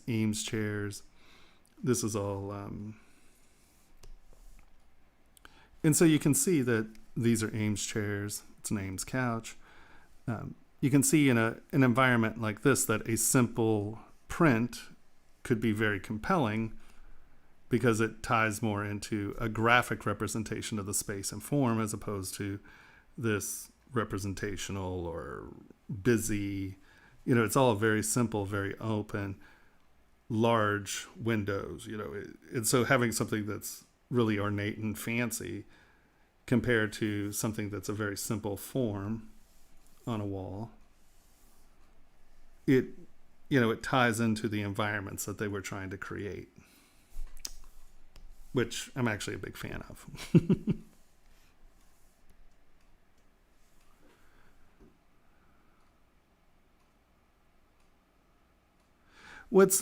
No, that's all changed actually. After Napster, the concept of copyright laws are very different. Basically, all they have to do is prove that that you saw their work, that you are trying to take market share from them. And so who would buy my table compared to who would buy a real Noguchi table? It's a different market, right? I'm not trying to steal their market. I'm not advertising in their market. I'm not trying to get them to sell fewer Noguchi tables. So a lot of it has to do with intent now. It's not just change it by 20%. All you have to do is prove that they saw your work and that they're trying to take your market share. But like I said, fan art's a different issue. You know, I just sharpened the living hijibis out of that. I'm not worried because, I mean, the grandson of the person who started Herman Miller is one of my dear friends. And yeah, I'm not too stressed out about Herman Miller coming after me. But Disney will come after you.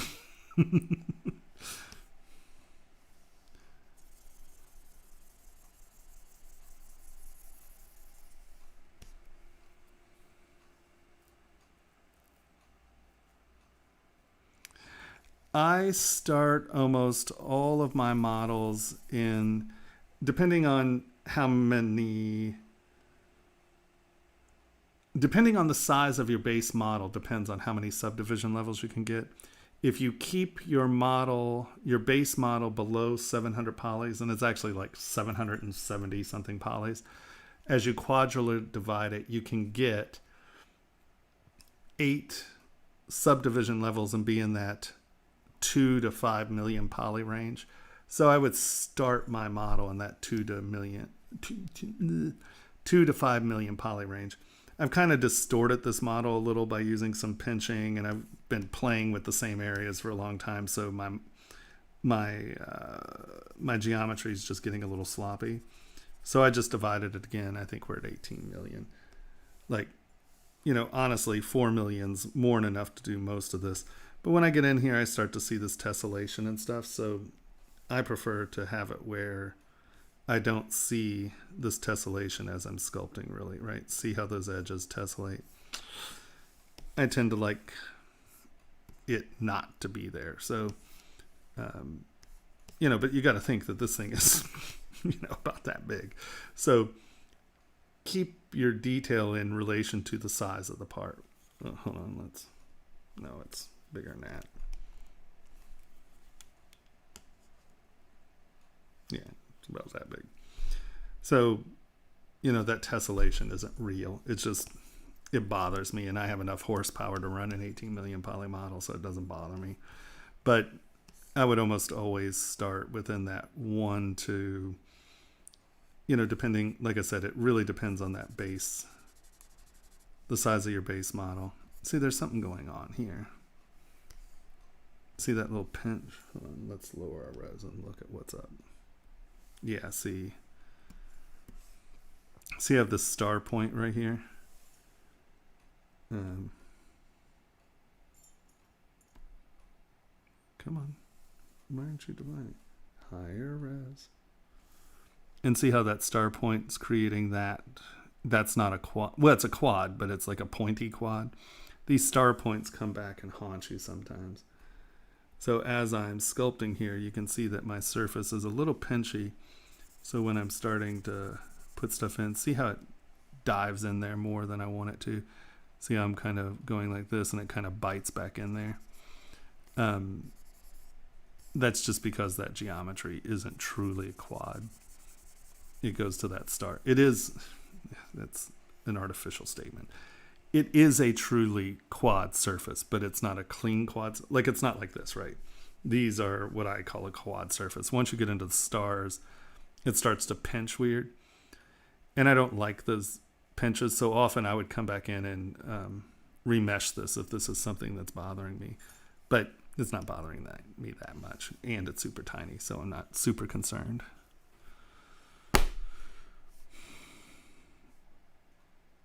That's kind of true. Disney will come after you.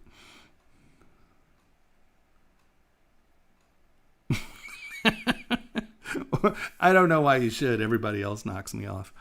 Oh my God, I get knocked off so bad. It's horrible. That Sugar Skull, man. It's crazy.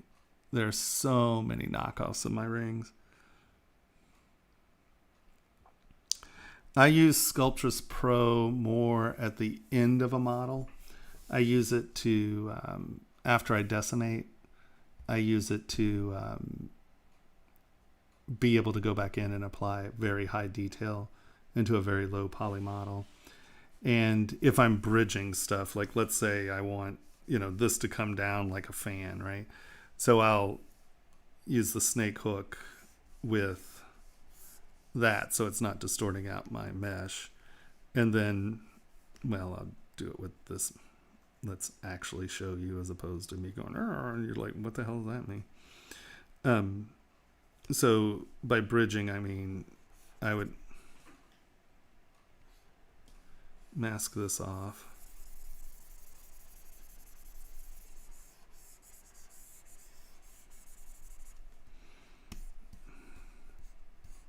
Come here. Well, I guess I should just mask it off. I don't know why I'm being a dork about it. Like, come here, snake hook, and bridge these into the surface, right? And then I would dynamesh this. So that's a hole. I would then Z-remesh it, reproject it up to the original so I don't lose any of my detail. So, like, I use Sculptris Pro for things like that. But it's mostly for fine detailing at the end of the project. All right, Sedgehammer. Yeah, no problem. Thanks for being here. Thanks for hanging out.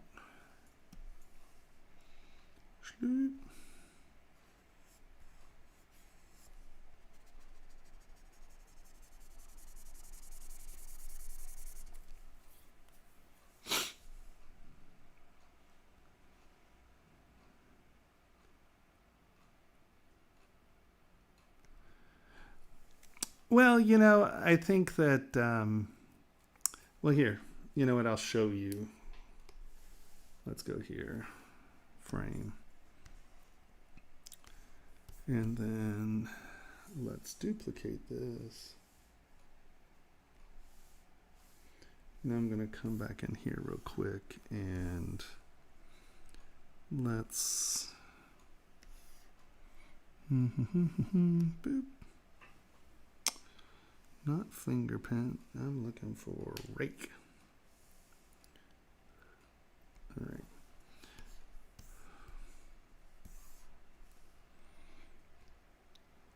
This isn't a super high detail model right now.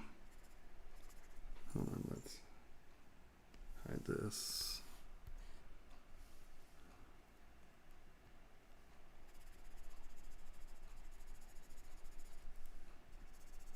So this is really subtle detail that, you need a lot of geometry to hold. Right? And I know this has already been divided down, so this doesn't have full geometry, but you'll get it. And then let's come in here and use you. And I'm just, this isn't how I detail, but this will be an easier way of being able to see what's happening. Right, so you've worked on your model and you have tiny detail.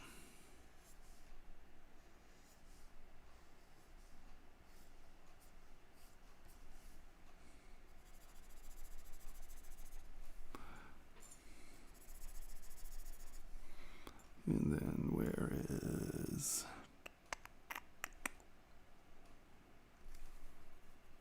where'd you go? No, I know what I want to do. Let's take that white rake. Boop. Which one is it? I think, is that the pattern? That the pattern? That the pattern? This the pattern? Boop. But I'm going to take this and make it spots. Boop.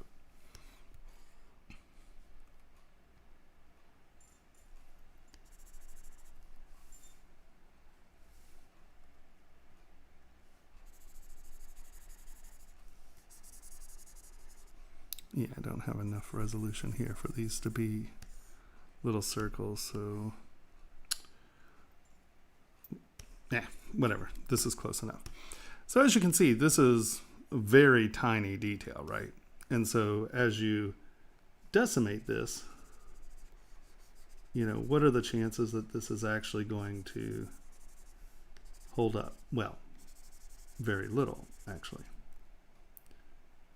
Hold on, I just want stuff that's very tiny here. This isn't the brush I wanted, but it'll do. All right. So we have primary detail, we got some little detail. So now we're like, okay, we're going to printing, right? So we're going to take this guy, and I know the detail's not in here. It's just, well, screw this, hold on, delete. Okay, duplicate this one, it has the detail. So we are going to come down and we are going to decimate this, and I'm going to decimate it low. I'm going 250,000. Yeah, right? Yeah, that's the right one. We're going to decimate this down to 250,000. That's pretty low. And it's very low to try to retain this kind of detail, right?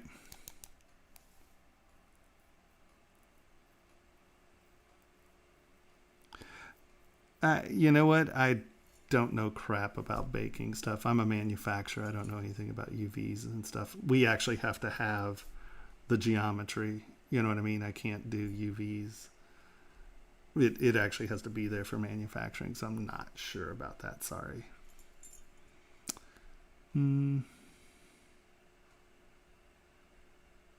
Well, I mean, they have a 30-day they have a 30-day demo, so you can get the demo, try it, see if it's worth. I mean, it's only what, it's like $800, $900 now. It's nothing. And if you buy it, you know, it's, you get free upgrades. I mean, I've had free upgrades for 16 years, you know. So as you can see, we've gone down to 250,000 polys. And so our detail just really didn't hold up, right? This is all just crap. But, you know, this is okay because from here, you know, you're not really seeing that. So when we get in here, that's fine. It'll hold up. But we lost all of this, right? So I come back to my original. I hold down Control and I tap this and see how that little white square came in. That's now my history state. I'm going to come back here and I'm going to turn on my history brush and I'm going to turn on Sculptris Pro. And so now I have a 250,000 poly model. This is fine, you know, that's going to hold up fine, but we need these high detail areas again. So I'm going to come in, make my brush about this size to begin with. I have history brush on and I have Sculptris Pro on. So what this does is it remeshes. Here, let's turn this on so you can see it, right? I'm using the size of the Sculptris Pro brush to assign resolution, right? So I'm going to come in here and I'm just going to, with the history brush, because it's going back to that state that I marked as history, and I'm going to come in and do like one pass, and you can see it's not there yet, but I've changed the size of most of these. So now I'm going to come in and make that half size, come in, and now you can see that it's applying enough geometry to start retaining some of that high detail. Maybe that's not enough. Going to come down and apply the detail. And let me hop between these and just see. Yeah, see, in the original one, it's not super detailed, but look at the two. So there, that one, 2.72 million. That one, 300,000, right? So you can come in and clean this up. Now let's come back over here, right? These are tiny little specks and this has a sharp line. I'm going to make this just a little bigger. And the reason that I'm doing it in two steps is because if you look here, right, I'm going to try to use a really small one first and see how it only starts acting as it hits an intersection point. So you can wind up with some really weird geometry, right? And so we're going to just bring in a little bit of geometry to get it to where it doesn't become super weird when we actually do it. So we're going to come in, and you can see this is smaller, and I'm only going to bring it in where I need the geometry.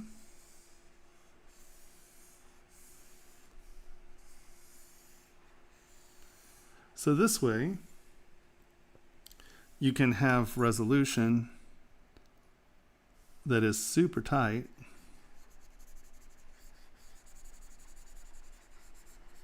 Right, let's look at what the original is. That's the original, this is where we're at. So, I mean, you know, we're getting it back.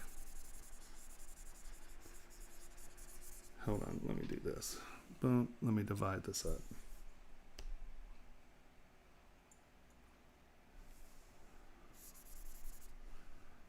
I just want really sharp, something really sharp here for 1 second so we can.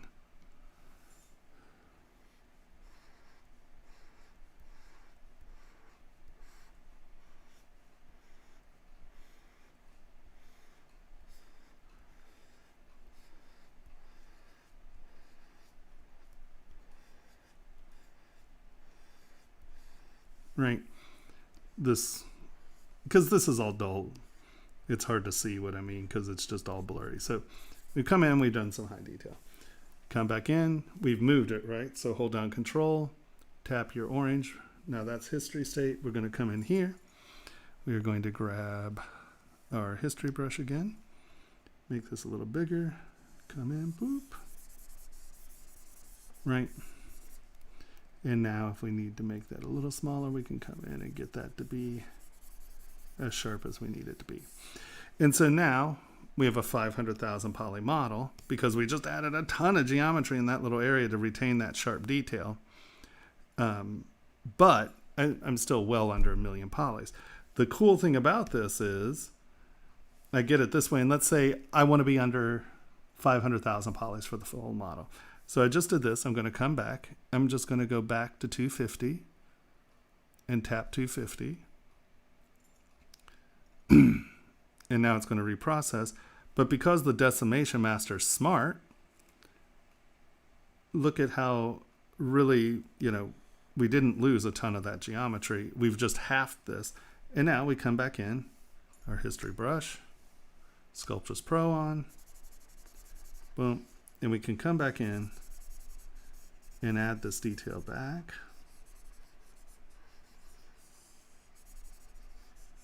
Right, kind of do that in there, do that in there. And so now we have the areas that we want it to be sharp, and we've added, you know, it's now under 500,000 polys. Come back here, it's nice sharp detail. So this is where I use Sculptress Pro as a final getting that really finesseful detail that I want into my model before I go to print.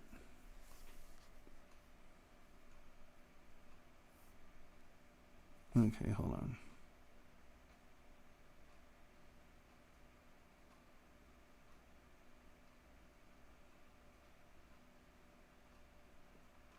These are,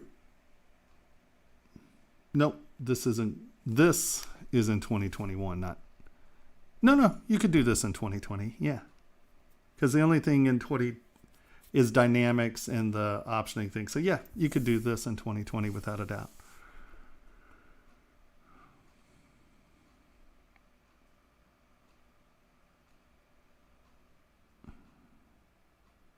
Tommy.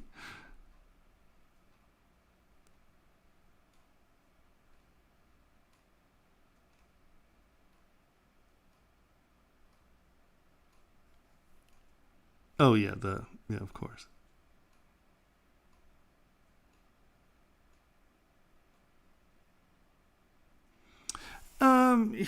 You know, I just use my brush size tied to it, and I mean, this is how I use it. I mean, this is the most useful way for me to deal with it. You can go back in and, I mean, technically, me adding geometry is tessimating. So by me changing the brush size smaller, technically that is tessellation instead of decimation, because I'm adding geometry instead of subtracting it, right?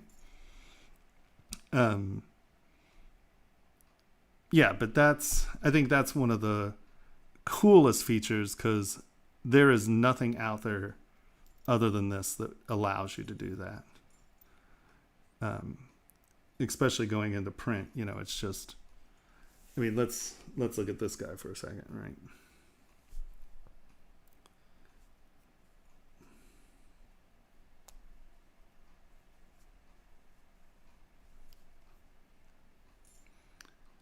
Let's do it on something that's a little more, a better example of the usage, because this wasn't a high detail model to begin with.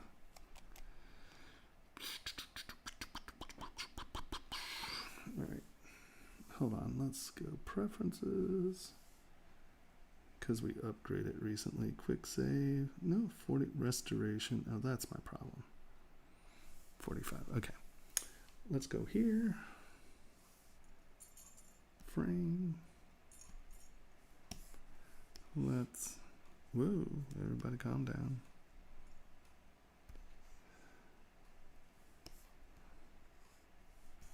I'm just gonna trim his head off. Oh, but no, that's okay.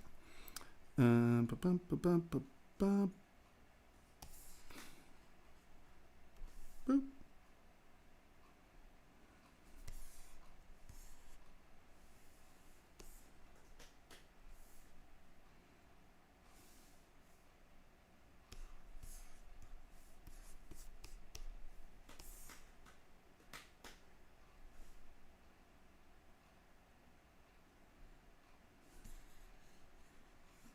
Okay, that's close enough. Delete hidden.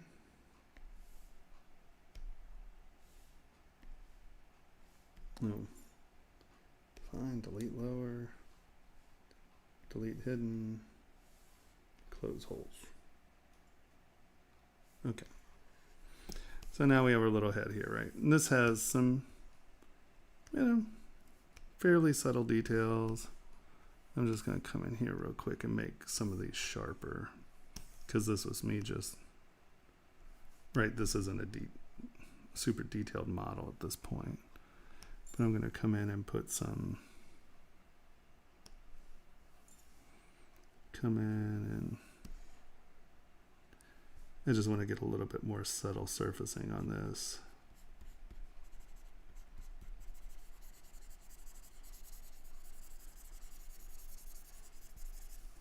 Right, we got a little bit of,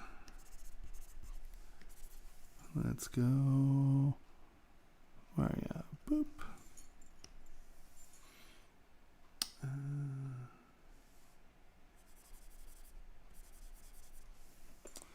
That damn lazy mouse.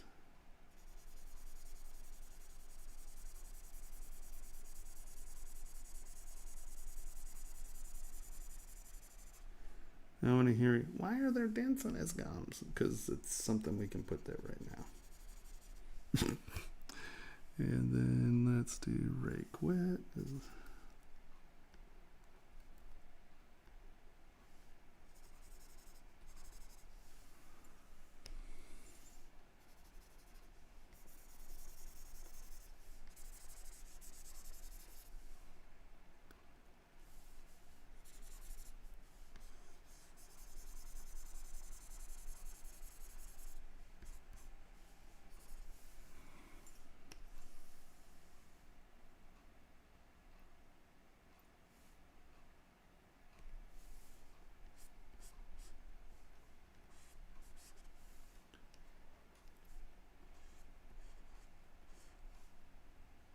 Oh, that's why everything's weird. Sculpture's Pro Zone. That's not what I wanted on.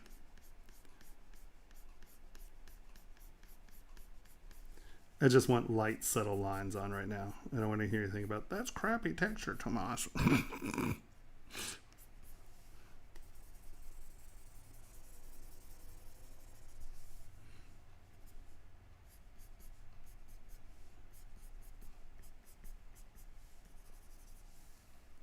So You spent the time and we've put all this weird linear texture in and it's super soft. But it's important. We're really excited about it. Aren't you excited about this texture? Just look at it. I'm so excited. Right. So now we have this dude. He has all this like texture. So duplicate.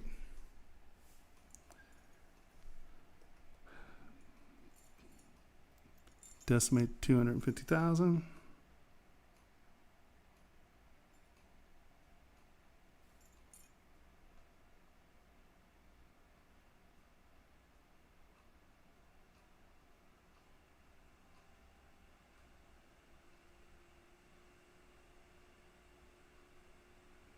Well, there are lots of companies there's a company in Seattle called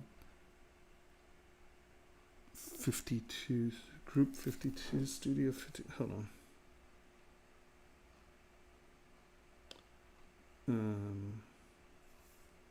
1 second. Let me.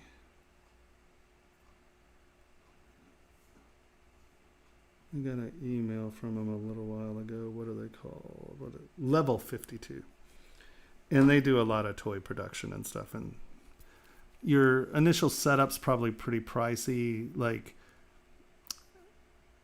probably to get your first hand-painted color sample, it's probably going to cost you, and a production mold will probably cost $800 to $1,000 to get that sorted out. But then each piece after that will be anywhere between, $50 and $100 a piece, depending on size and what you're doing. But they're really good.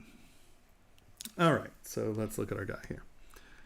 So now you can see we're at 250,000. It's pretty tight. The decimation master is great, but we really want that to be tight, right? So we come down here. Boop. Wow, that's actually a really good decimation, isn't it? Holy Hannah. Can't really argue about that. 4,250,000. Let's make this more dramatic. Let's go down to 150,000 and see what. There we go. Now we're really getting some. Right.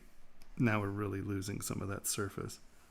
But that's crazy. Their decimation algorithms are so tight now. So we're going to come here. Hold down Control, tap our orange groover, come back to this guy. We are going to go to History Brush. We are going to go to Sculptures Pro. And I'm just going to take a general brush size and we're just going to come in here and just kind of work our meshes to where it's kind of coming back, right? Because if you're looking at here, we're actually adding quite a bit of geometry, right? So, do our first pass.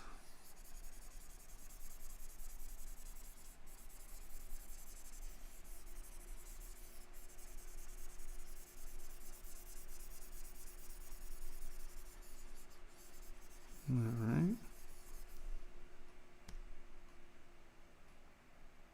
Yeah, that's okay. And now we make our brush smaller.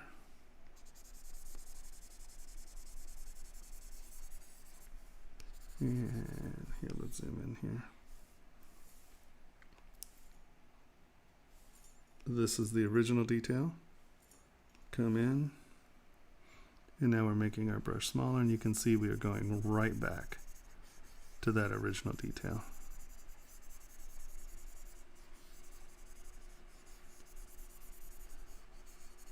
And so this way you can bring back very, very tiny, very, very sharp detail into your model that's very, very low res.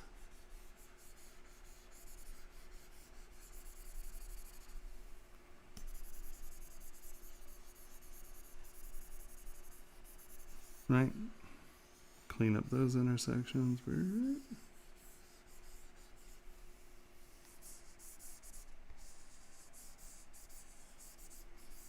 And then,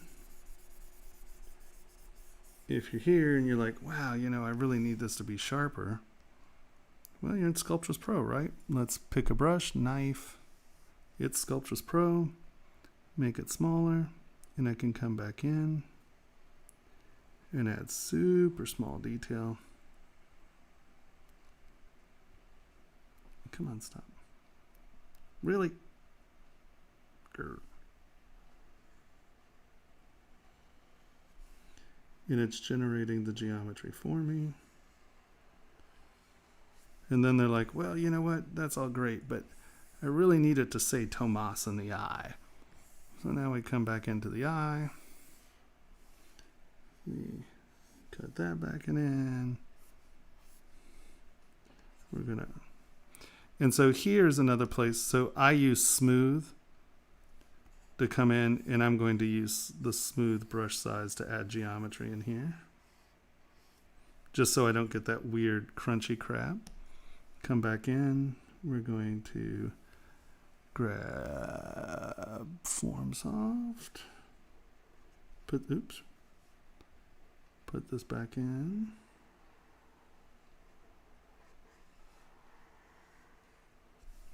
And then I'm going to zoom in here. Stop it. My Wacom needs to be recalibrated. It's acting funny. And so now, boop, I can make this really tiny.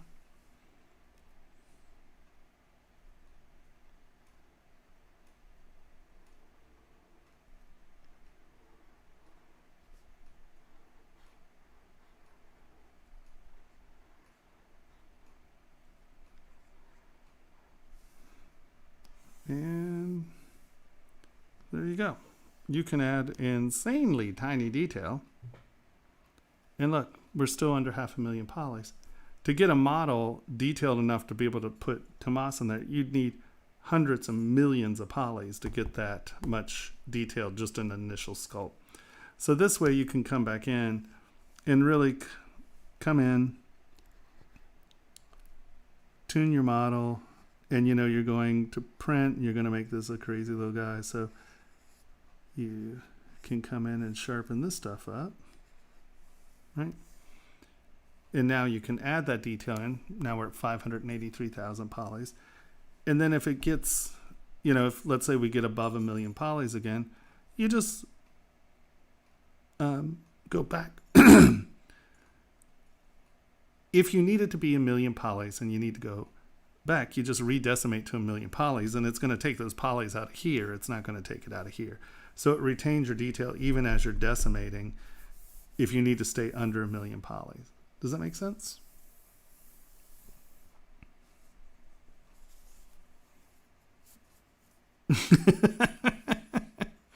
Uh-huh. All right.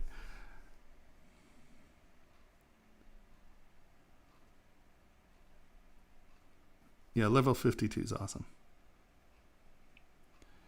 I think the best, so there are tons of printers that'll do 50 microns and they're cheap, you know, in that $500 to $1,000 or $500 to $1,500 range. If you want to make money off your models and you're going to buy something and you don't want to futz with it, and you don't want to be a maker, right? You don't want to screw this thing on the left and balance the laser and then have crap software and blah, blah, blah. The best printer for the money for home usage is the Formlabs. No question, no thing barred. It's the best for the money. You know, the B9's great, but the B9 starts at, I think it's almost $9,000 now. You know, that's, you could own almost two. Well, you could definitely own two Formlabs printers for that. You know, so I think the base set's $4,500, and if you're getting the cure and the wash, I think it comes out to $5,000 or something like that. You can't even, there's nothing that touches it. And their resin sciences are killing it. I mean, it's just, if you want to make money off your printer, in other words, you want to set your printer up, turn it on, install the software on your computer, take a ZBrush model, go right here to send to preform, which is Formlabs software. Send to preform. Excuse me. Where is it? Update size ratio. I actually want this to be 30, 40 mil. Enter. Send to preform. Okay, so now it's going to, Oh, crap. Did I have this set? I think it saved those options. And now, boom, you're in there. It's going to do all your supporting. You can be an absolute idiot and get beautiful prints off a Formlabs printer.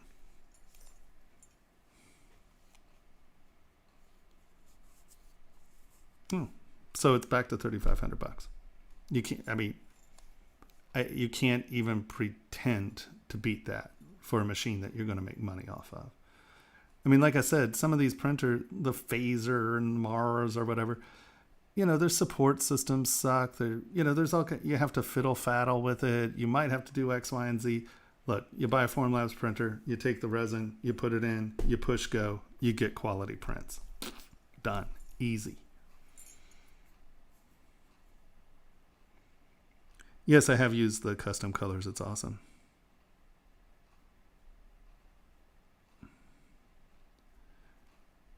Well, there are only a handful of colored printers, right? There are the printers that are doing, the cornstarch. Those are printers. But if you want a full color printer, you're going to 3D Systems.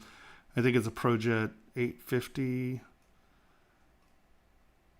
I think that's what it is. And I mean, that's almost a $500,000 printer. No, I don't think you're going to do that, There aren't a lot of printers that are actually printing full color. Well, you know what? Actually, I'm a liar. What was that thing?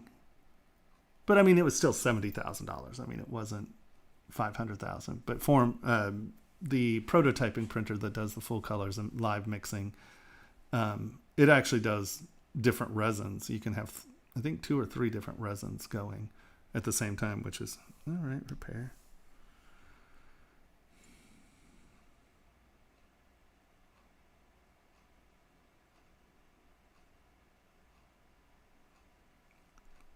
No,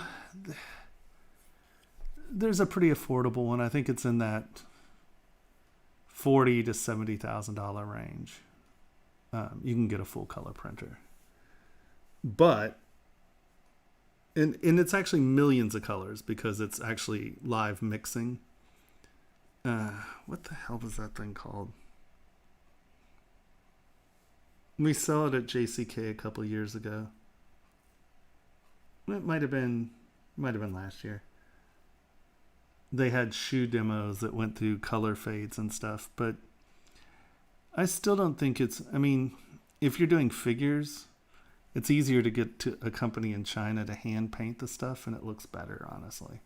Full color printing is still kind of soft. It's not sharp.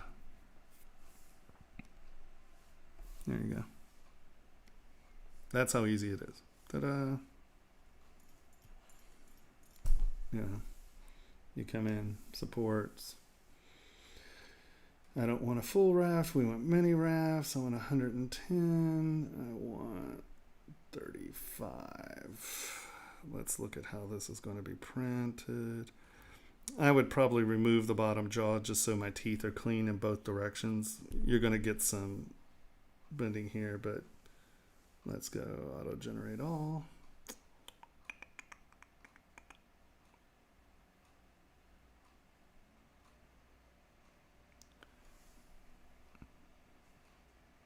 I mean, there are a handful of things you need to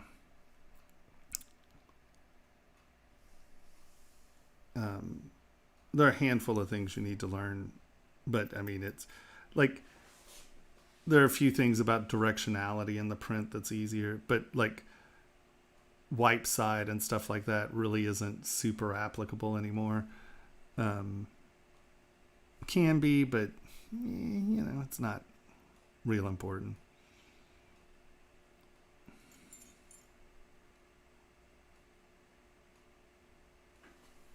Well, $40,000 to $70,000 printer is an affordable printer. I mean, I was just looking at a printer that was $780,000, and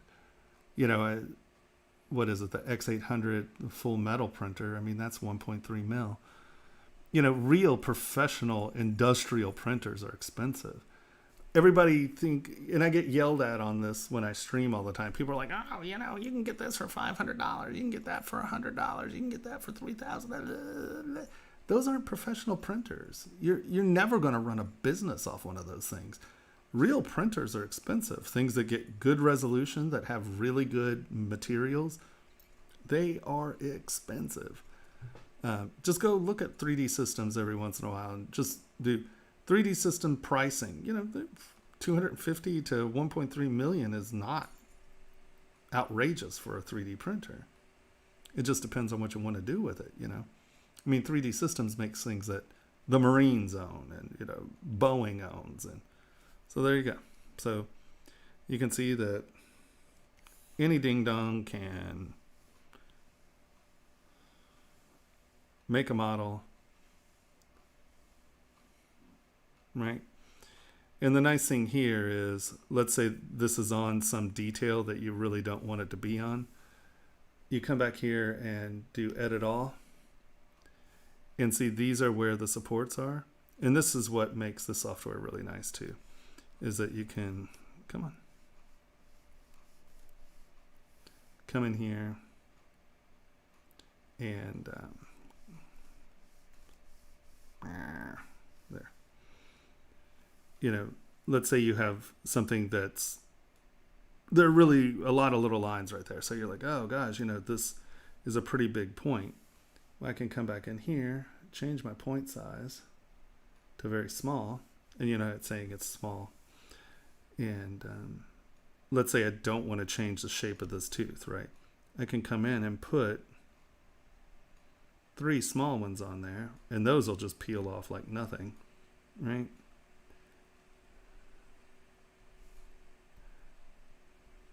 And that's going to be more than enough to support that tooth. You don't need and like here, because you have so many other supports around here, it's not a big deal. So I can come in and find that little support point, because these are just keeping these so you don't get islands, so they don't float off. They're not really supporting, right? And so now you can go, okay, apply. And it's going to think about it. And you can see now it put those little things there, so it won't float off, but that's also not supporting anything, so you don't need a big support there. You just need something there so it doesn't just float away. Do you know what islands are? You got to prevent, well, they're actually called minima. They're little islands.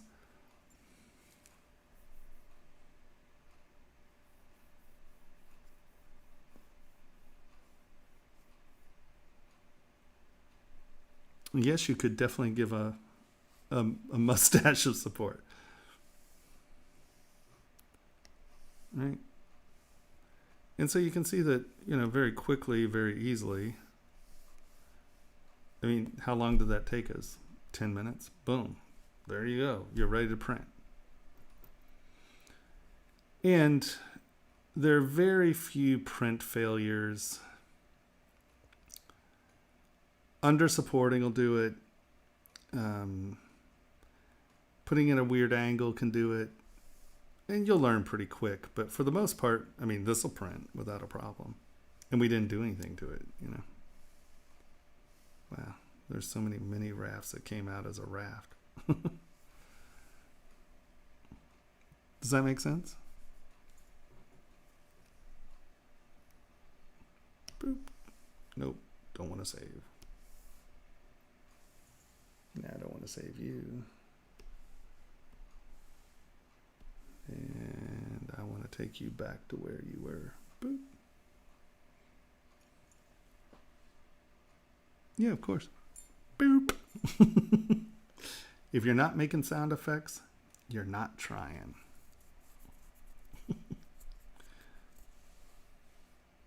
Yeah, I don't even need this model. I don't know why this is. Oh, because I was showing. Because this is, I think this model had 45 million polys at the base. What? Did I just delete the wrong one? No, I guess that's the one. No, I did. I deleted the wrong one. Oh well. I'm going to delete all. Doesn't matter. Boop. Ba-doop boop. Boop.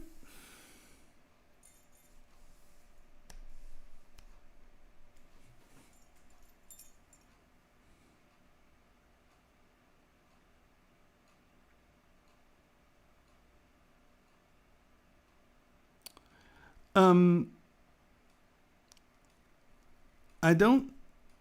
I've seen the printer that prints, Infinite Z, or I've seen a printer they're cool. Especially if you're doing a lot of architectural stuff, like if you're building format or crown molding and things like that. Like for film, we would have killed to have one, but we actually hand sculpted all that crap.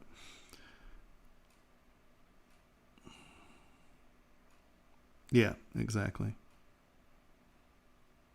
Well, Bill, thanks for abandoning me for food. You want to drop some off here? I could deal with some of that.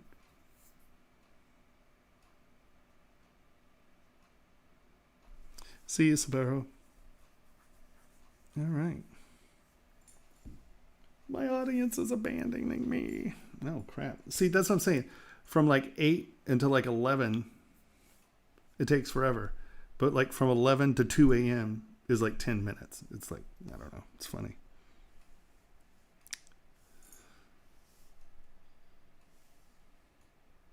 Boop.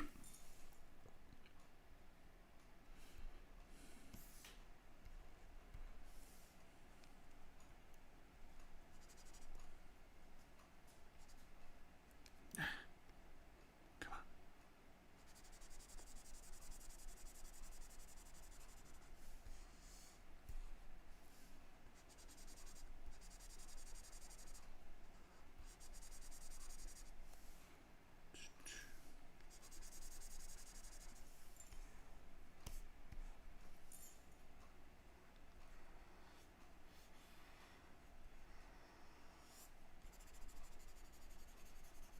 Yeah, thank you for hanging out.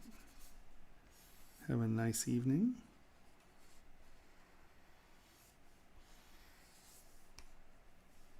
Morning, afternoon, whatever it may be.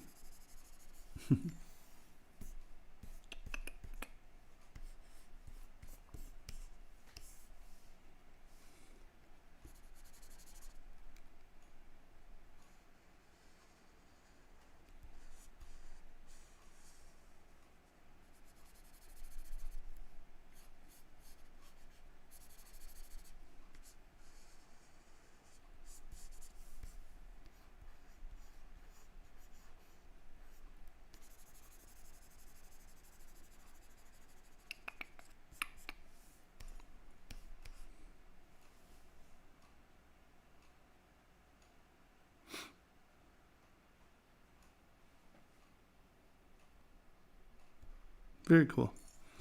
Yeah, no, they're neat. Sadly, I need high detailed, really, really tiny printer. I am interested in the Form 3 large, just to do bigger figure stuff and like prototyping some helmet things that I have some ideas for. It's good, like, to do the lamps. I want to do some lamps. I designed the big one, but I want to turn those into little table lamps. And I could print those in parts. And what's nice about that is they now have some really cool tough resins that could be the final part. I wouldn't have to cast it. I could make a prototype and have it in the house and actually have it work and stuff for a while. So they're really doing some good resin development.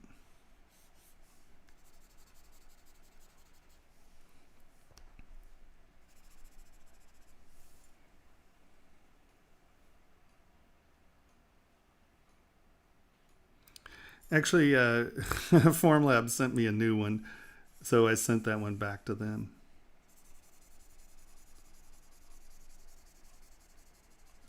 They traded it out for me.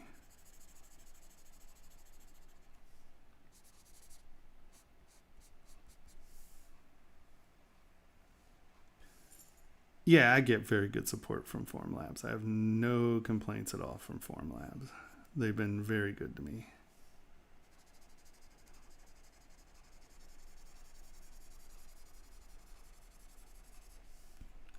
But I've been very good to them too. Like I let them, they use my models and stuff, and I do webinars for them and stuff, and I like the company.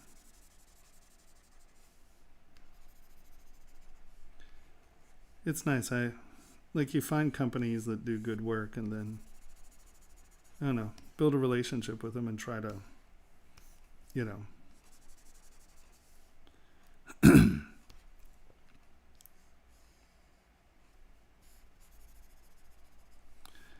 But when I'm saying that I believe in Formlabs as the best printer, I mean, I'm not getting paid by them or anything like that, but no,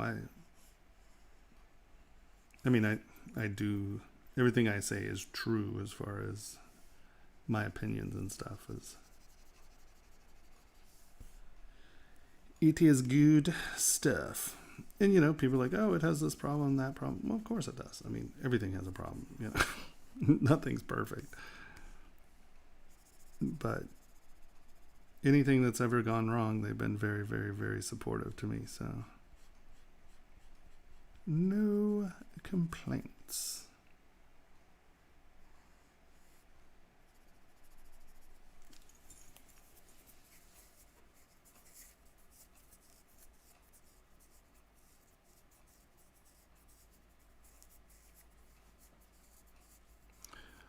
Well, there's the class starting on Saturday. That's a 6-week class. And then hopefully my education platform will be finished by October 1st.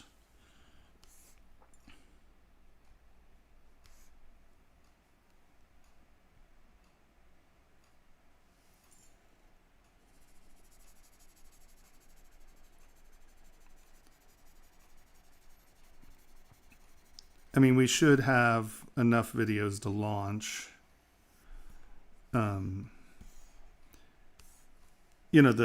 It's not going to be done by October because we still have a ton of stuff to do. In the sense that, I want to make huge libraries of parts, and we're making libraries of videos and stuff like that. But, the nice thing is, if you join, it's a lifetime membership. So there's going to be plenty there for you to work on. And then we're going to spend the next few months trying to catch up with some of the libraries of parts and such. So, I think in a year it'll be really full and flushed out. But I'm going to stay ahead of, there's no problem staying ahead of the students, I just have big plans, which means there's a lot of stuff happening. But that's not going to be done by October.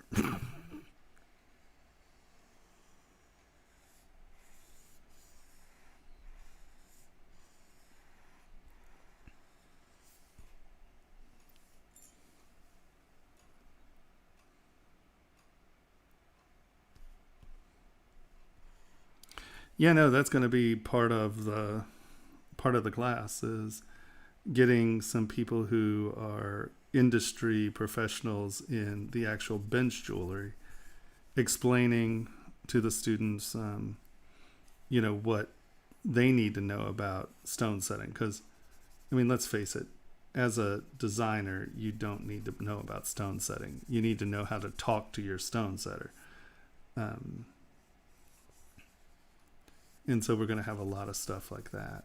I already have some commitments by some people, but I need to get my stuff up and running before they're going to spend the time and energy making videos, considering, like Blaine and some of those guys, that's exactly what they do for a living. So, and then we're going to try to do some cross-pollinating with people like Blaine's school for stone setting and stuff. And,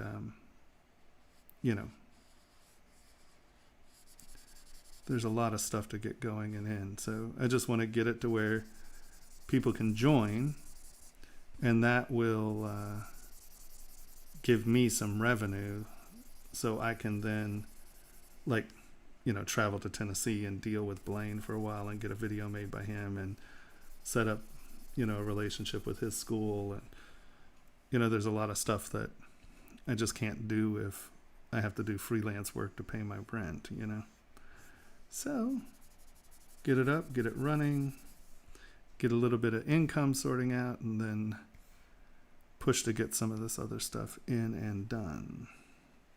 Woohoo!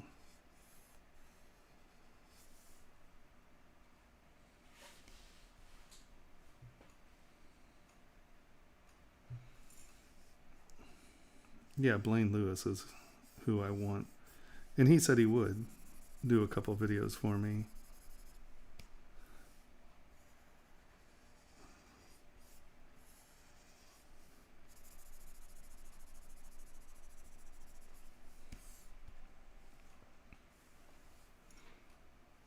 Yeah.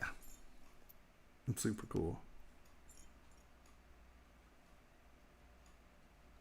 Well, he's a very famous educator, and he has a school in Tennessee. The new school, what the hell is it called?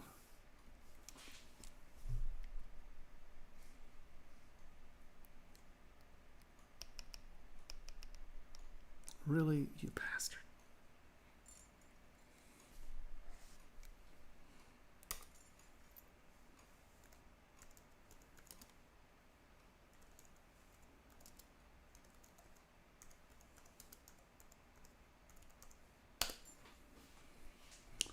There's Blaine.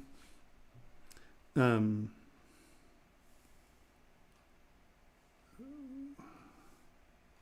Approach School. I knew it was new something. So you can see, he makes videos for a living.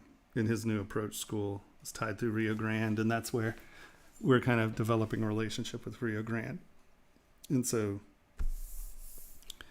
I talked to him about it, and he said that he'd make some videos for us. But if you're actually doing stone setting, Blaine's the way to go. He's awesome. He's a super nice guy.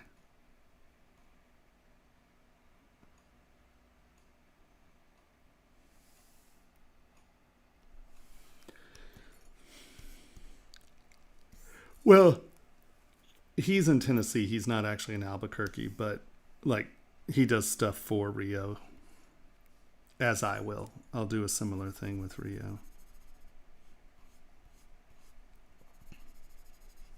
Well, we'll make a handful of, description videos and stuff for them, and because they're starting to sell ZBrush and the Form Labs thing, so we'll probably do ZBrush and printing, so it kills two birds with one stone with them.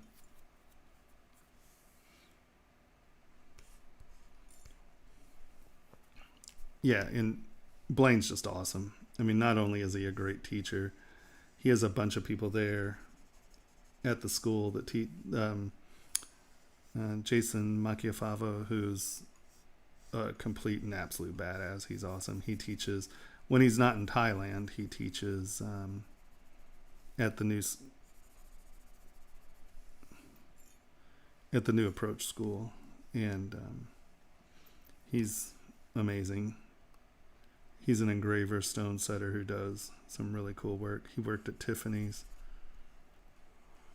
and that's how he wound up in Thailand. Now he just likes Thailand so much he stays there most of the time. I think I'm going to join him.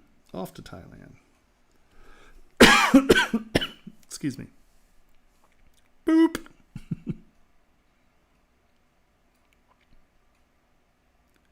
See you, Foka.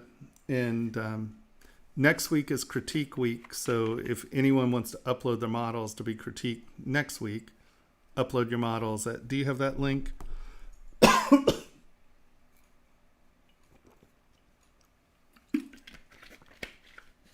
That's http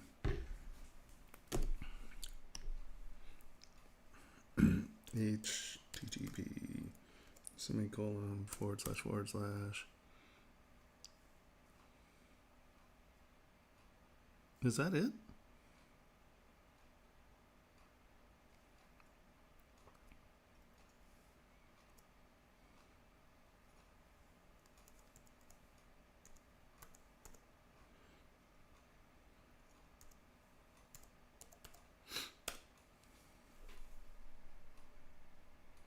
Let me see.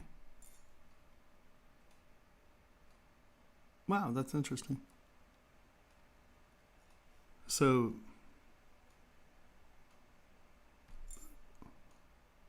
yeah, it goes to the same thing. Oh, funny. Yeah, so either of those work, obviously. If you want your model critiqued next Monday, yeah, no, I don't think it matters. It's the same link.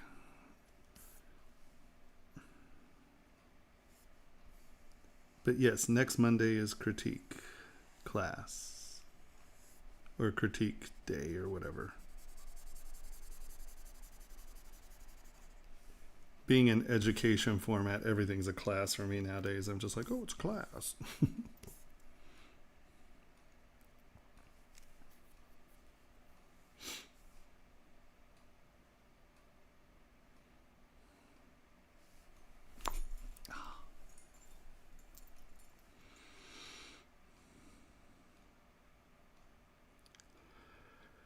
Cool. I'll ignore it. No problem there.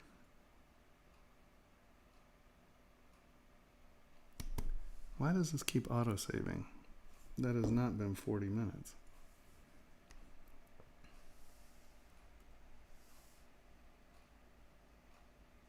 Weird. See this amount of quick saves? They did that for me because I'm the only person in the world, I think, that has thousands of quick saves. I like features when they do it for me. I'm like, guys, I need more quick saves. They're like, what are you doing? I'm like, I'm quick saving things. They're like, but, you know, the counter resets. I'm like, no. I mean, I save every quick save. They're like, what? I'm like, no, it's a very useful tool. Paul's always incredulous when I do things like that. He's just like, you are such a dork.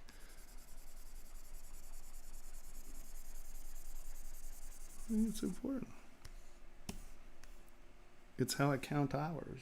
And it allows me to save my model. So if I get into a contestation of copyright, I can show the evolution of the development of the model, not just the finished model.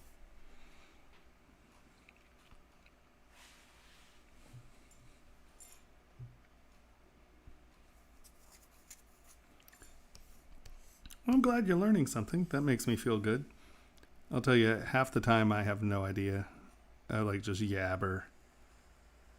Like in class, sometimes I'm just talking, and I'm just like, I assume you're getting something out of this. No one's complained.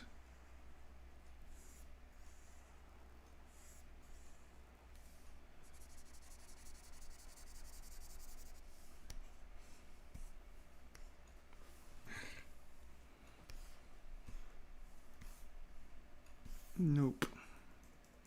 Do not like green eggs and ham. That is not it.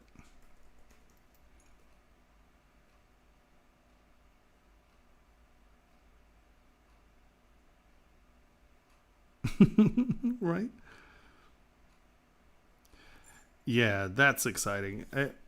Going to a good mine that's actually producing, it's amazing to see, you know, some of these diamond mines and the gold mines are crazy. It's cool. Mining's neat.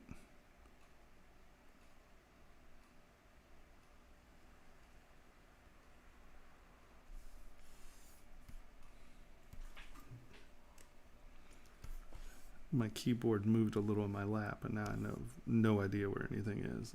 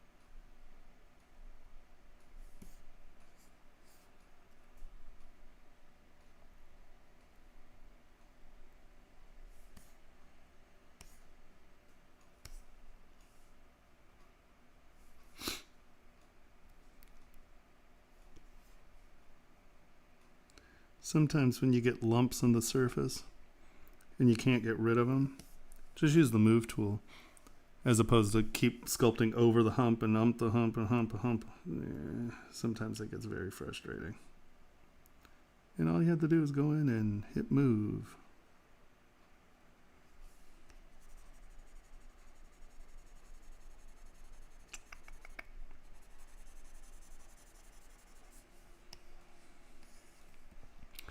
So I've been making these educational videos, and I have a really good mic, and it picks up like a lot of my brush stroking.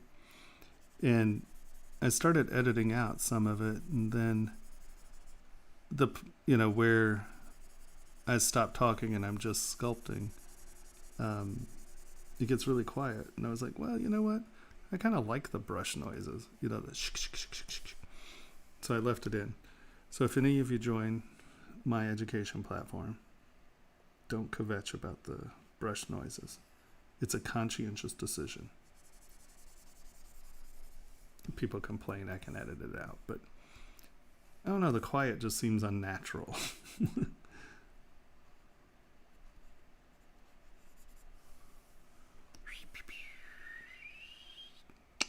Ooh, that's not where I wanted to go with that. Oh, maybe it is. Yeah, I guess that side dives dramatically.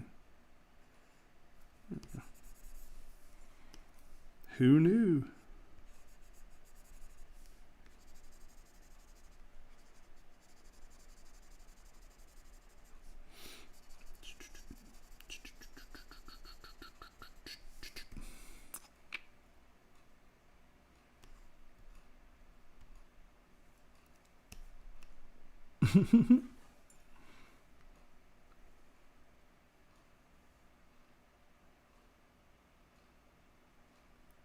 In the class starting on Saturday? I have no idea. I think we were going to keep it to like 20, either 20 or 30 people. I think we decided on 20 people. I can't remember. It's not a lot. I mean, they're definitely manageable. Now, as far as the education platform, I hope 100,000. I want as many people who can join that because, that's at your pace. It's not like the live classes.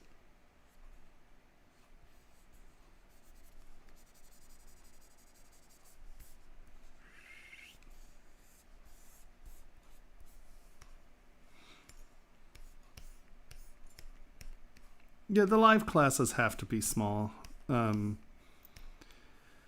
Otherwise, they're too many people, and you can't really give them personal, feedback because you only have, it's a 6-week course, and that's pretty quick.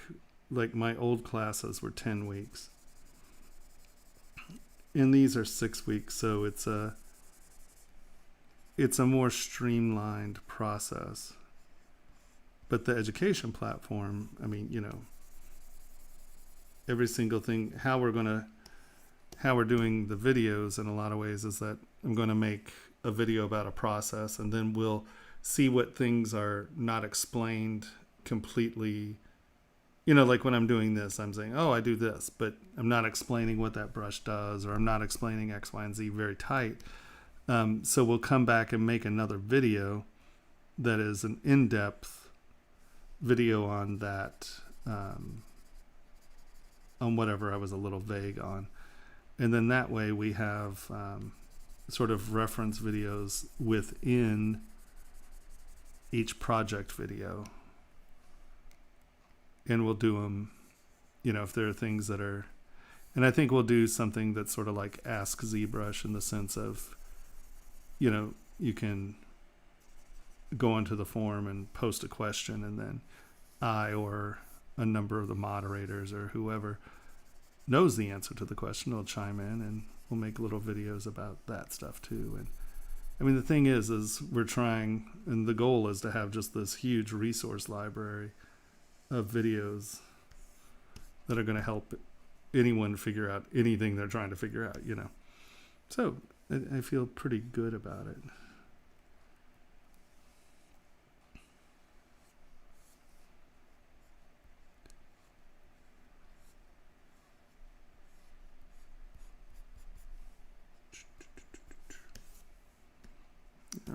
something in there that has to do with that.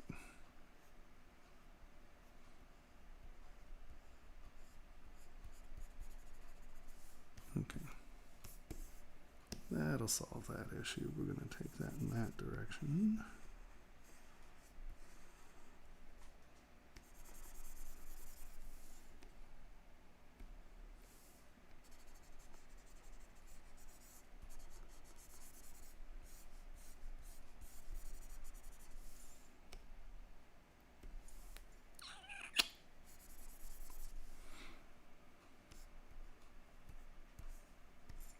The glasses is wearing glasses.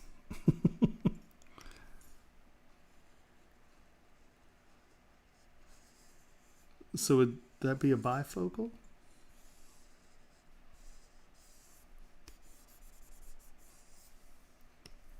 A bioptics?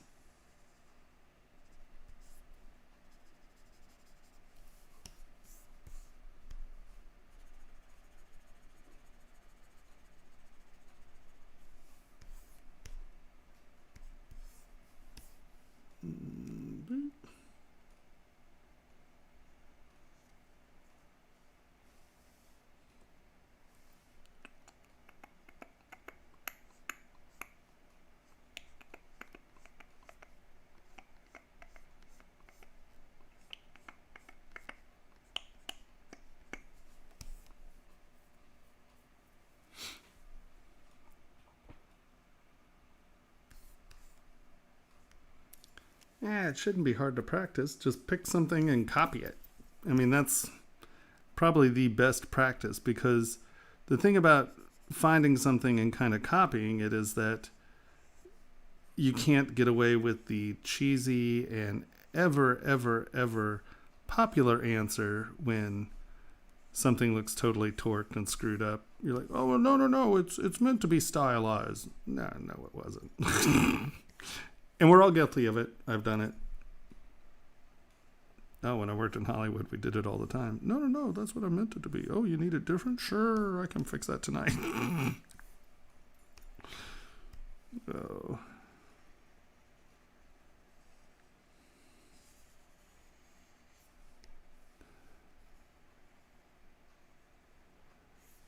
We were on Congo, and we had an art director come into the cave we were carving. And he was like, I need it more cherry pie. You're a jackass. That's what you need. More cherry pie. It's a damn cave, you dork. You wanted it more cherry pie.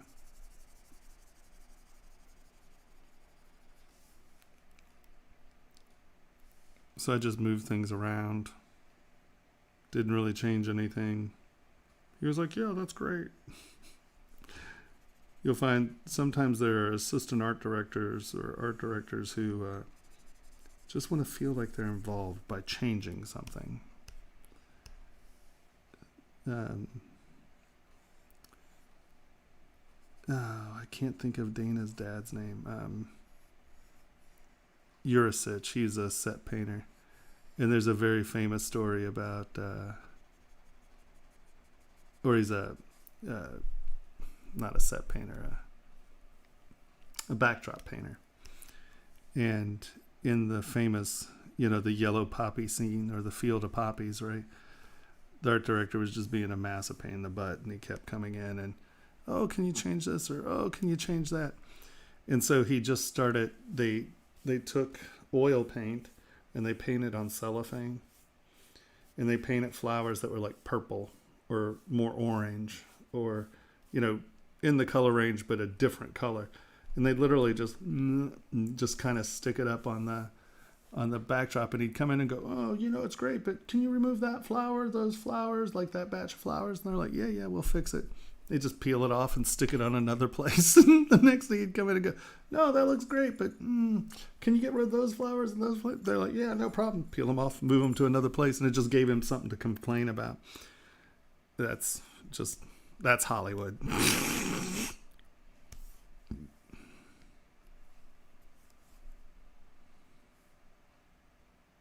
What did I miss? Yeah.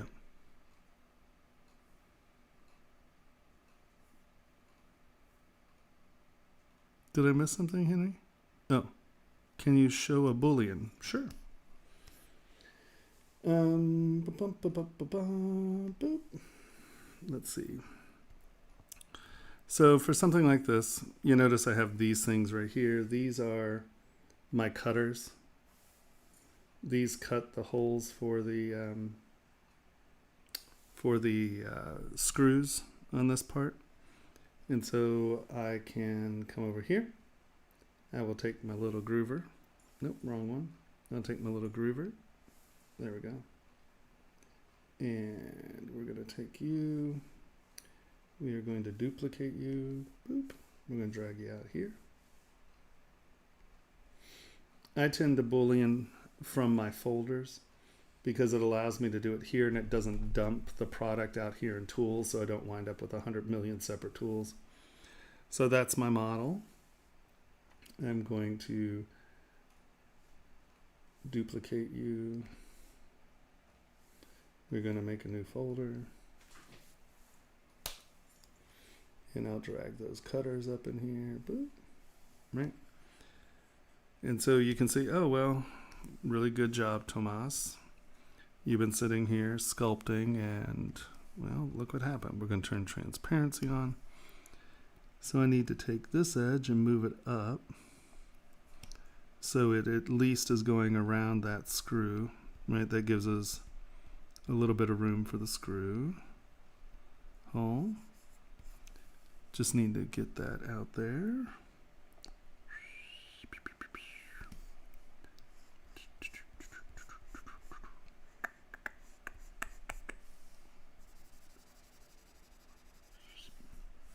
Let's make sure in the back everybody's good. Everyone's good there, everyone's good there, everyone's good there.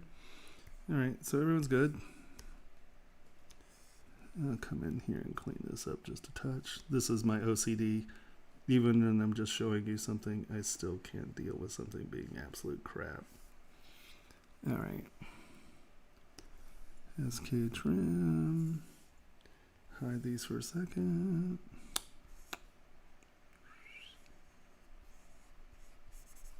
Right.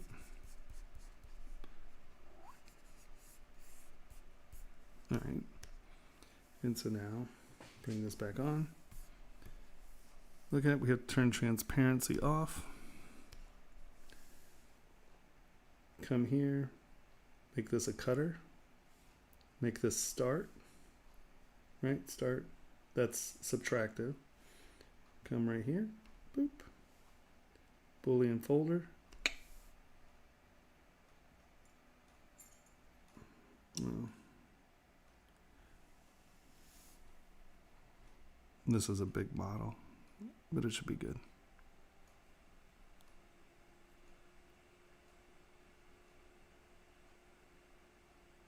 No, I create everything with very small base meshes. That's the point. So you can get your subdivision levels in.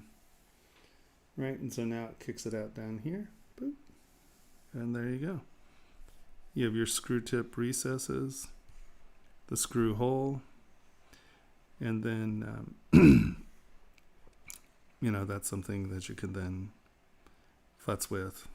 Obviously, I would then take this, drag this back up in here. So now this piece is in there. I would come down here, duplicate my lenses, duplicate, drag this up here, put it in, oh, what happened? Oh, there it is. Boop, put it there, put it there, make that a cutter, make that start, turn this on visibility wise, come up here, turn these off. And now it's going to start at the start and go through that. So now I'm going to go Boolean folder.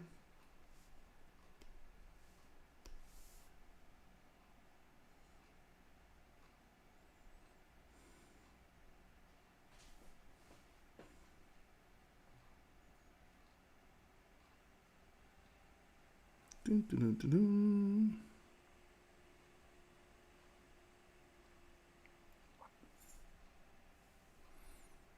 Boop. take this guy. And now it has the lens groove cut into it and our screws. So that's Boolean. Did that help? Did that answer?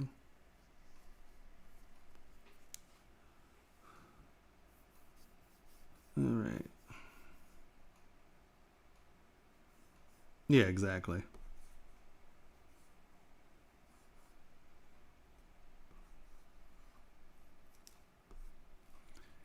All right.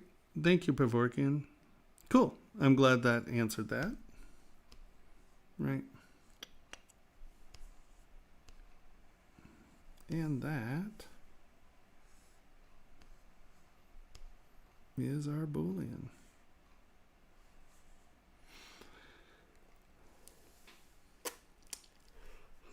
Excuse me. But we'll take these out. And we will delete these so I don't get confused. Delete that. I'm going to go ahead and delete that. Delete that. And do I have the other model here? Yeah, so we'll delete that too. Here, we'll just delete all.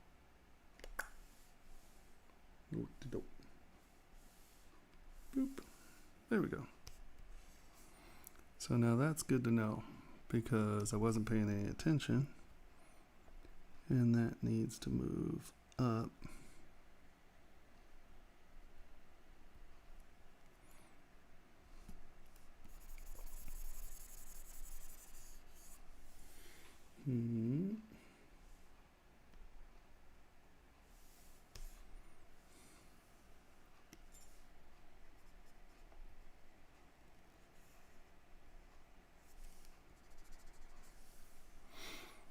Transparency.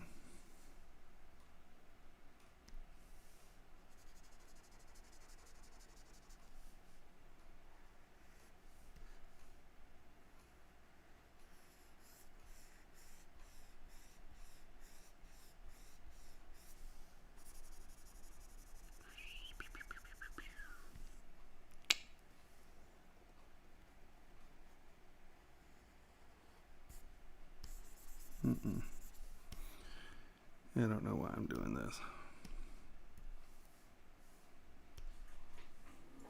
Control 1. Boop.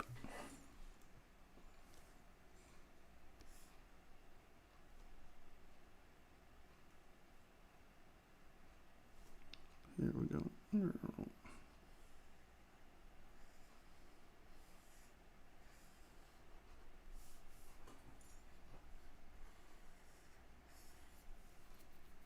Ta-da!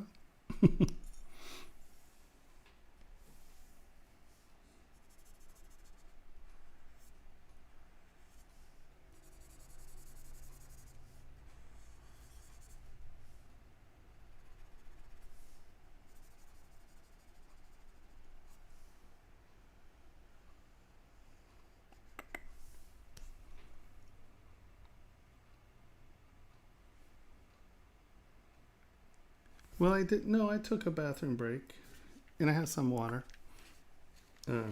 Normally, I have my 64-ounce thing, but this is my second one of these, so.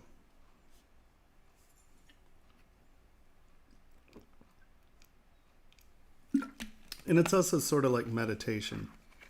My body goes into freeze mode, but it's funny, like I get up, and I've been there like 6-7 hours, and I get up, and I drink water the whole time. I get up and then it's like, whoa, and I race to the bathroom. So it's sort of a trance state. Even though it's getting fairly late, isn't it? What time is it?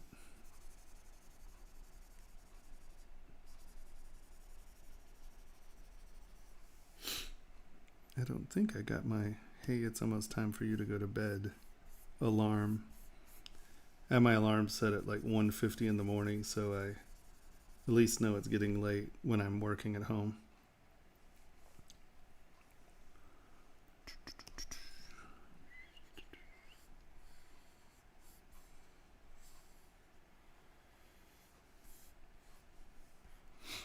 don't know why my geometry is so lumpy. It's so lumpy tonight.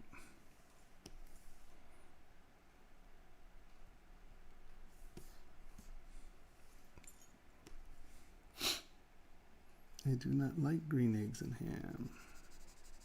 I do not like it, Sam. I am. There we go. Mm-hmm.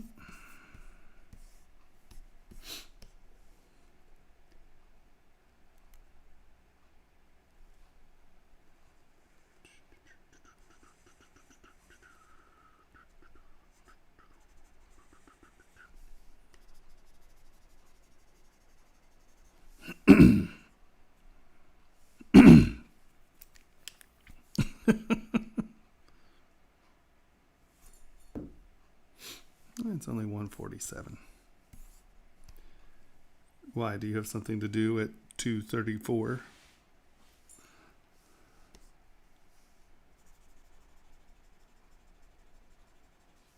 See that? See how we're getting that lump right there?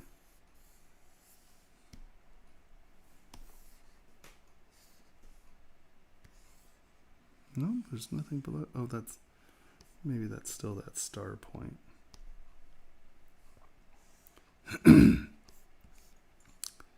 But I find it annoying.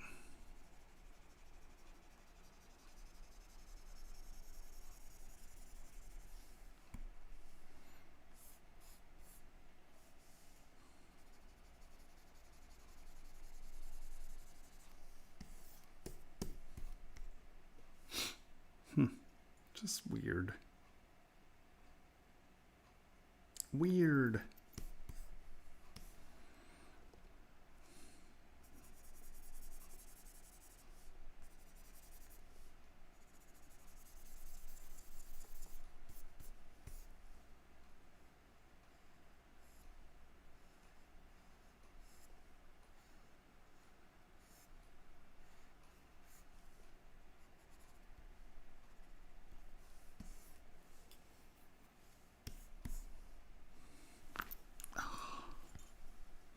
I don't think my body's supposed to make that noise.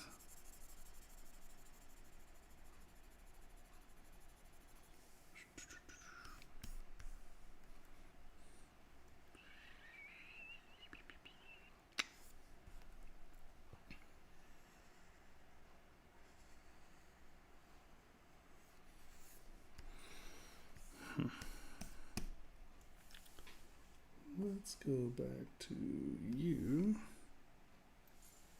Duplicate. Lower res. We're going to Z-remesh this with just a touch more.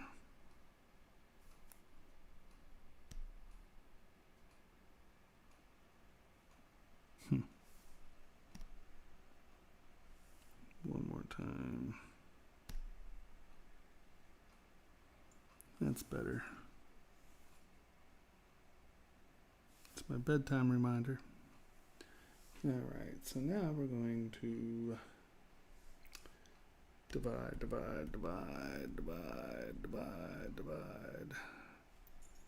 Lower res. Turn that on. Project all.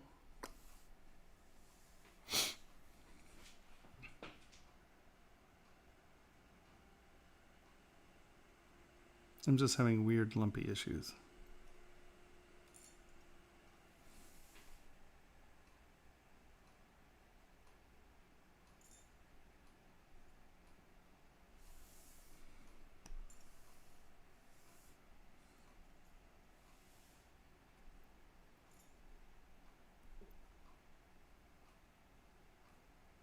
This is the original. This is...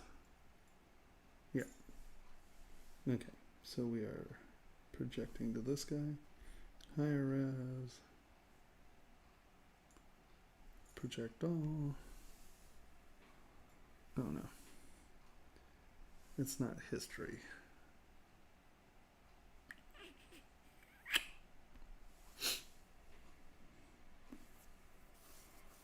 Let's see if this solves some of that weird Weird geometry. This is Mod Dirty Blue. If you go to Pixologic, Resources. Here, let me go back. Pixologic, if you hit Resource Center, Resources, it brings you here. Go to Matte Caps. Go down to Matte. And it's the fourth one from the bottom, I think. Yep, fourth one from the bottom. Mod Dirty Blue 1. Right there. And how are we doing over here? All right. So now let's hide that. 2.79 high res. 9 million. And now let's see if that remesh gives us slightly less sloppy surface. No, it's still damn lumpy. What is going on?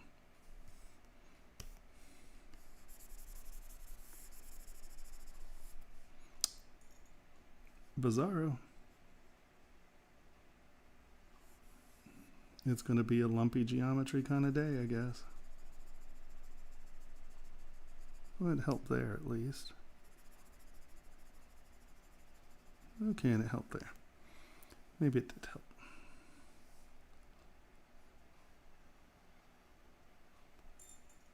Well, this is set at 9. That could have something to do with it too.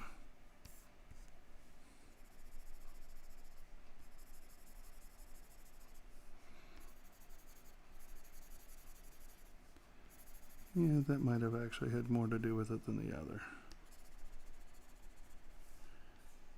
Whenever you get clay tube set too high, it tends to get lumpy.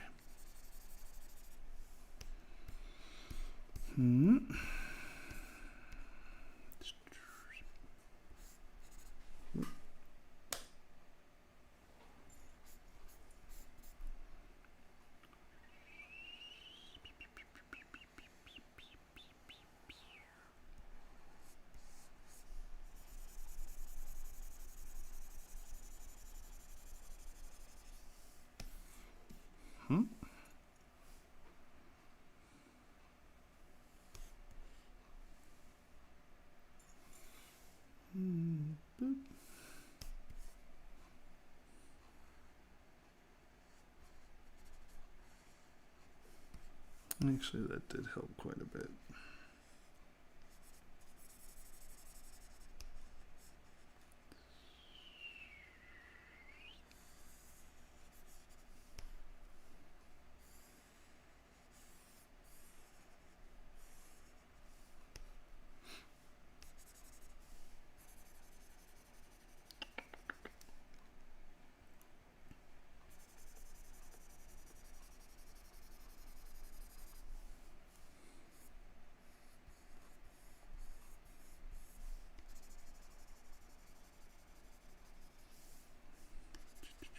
All right.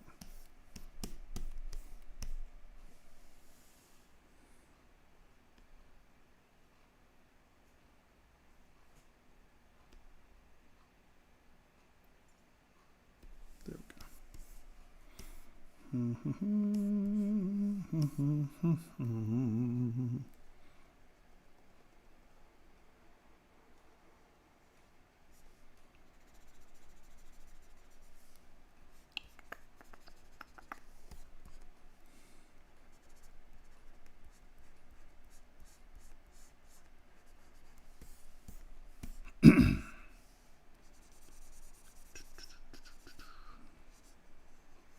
If anybody has any questions, feel free to ask. I'm actually here for you and your questions and answers, as opposed to me just sitting here and being quiet and sculpting.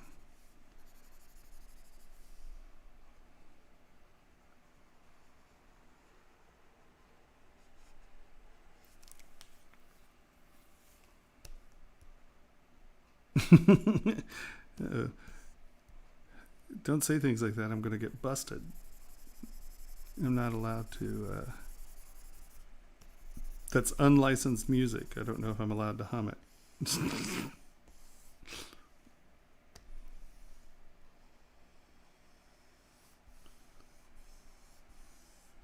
But yes, that was Yellow Submarine. Weird things going through my head at 2 a.m., right?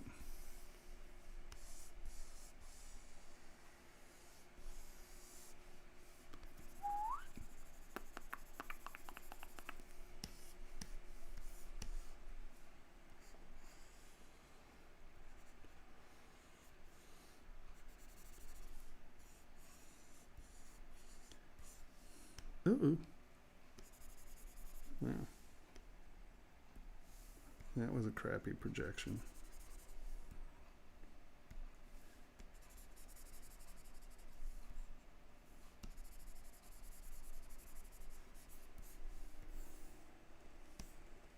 Any other weird projection points that I ignored? Nope.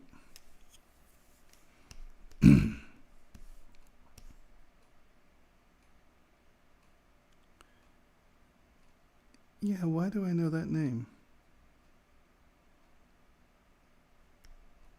I'm doing well. How are you doing? Said, I do know that name for some reason. I'm not sure. Was it someone in the stream at some point, or is it another artist? The name's in my head. It's not coming to me why. But like I said, it's 2 a.m. Don't expect miracles from my poor brain.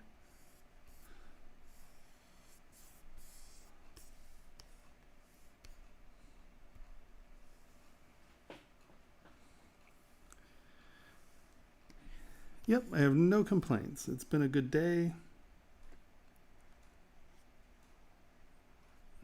We shared some information. I got a little bit done. I mean, this is getting there. This isn't something I need to throw away. This has some stuff that I can keep.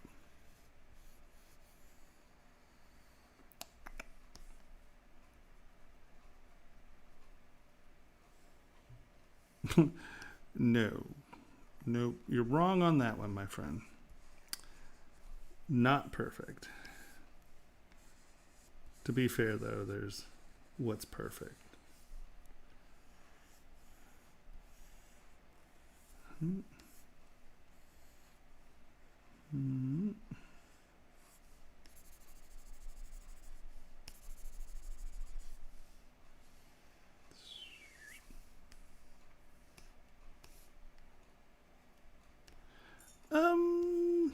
Well, I mean, I don't know. I really consider it more organic than hard surface, but these are hard surfaces, you know. I mean, here, if you're not familiar with my work, let's hop over here real quick. Boop. You know, I do this furniture, jewelry. So I guess technically and literally, these are hard surface models. But, I mean, it's a little bit more organic. I'm not too, you know, I think surfaces that have texture and lump to them are more interesting than, you know, just standard. But, I mean, hold on, let's see. Let's go. Where's Dropbox?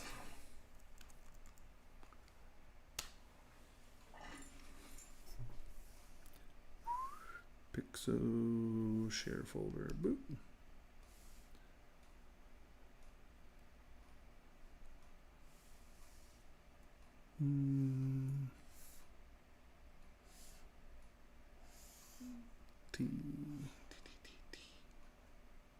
Yeah. I mean, I made that in ZBrush, so that's technically hard surface modeling, right? It's Tomas the tank.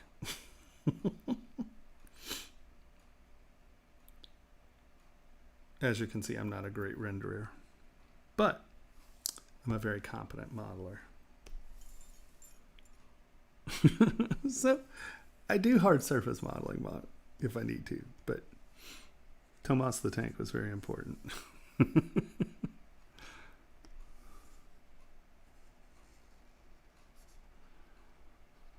there are plenty of hard surface modelers who would not consider what I'm doing hard surface modeling, but I don't know. Too many classifications.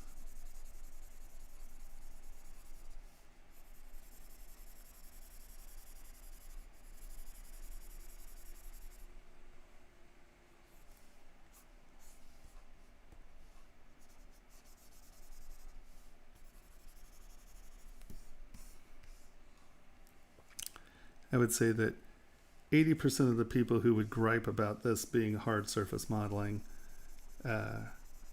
never gets one of their models out of the computer. So I would argue that maybe my modeling's more hard surface than hard surface modeling. If we want to get philosophical about it.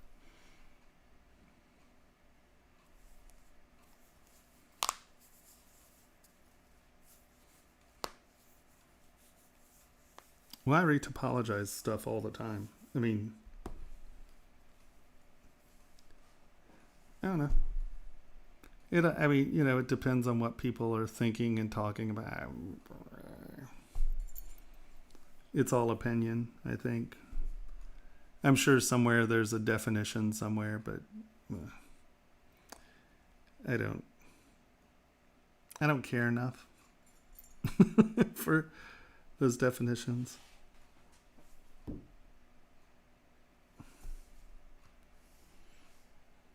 I make stuff. I'll leave it at that, I guess.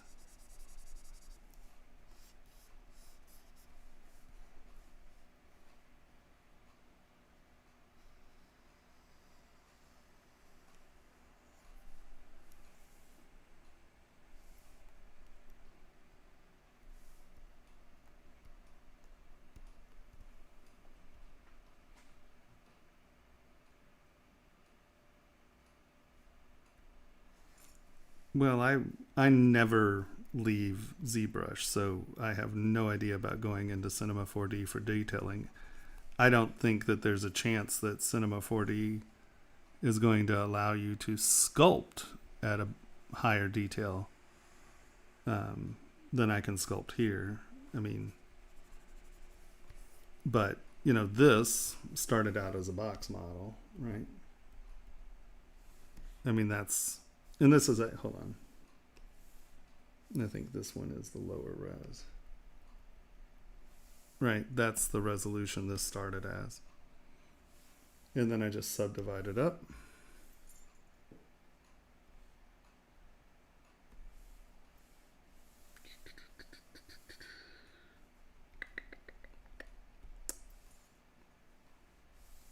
And sculpt away.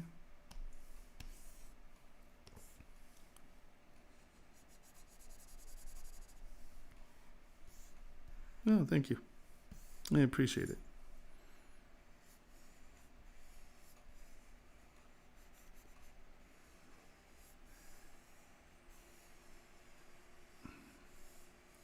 I'm always interested in, like, if you're going to Cinema 4D, like, what are you considering detail? You know what I mean? Because, like, I can create detail in ZBrush that is like 1 micron. You know, I mean, it's as physically, there's not a printer on the planet that could ever produce something that I can sculpt. So I always get confused by what some people are considering. You know, when you say, oh, I make a detailed model, what exactly are you talking about? Like, what is the detail that you're getting in that you're not getting in ZBrush? And I mean, I'm not like one of those belligerent, oh, it's got to be ZBrush persons.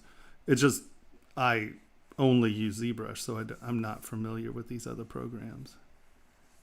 The concept of me trying to learn another program is just like horrifying to me. I can't even imagine.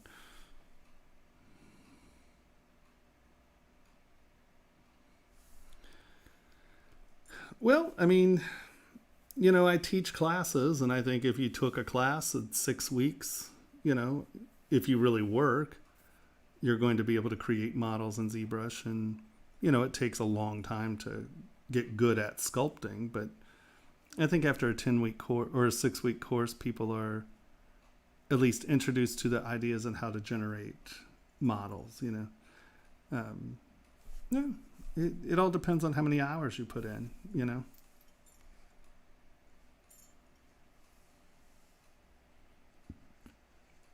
So much of it is really how much work you're putting in.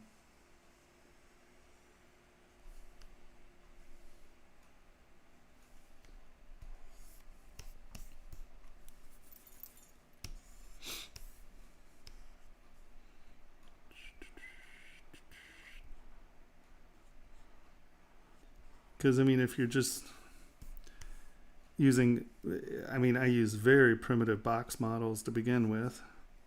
And then basically, you just knock off the edges. And then, you know, depending on how obsessive you are,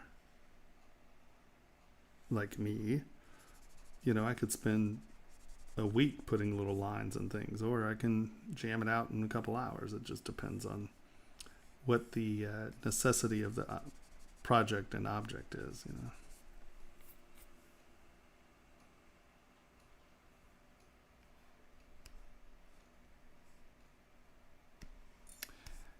Yeah, no, I mean, like I said, I don't know anything about Cinema 4D where you think you're going to get better detail out of Cinema 4D. But, you know, once again, I've never even opened the program. I know nothing about it. So I just know that physically I can get detail that literally no other software package can do. But I'm going into, you know, I'm dealing with manufacturing. I'm dealing with real geometry. So, you know, I often don't understand what that means for people who are doing gaming and stuff, because, you know, you're not actually generating the geometry. So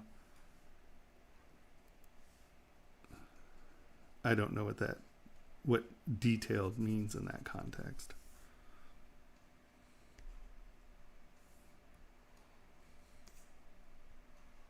Yes, next Monday is critique. Yeah, that's a good point, actually. What he said.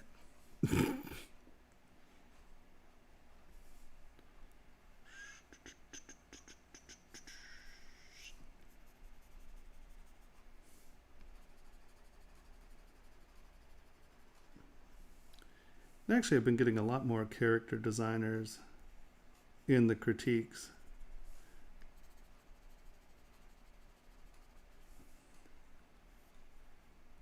I find that interesting. I mean, I'm a classically trained artist, so design-wise, it doesn't matter what you're showing me. I have an opinion about it, but I almost never got character. Like I said, most character people are just like, he's jewelry, whatever. But yeah, we've been getting a lot more people who are bringing their characters in for critique. Interesting.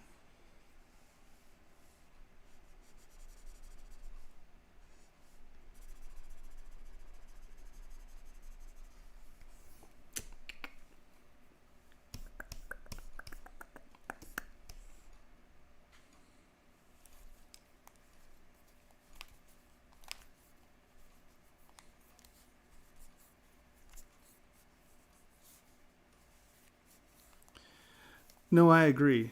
It's a completely different creature. And that's one of the things that I really fight to teach is that, you know, ZBrush is a sculpting program. And a lot of jewelers use, it's a program called Matrix, but it sits on top of Rhino. And so they're thinking that ZBrush, you know, they're like, oh, well, how come I can't have it in 4 views? Or, you know, why doesn't it snap to grid? And, well, ZBrush is not a CAD program. It is a sculpting program. But it can do anything the CAD program can do. I mean, there are things that obviously the CAD programs are better at. But, I mean, I don't know anyone who can make a CAD model that I can't make. So, it just comes down to, the program you use and how you use it and why you're using it. But I don't know, I find ZBrush just super powerfully wonderful. Yeah, Rhino Gold is, Gem Vision. I used Matrix for a while. That's one of the, I used Matrix before ZBrush was really a competent sculpting program. And then,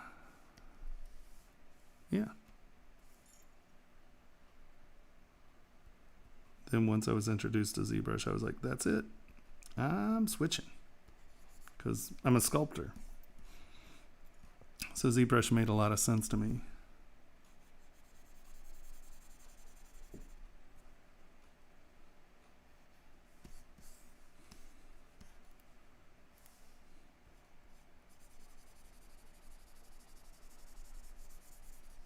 I mean, if you're a tool user, I think ZBrush is an easy transition, or an easier transition.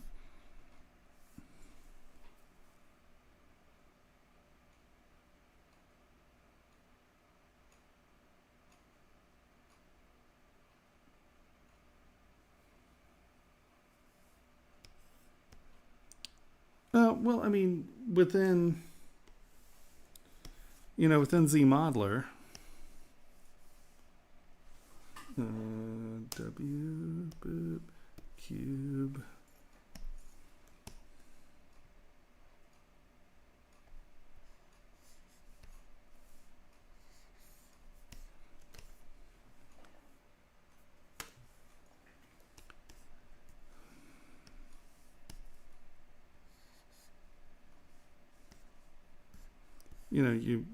You can make your box models.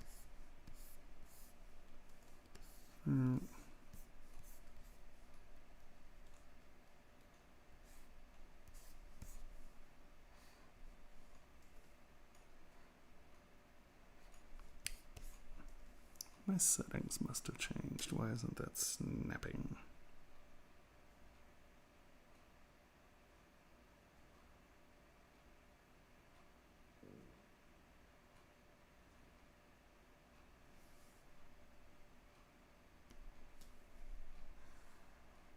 There we go.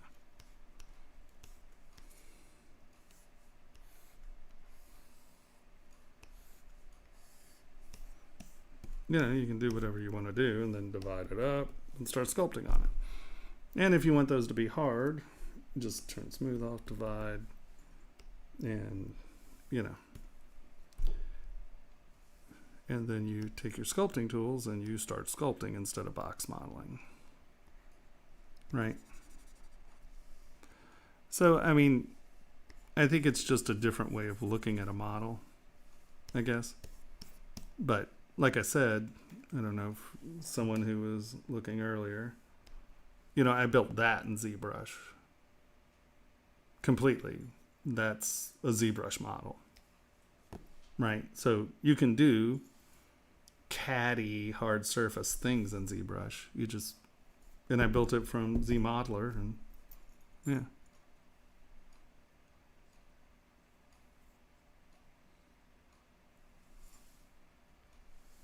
Is there a way to make like a basket when using multiple symmetrical?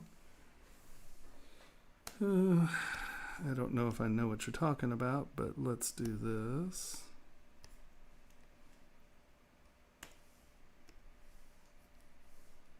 Boop, boop. Oh.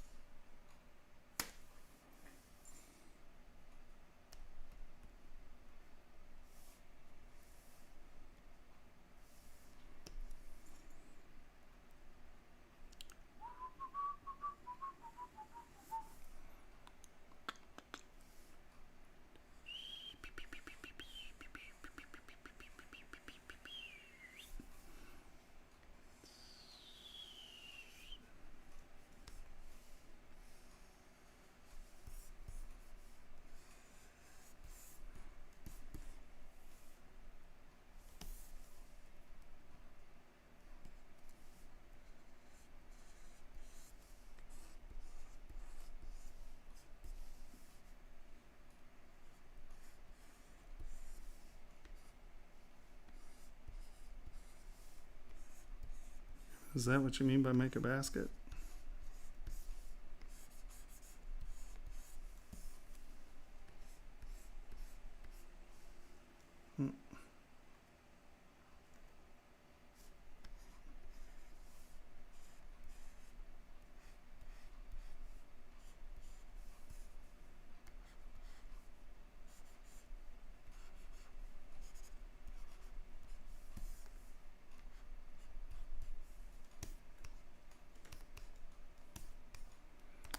Oh, well, it's been an evolution. I mean, you know, how long is it? 16 years?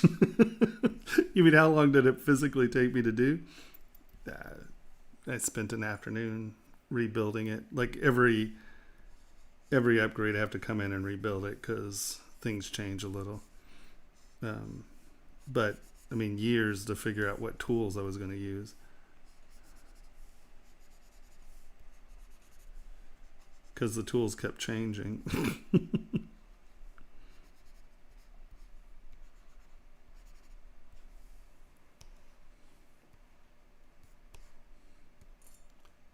And then duplicate. Take this, knock this back.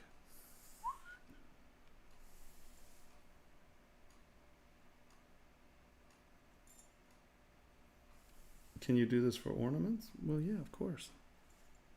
Uh-oh. All right, so let's, okay, divide. W, turn symmetry off. Center, boop, oh no. Center. Make it a touch bigger. Go like that. Maybe that was a little too big. There you go. New folder, bump. Bump, drag that in, make that start, make that cut. Boop, Boolean folder. No, it won't do it with transparency. Boolean folder. No.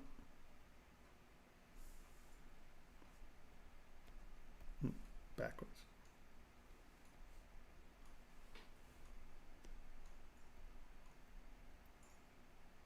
That has to be there. That's start. That's that. That's cut. Right? Yeah, there we go. Boolean folder.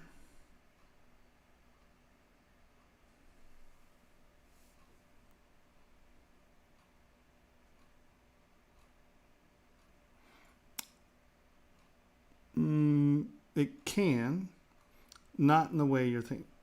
So we'll do a rectangle one next. Yes, technically it will. You know, it's just, you just have to pick 4. So you're going to have to do a little bit more handwork on it, right? Because you can't get, if it has 4 sides, you can do radial symmetry with 4 and do it, right? And so you might have to do 4 lines on each side. Right? There you go. And then smooth that out, and there you go. You got a basket. Rectangle basket. And duplicate. Boop.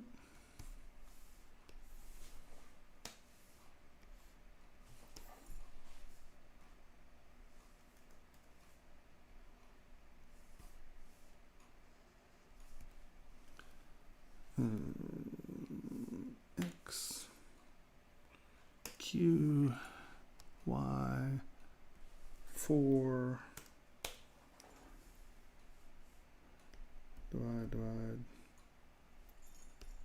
divide, nope, divide. Right, so you can do ZBrush.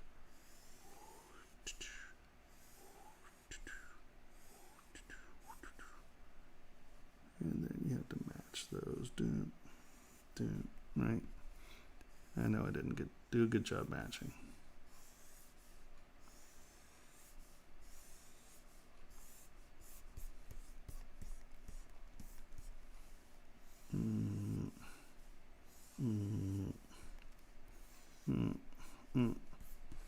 And then you can come in and, do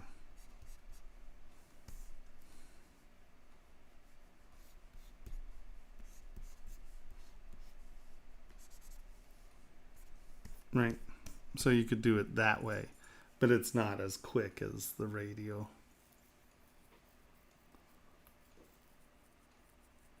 Yeah, of course you can.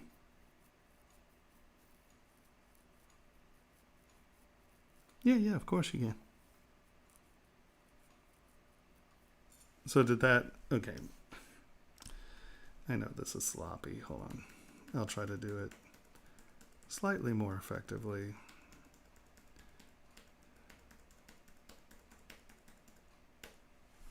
So if I were going to do it, that 45. Okay, come here. Now use this with this line. Boop. Shoot. Cute. And so now you can at least have straight, well past lines, right? And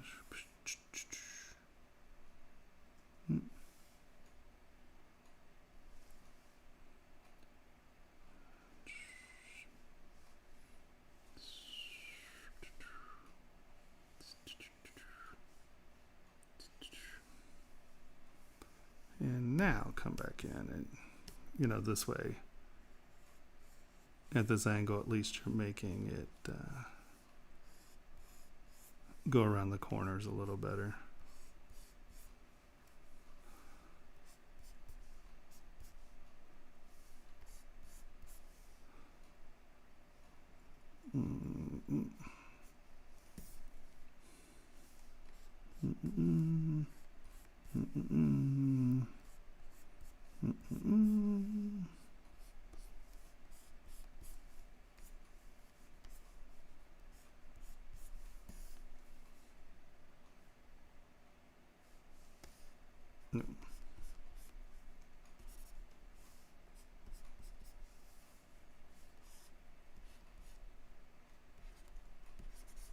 I got backwards there.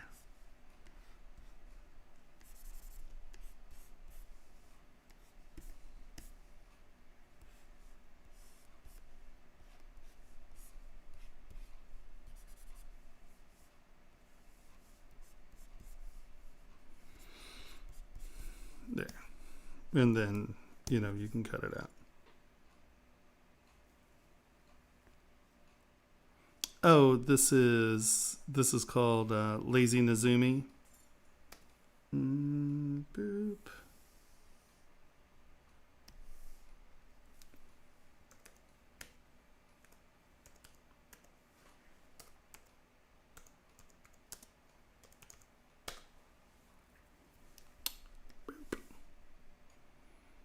And it has all kinds of tools that you can use.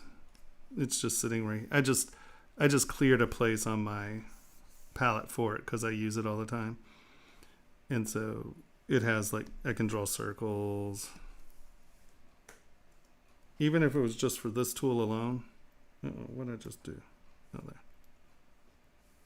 Just the fact you can come in and draw a circle on a surface is worth every penny.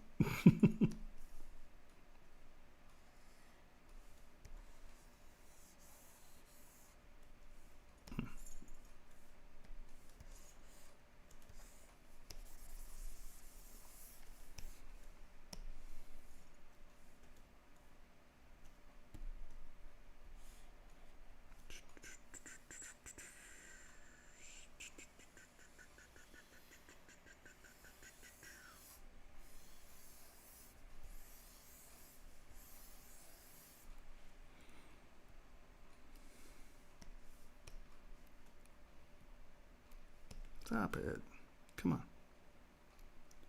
This is getting old. I need to recalibrate my brush because it's off and it's annoying.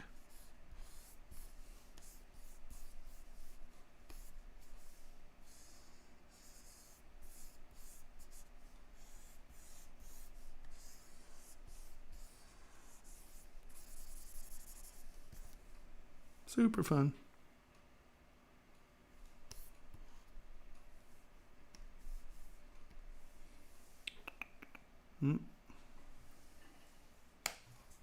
Yeah, there you go. Boop, boom.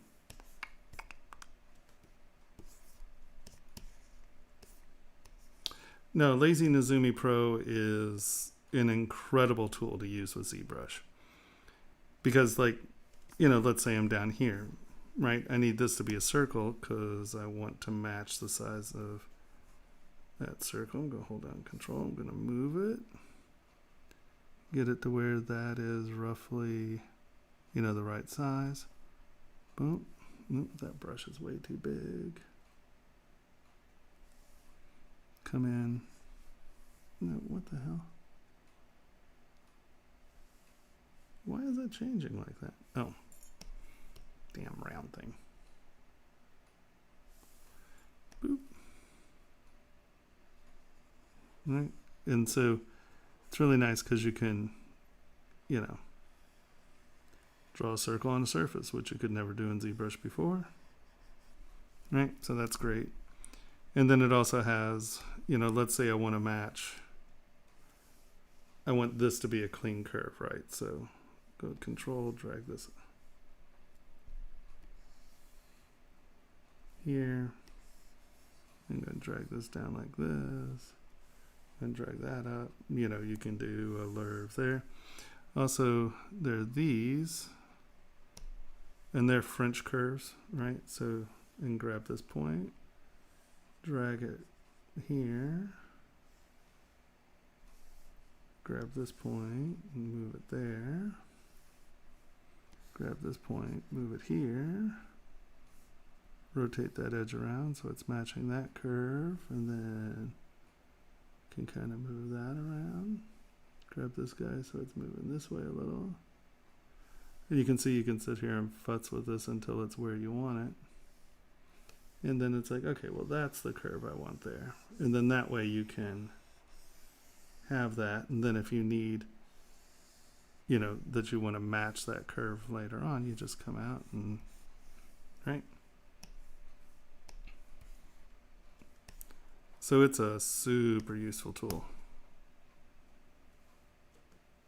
And I used to do all that by hand or by eye, and now if you want it to be exacting, you can get it exacting. It's cool.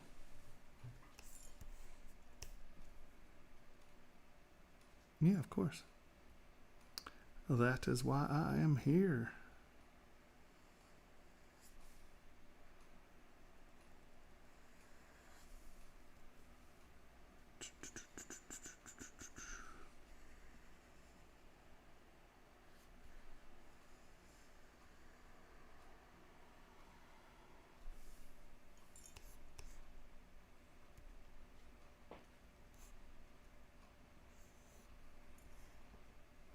Oh, you mean if they added something like that into ZBrush? Yeah, I mean, that'd be cool, but I mean, just spend, what is it, 25 bucks, 30 bucks, something like that, and just buy it. I mean, you don't have to wait for ZBrush to figure it out.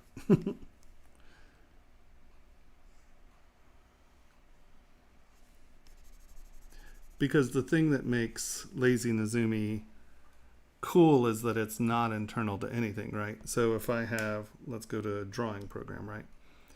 It's actually a Photoshop plugin, which is crazy. So, right, we come here, I turn this on. Nope, hold on. And we go back to our drawing program, tap that, touch this, go Control 1. See how there's a red friend there? And now I have it here and I can use it in my drawing program.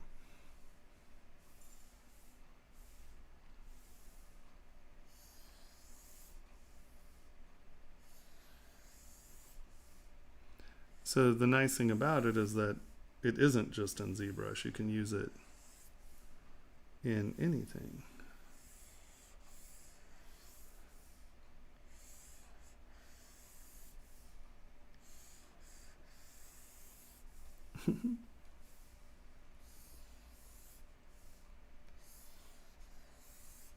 Right?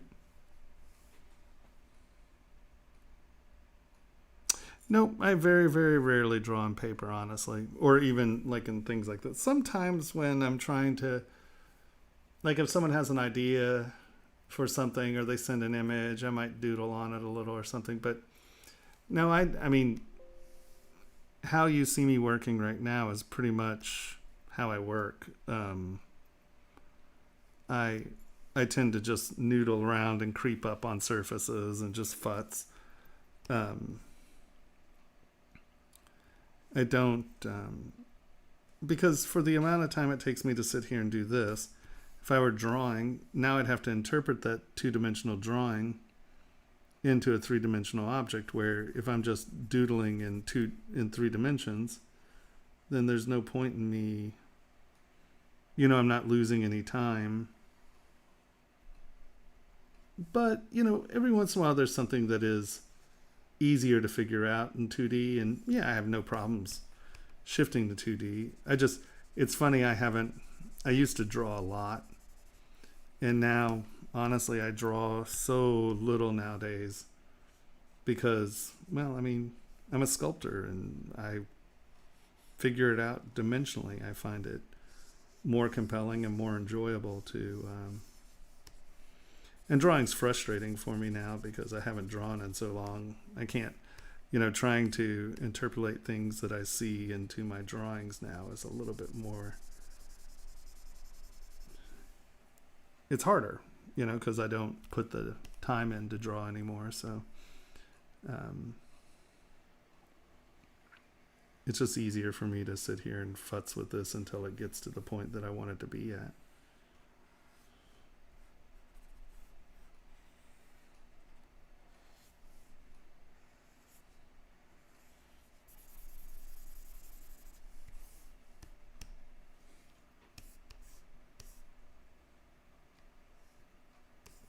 Yeah, right.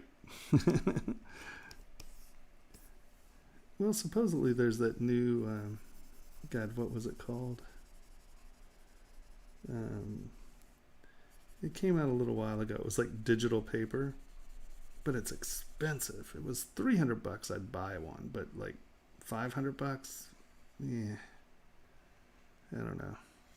When you can actually get a,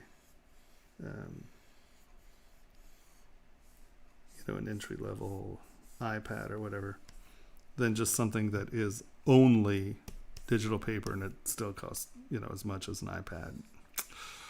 It's just, you're hard-pressed for that. Well, let me rephrase that. I'm hard-pressed to pay for that.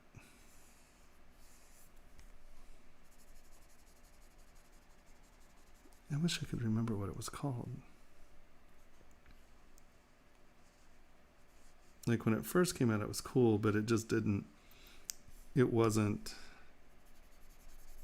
wasn't there yet. And I guess the second version of it came out and it's supposed to be pretty cool. But once again, $600, man, you better be doing what I need you to do.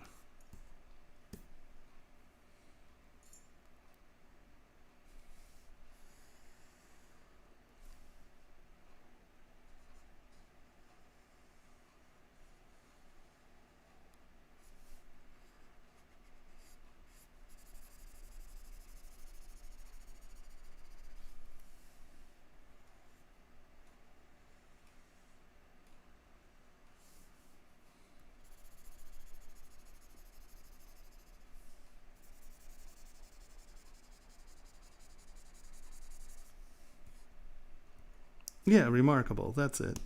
I was going to say it was a clever little name. And it interested me because I like the idea of having something that is just like digital paper where I'm not going to bother checking my email and I'm not going to, I like that concept where you have a specific task-oriented object, but $600, man, I don't know. That's an expensive pad of paper, you know, even though it does have undo.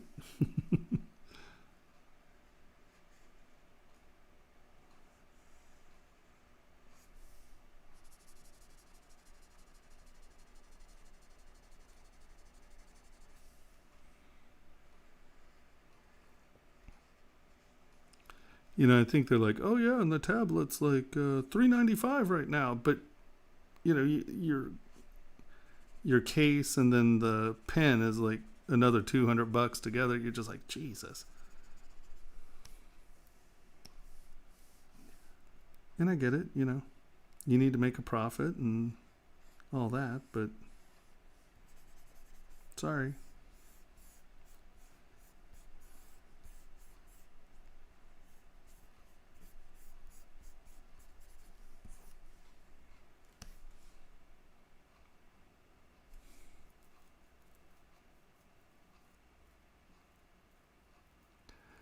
Um, I played with Tilt Brush once, and I have not played with it in probably 5 years. So I can't say that I have dealt with any of the modern VR sculpting tools. But sadly, you know, I'm actually a sculptor. So, you know, when you give me a tool that isn't really sculpting, I'm like, okay, that's cool. It's fun. I mean, you know, I had a good time. They were interesting, but I haven't seen any of the tools that are actually going to allow me to work. And sadly, right now, that's the only thing I'm thinking about. You know, I mean, in the concept of paying that much money for a toy, once again, I'm just like, because what you have to understand is I spend 10 to 18 hours a day at my computer working. And when I want to do something entertaining, the last thing in the world I want to do is anything digital, right? You know, so if I'm going to do something fun, I'm flying to Thailand and hanging out on the beach. You know, that's fun. I don't, like, we used to play video games a lot, but we were physically sculpting, and I lived right across the street from Warner Brothers, and so we would work, and then after work we'd come over to my house and have some beers and, you know, play some video games. That's fine. But now that my work is on the computer, the concept of sitting there for hours trying to figure something out, when if I'm on the computer, I'm going to do work. I mean, there's just, but that's because I'm myopic OCD and I'm weird about work and stuff. But yeah, the concept of just, even though I did go to Oculus, and the first game, or the first thing that I've seen that really took advantage of VR, unlike any other game I saw, is there's one, and it's real simple forms. They're like silhouettes, and you have a gun and they're shooting at you. But if you don't move, time stops. So the slower you move, time moves slower, right? So there's a bullet. If you stop moving, it's going to hover. And so if you bring your gun up really slow, you can take aim and you can shoot that bullet. Or you can actually even hit it with a hammer and all kinds of stuff. But I think that was one of the few games that actually did something that you couldn't do in another game, that you could only do in VR, right? And that was cool. I like that because it was something that wasn't, and I like the fact you can get up and move and stuff. You know, that's nice. But yeah, I don't.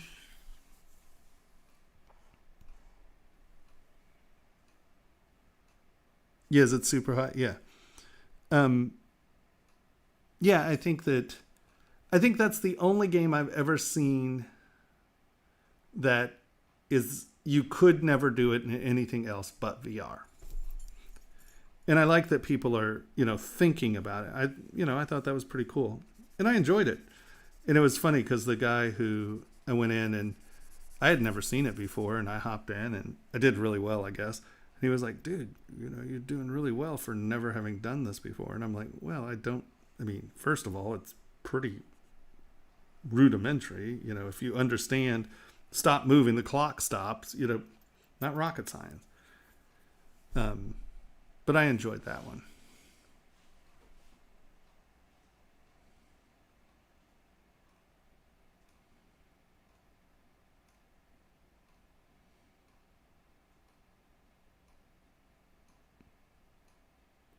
No, it has nothing to do with Pixologic. I think it's is it an Oculus game? I think it's Oculus.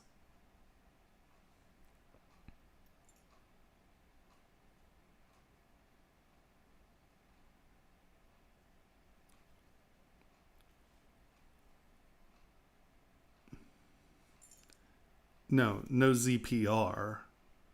I want ZTLs, not Z projects. I mean, if you send a Z project, we can just wait till last and do it then. But Z project yanks me out of my world and puts me in yours. And, you know, I have to deal with your base materials and your world settings. And that annoys me. I like my world. Don't really want to go to your world. I'm pretty good with mine. It's taken me a lot of time to get my world to work for me.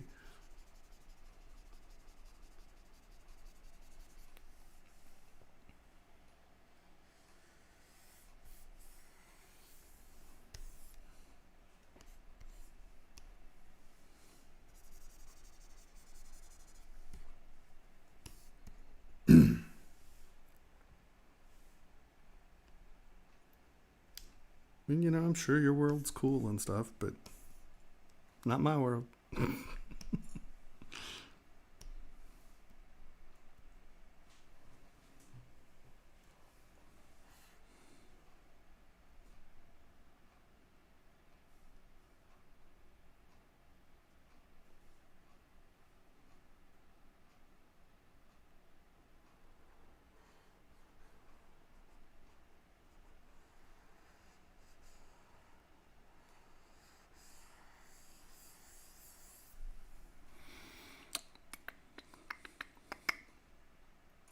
Boop.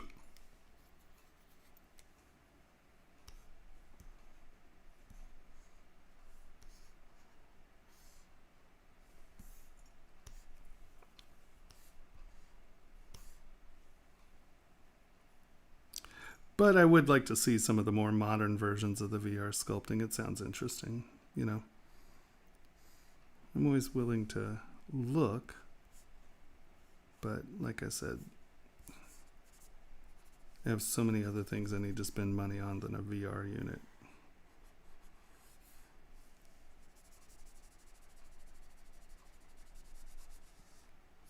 You say, give it 20 years, it'll probably be cool.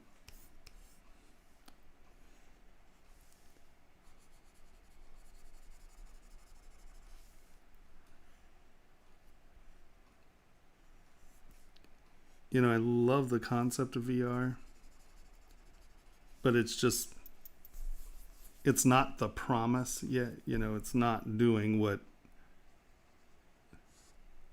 you know, it's not what was that movie that just Ready, Set, Go? No.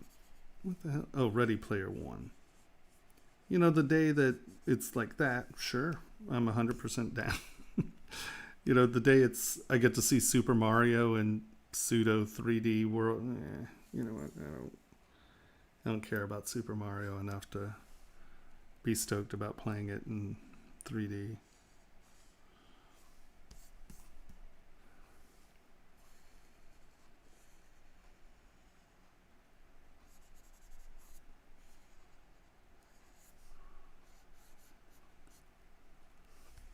And you know, the day I can do this in VR, I'd be stoked, because it would be nice to be able to stand up while I work again.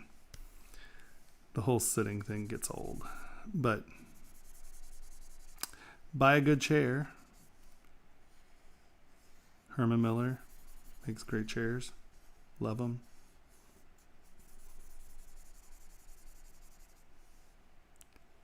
I would suggest buying a Erewhon or an Embody. Keep your body in good health while you sit all day, every day, all day.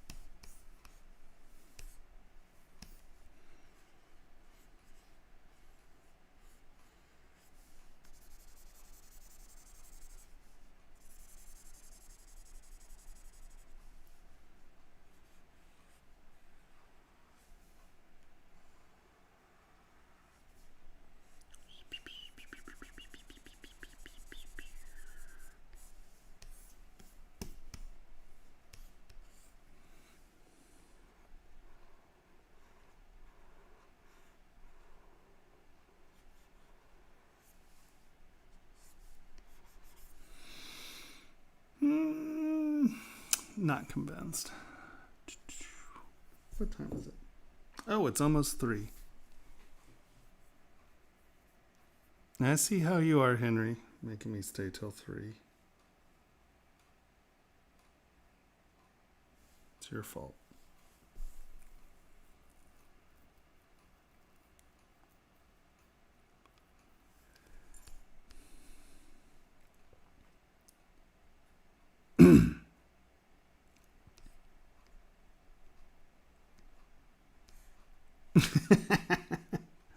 Wait, you're making up my rules as I go along. How is that working out?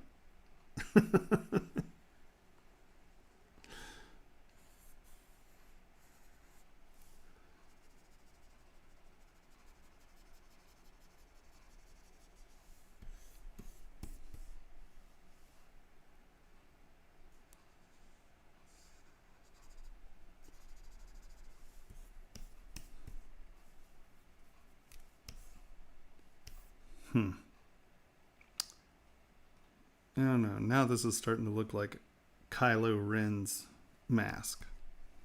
It is starting to look like eyes. I don't have a good... This needs to actually become the more important part.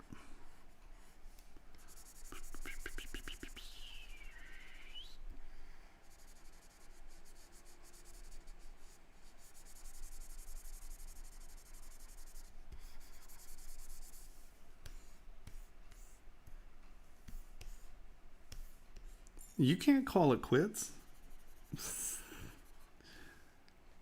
You're staying with me until 4.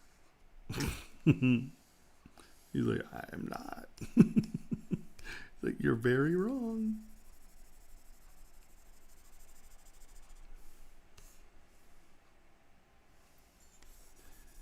All right, kind and gentle folk. I think it is getting to that point where I'm going to wrap up because, well, it's 3 a.m. or heading to 3 a.m. And, you know, that's late enough. So remember that we are starting a live class on Saturday. I think there's still seats open. I don't know. And that's a pretty affordable option. Do know this, if you're thinking about doing one or the other, I'll give you 30% off of membership to the lifetime membership to my stream if you've taken one of the classes, because I figured, you know, that's fair. And next Monday is crit day, so if anyone has any models, please upload them to the link that someone will post. Do you have the link to the crit thingy, my Bob? Yep. And yeah, so thanks Pixologic for letting me stream in the middle of the night doing nothing. And thank you guys for hanging out. I appreciate it. And like I said, next week's crits, please upload models and join me. And yeah, I think that's... Well, I'm actually quitting right now. So it's 3 a.m. my time. So time for me to... And I'm not going to get to bed for another hour because it takes about a half hour to shut everything down and pack it up, and then a half hour to get home. So I don't get home until 4:15, 4:30. So try to keep it at 3. Okie dokie. And look, now I have viewers. Maybe I should start at 3 a.m. Okay. Thanks everyone for hanging out. Thanks Pixologic for letting me stream. Yeah, see you next week. Please upload models and we'll do crits next week. All right. I won't start at 3. That's not going to happen. All right. That's all I got. My brain, when I get to this point, my brain's only halfway working, so, you know. All right. Have a great day. Let me try to figure out how to turn this thing off again. There it is. Boop. All right. Have a good one. Thanks for hanging out.